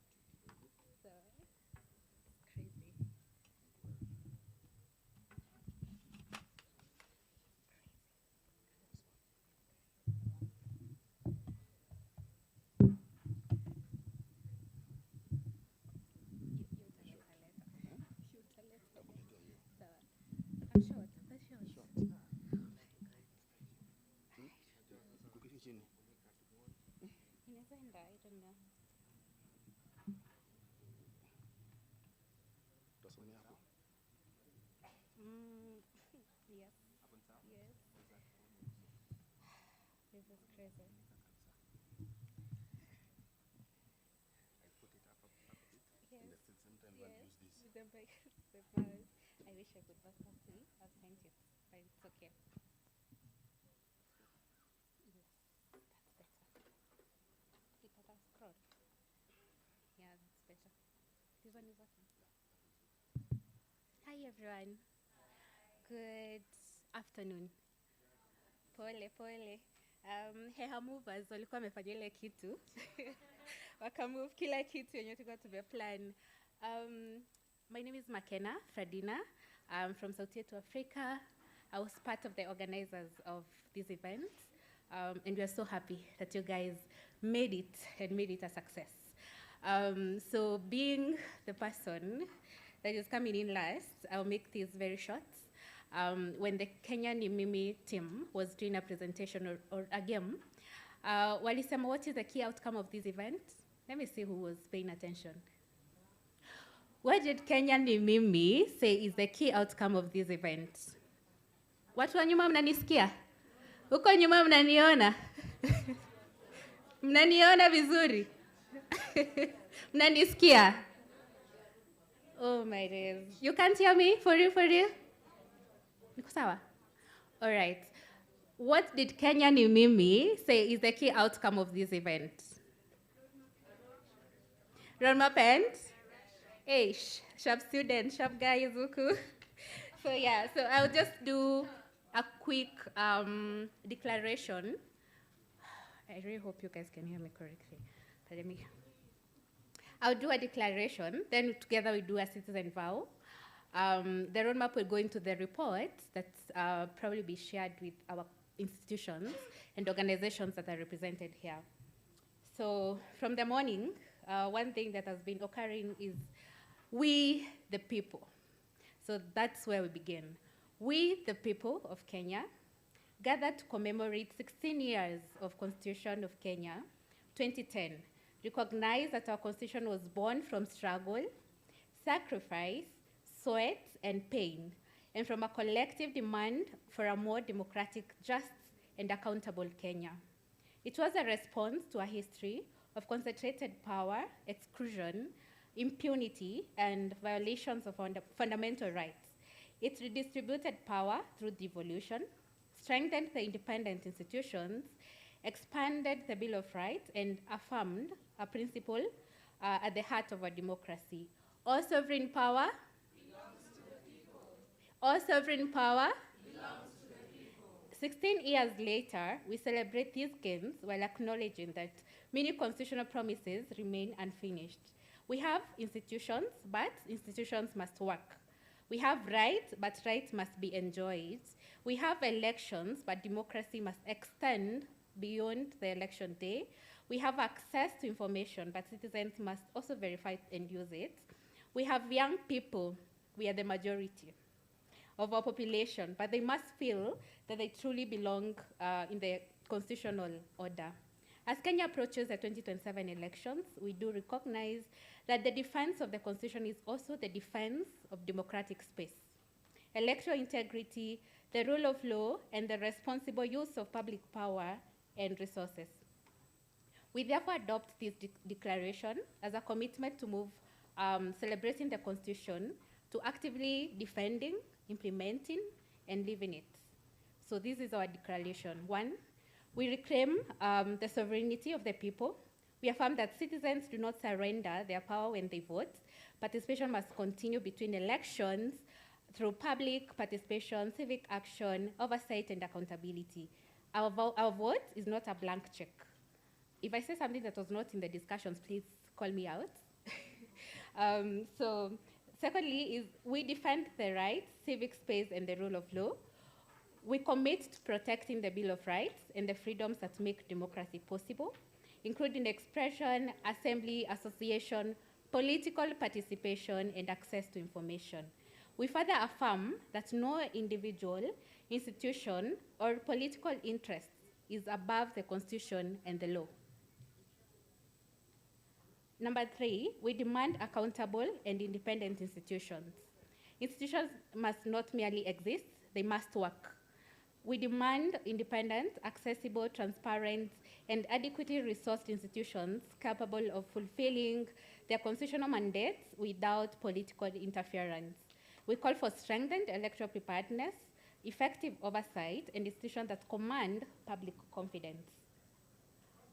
There has to be intentional funding of these institutions. Number 4, we defend the integrity of the 2027 electoral process. We recognize that credible elections require more than voting on election day. We called for timely preparation of the electoral process, an accurate and accessible voter register, enforcement of the electoral code of conduct, meaningful engagement and political parties, and strengthen mechanism for preventing and responding to electoral violence. 6, we follow the money and protect the public resources. We recognize the growing risk of the politicization of the public resources and development ahead of elections. We therefore commit to paying attention to how public resources are raised, allocated, and utilized, and to questioning expenditure that cannot be justified in the public interests. We reject the use of public resources for political advantage. Public resources belong to the people, not a political campaign. We call upon citizens, media, civil society, oversight institutions to strengthen public scrutiny of political financing and public expenditure. 7, we strengthen informed citizenship. Access to information is constitutional right, not a favor, but is an increasingly digital political environment. Citizens must also be able to verify information, identify misinformation, and make decisions based on evidence. We commit to using digital platforms not merely for political debate, but for civic education, fact-checking, public accountability, and citizen engagement. Second last, we document. We therefore commit to documenting violations, collecting credible information, and using lawful accountability mechanisms to ensure that violations are not forgotten. 9, so constitutional democracy must be experienced in everyday lives of Kenyans. We therefore demand a democracy that delivers dignity, including access to food, healthcare, education, decent work, housing, and social protection. Development must serve citizens and must not become a tool for political manipulation. Alliance. No individual, organization, or institution can defend constitutional democracy alone. We commit to building broad alliances among citizens, the young people, women, workers, and trade unions, faith-based organizations, civil society, artists, journalists, academia, community groups, and constitutional institutions. Visitors, as Wambugu leads us in adopting the declaration. Thank you very much, Bwana MC. My name is Ufadhili Trust. Ufadhili Trust is an organization committed to promoting ethical, responsible, and sustainable practices within Kenya and within the region. Na kwa sasa hivi ningetaka nichukulie nafasi mahali Makena amemalizia kwa kufunga mkutano wetu wa leo. So kwa sasa hivi naomba tusimame. Let's all stand up and adopt these declarations, what we were taken through. Tukariri na mioyo yetu na tuende, we say within the country, tutaweza kuwa na mahali tunaweza kusahisha kusema kwamba we've achieved what we planned. Kama amuoni mtasaidiwa na hapa mbele, na tutaenda through all the 10 vows, all declarations. Sawa sawa? Yes. So we can start and tuendelee with the people.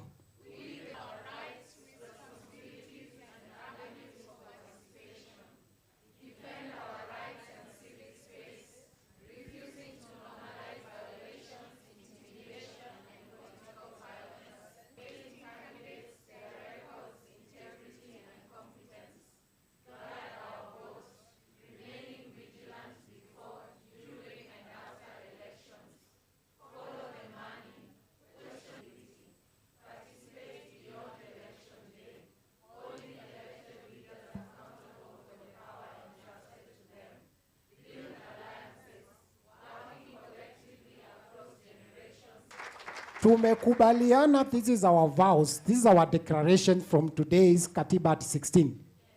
Tumekubaliana? Sasa nataka tuonyeshe kwa ishara, kwa nguvu ya comrade power. Adopted on the 16th anniversary of Katiba Day. Na kwa hayo ningetaka kwamba going to undertake in our respective institutions, our spheres of influence and where we work. So that as we take stock of sawa na hayo kwa hayo kufikia hapo hatuna budi wala kwenda kutekeleza haya mambo tumekubaliana. Sasa asanteni sana na Mungu awabariki. Ladies and gentlemen, thank you so much for giving the opportunity to be the moderator today. This is my last statement. I now hand over to John Owegi, the CEO of CFF. Thank you so much. Thank you so much. Can we honor that together with our declaration are our takeaways? Plus many more. Some of us have just connected with the new friends. Mwingine amepata job. Yes, so many things. We can have our seats as we conclude. So the next 12 months are going to be, again, we've seen both from both political divides, we've just seen how it's going to be. And the spike in this room, some of my colleagues will be issuing lunch vouchers. Lunch eco ground floor, can I confirm? Michelle, ground floor. I need to confirm that lunch is ground floor. Yeah, so you will see my colleague Michelle and Eunice at the entrance. Take your meal voucher as we proceed down. We are inviting also those that are interested for the presser. The second, just you'll exit with you can see the exit in green. The other section, we are organizing a presser there. Anyone that is interested can join the team as the rest of us go for lunch. I would want to, of course, also say thank you to the band and all the artists. Band on behalf of everybody, yes. So thank you so much for entertaining us. Thank you so much for all the artists, the poets. DocuSign, asanteni sana. And niseme bon appetit.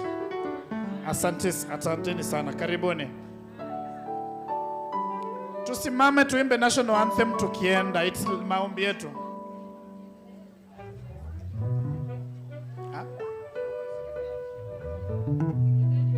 Oh, I've just been reminded to also appreciate our sign language interpreters. Hey, it's poleni sana. Yes, na asanteni.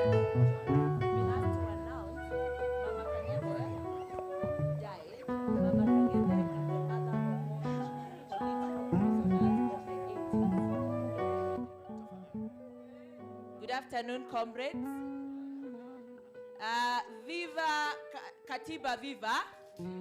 Viva Uhuru, viva. Freedom. Not the other Uhuru, freedom.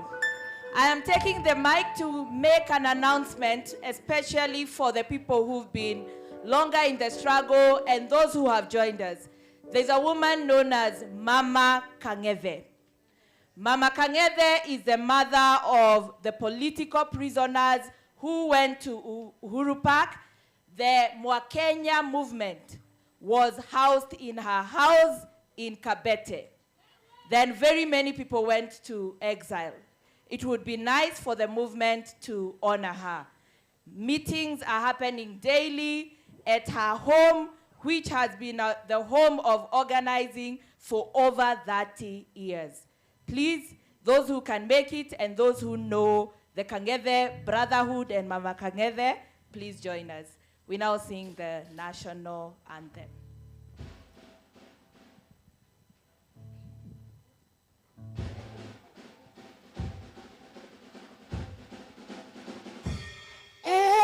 Mungu nguvu yetu, ilete baraka kwetu, haki iwe ngao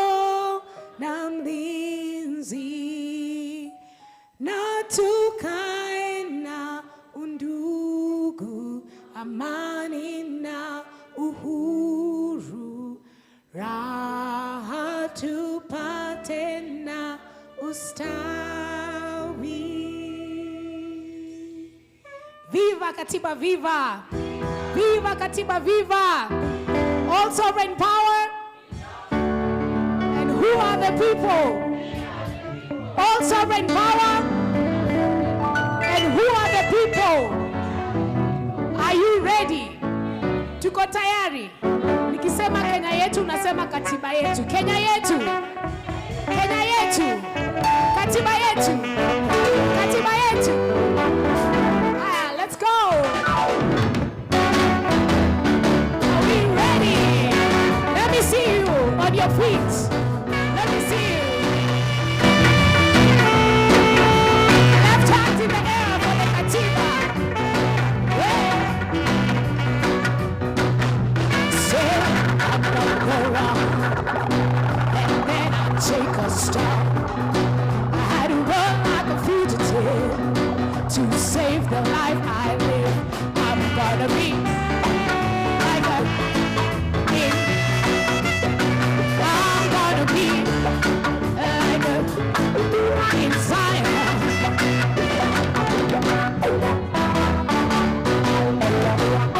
Lion, Zion, say, I'm on the run, running like a runner.